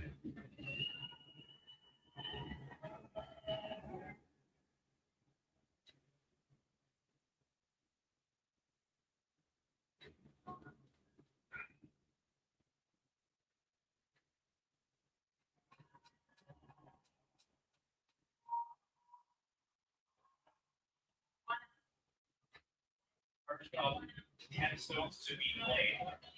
State that. USA. They score a single. Like one more end. It's USA's power play. comes on TV looking to ease the yellow. How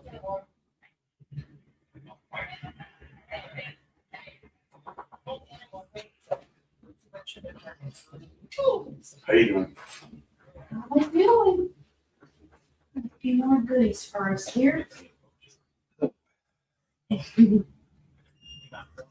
Getting some snoozing in. Yeah, well, Let's see. Yeah.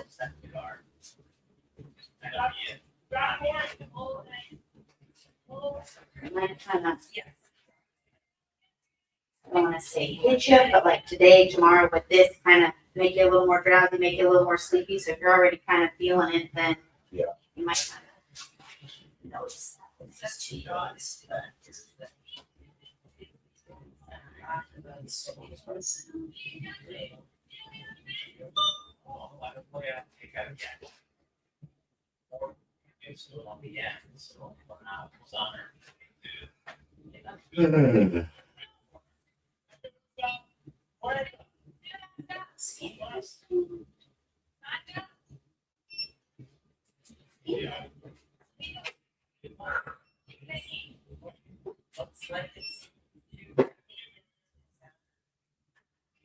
It's not anywhere close to the sweeping line.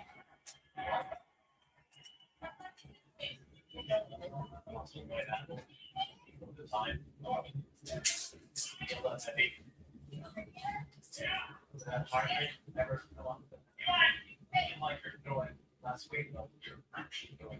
Exactly, and especially going towards this corner, that half, and double season, it's often way faster than the continuous draws towards the middle. It's a very big miss. This is the opening of the door for Team USA. Set up for multiple scores. Yes, this is the chance to pull that.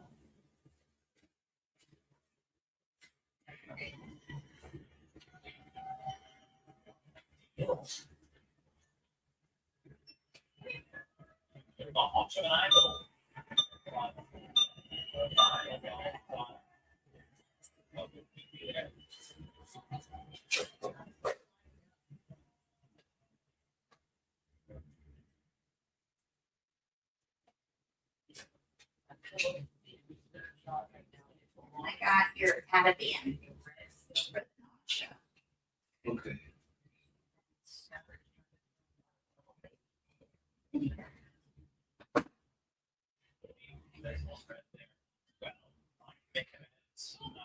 Heavy draw.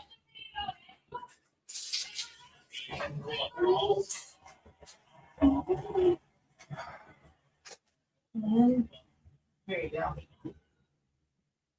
You feel okay? Just Oh, yeah, tired? I'm just tired. You're supposed to sort it down.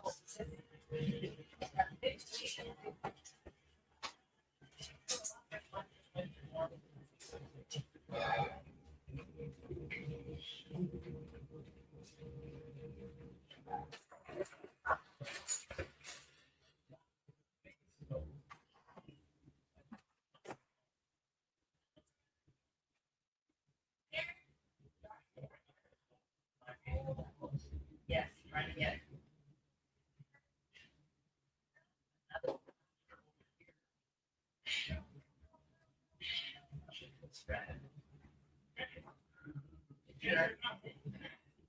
Back yellow now. The third shot. Yeah.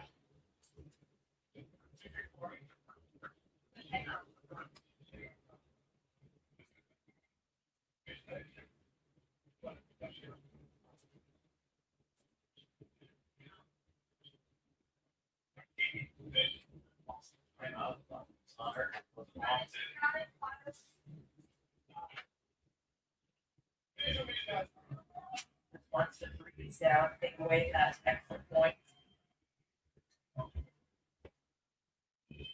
Sometimes the timeline.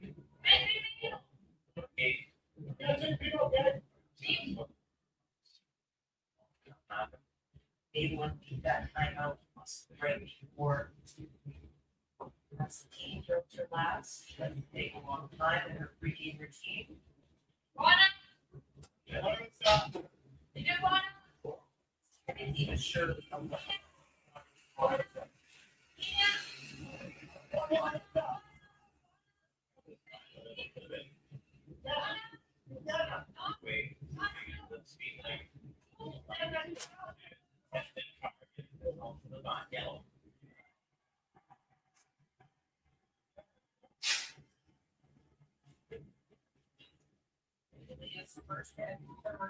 Right now.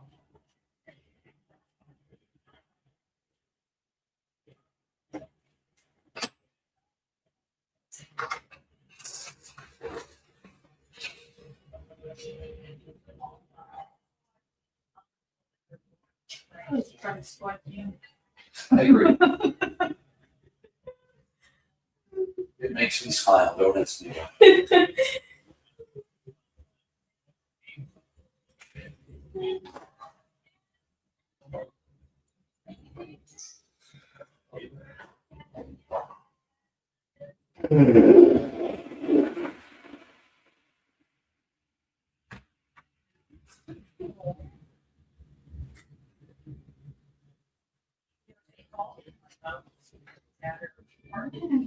Two more hours. Doing good. Okay. I do have a little bit of a headache. Okay. You want me to?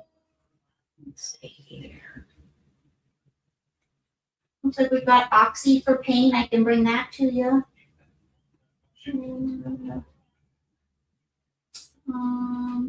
Yeah, that's all we have for pain. I'll skip it for now. That helps from me out. Okay. Or I can reach out to the provider. We also have something else like it's called Fioricet. It has a little bit of Tylenol in it, but sometimes they're okay with that. Sometimes they're not. So if you want, I can ask. I can talk it through. Sure. Okay. Just let me know. Okay. That way it doesn't get you sad. Yeah. Can I bring you anything? No, I don't think so. You want some coffee? No. I'll see you in a little bit. Okay.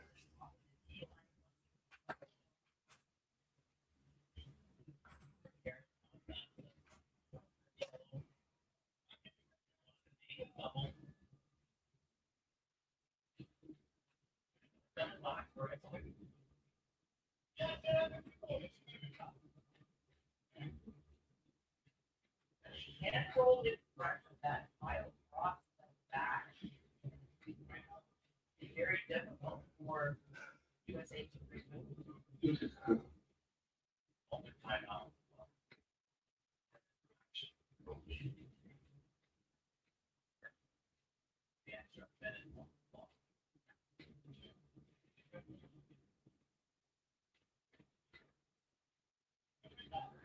They play.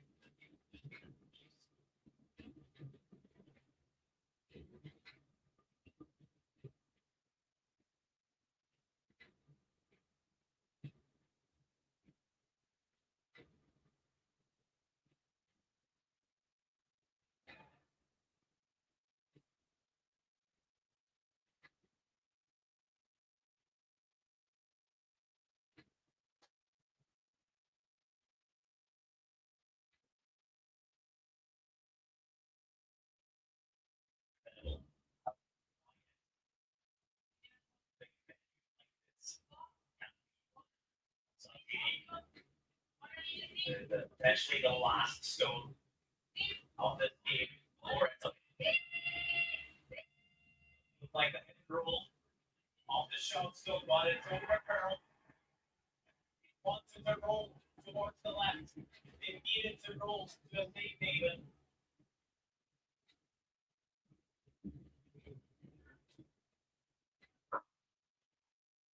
I know that they have missed their opportunity. Had they been able to roll in front of those back rocks, it would have been very difficult for Team USA to get. That's stone in.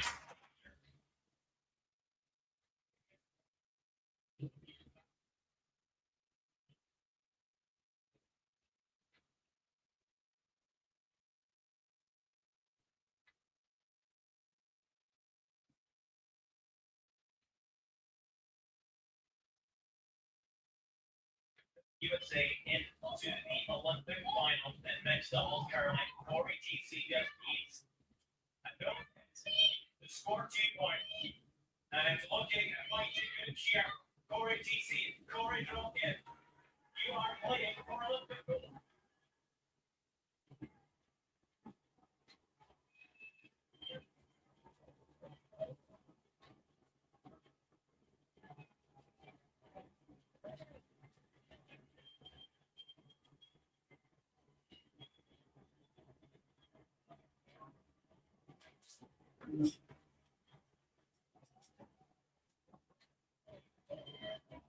Play spoilers for Moulton, Italy.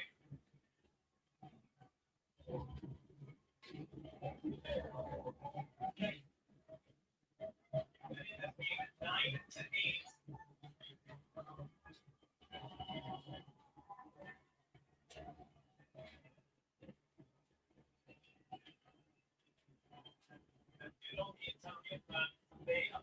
Team USA. Good luck to see their own team in the final.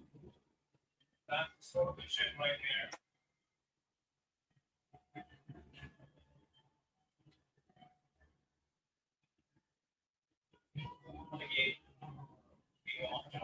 That was an amazing game. Just really didn't know what was going to happen. Momentum swinging back and forth throughout that entire game.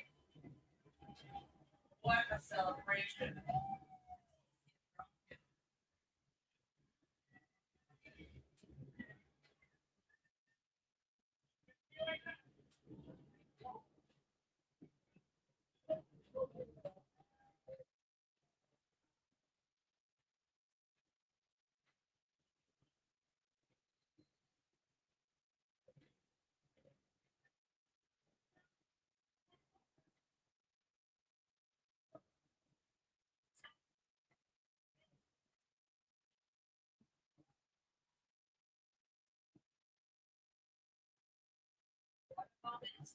When you know you're going to win an Olympic gold medal, you're not sure what color it's going to be, but you know you're going to win an Olympic gold medal. It's amazing. 100%. That is the worst feeling. It's relief, and then it's just elation that you're able to finish it off. All the hard work, the preparation, the training, the round robin, getting through all of those games, and then survive.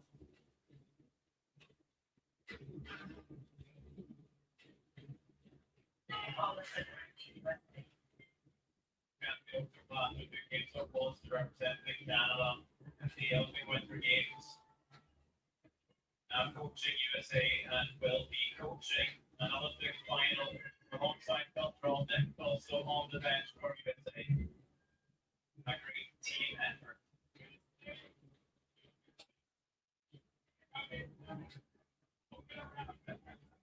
Yeah, to slay the Olympic champs to become the Olympic champs as Corey Drogen had beat the reigning champions of Italy. One more game to go. He's going to be soaking up this moment as much as he can.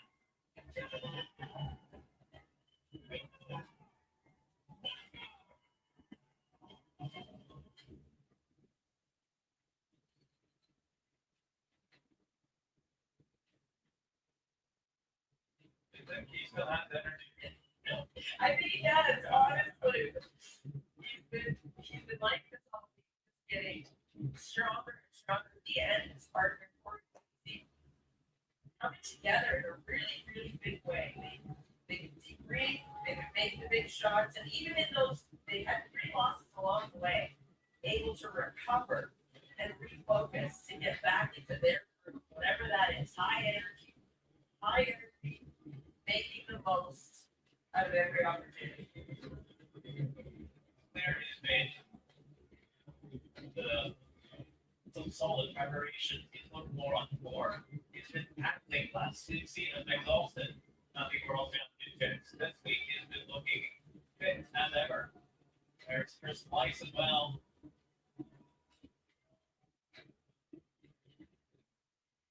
Represented USA many many a times he looks extremely happy.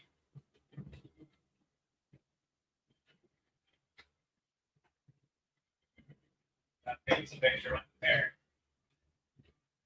You would have loved to have held that flag a bit higher if you're an Italian fan, but not to be, not today. Another game to go though, Italy will fall to the province medal game. From this semifinal, they will have a chance to win. the Olympic gold medal. Not all is lost.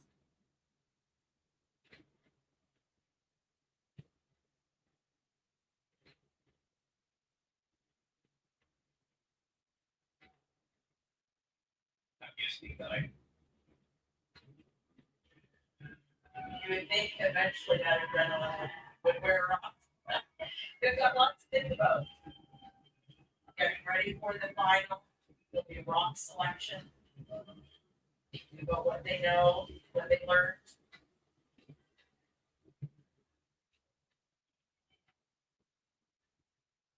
Perhaps a little bit more relaxing than this final game.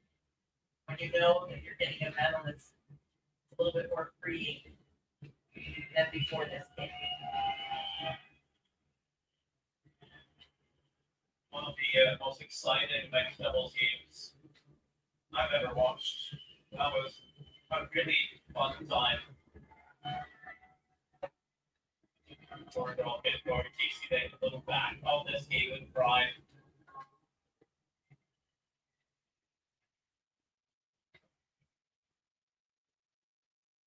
The defining moment in their careers.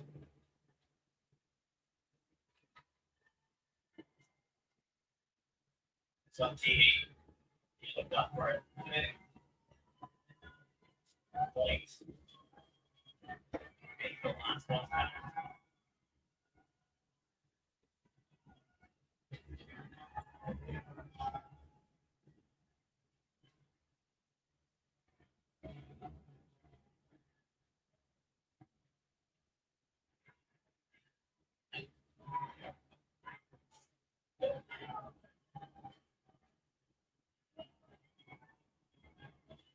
How much fun is that? So much fun.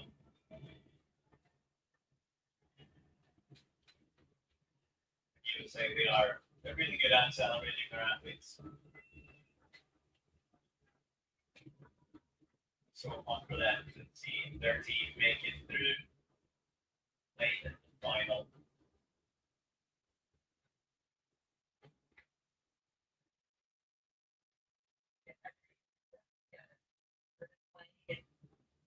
The 22-23 season and what the world's mixed doubles factor. They right from the start of this, they come together. They had the championship.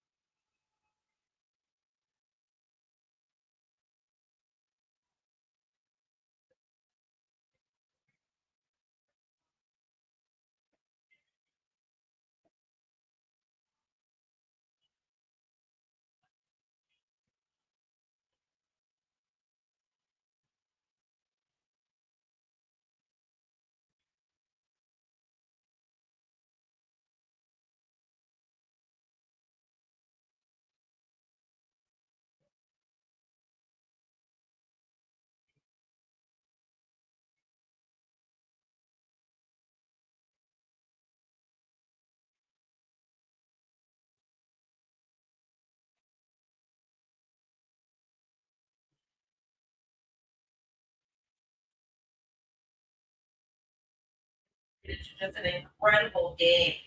After Italy scores two in the second innings, Fort dropped it. There was a beautiful run back to clear stones. He was able to tie 2-2 center. I thought they might have forced Italy to just one, but Constantine just draws right to a dime in the points and the You see with the right back, the draw for three, with the USA into the lead. And then Mono wants that TV yet again with a draw the pressure. he's just becoming known for these pressure draws with Sleeper almost goes down or gets the point.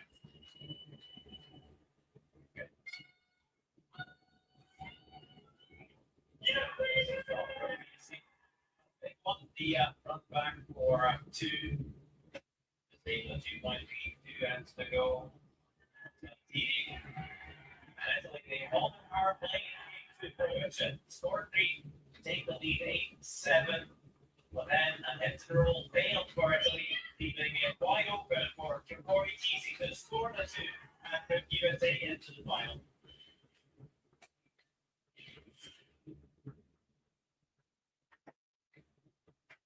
Look at the stats. Well, it shows USA are the better team out there, 88%. Italy 74. Constantine making those pressure draws. It'll begin the game.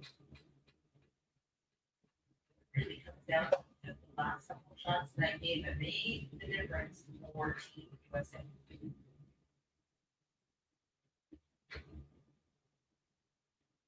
There you have it. Also, Sweden, they have beaten Great Britain. That means that Sweden playing United States for gold. Great Britain will end up playing the host-nation Italy for the bronze medals. 2 games left, and just mixed doubles discipline. And men's and women's event, like like that.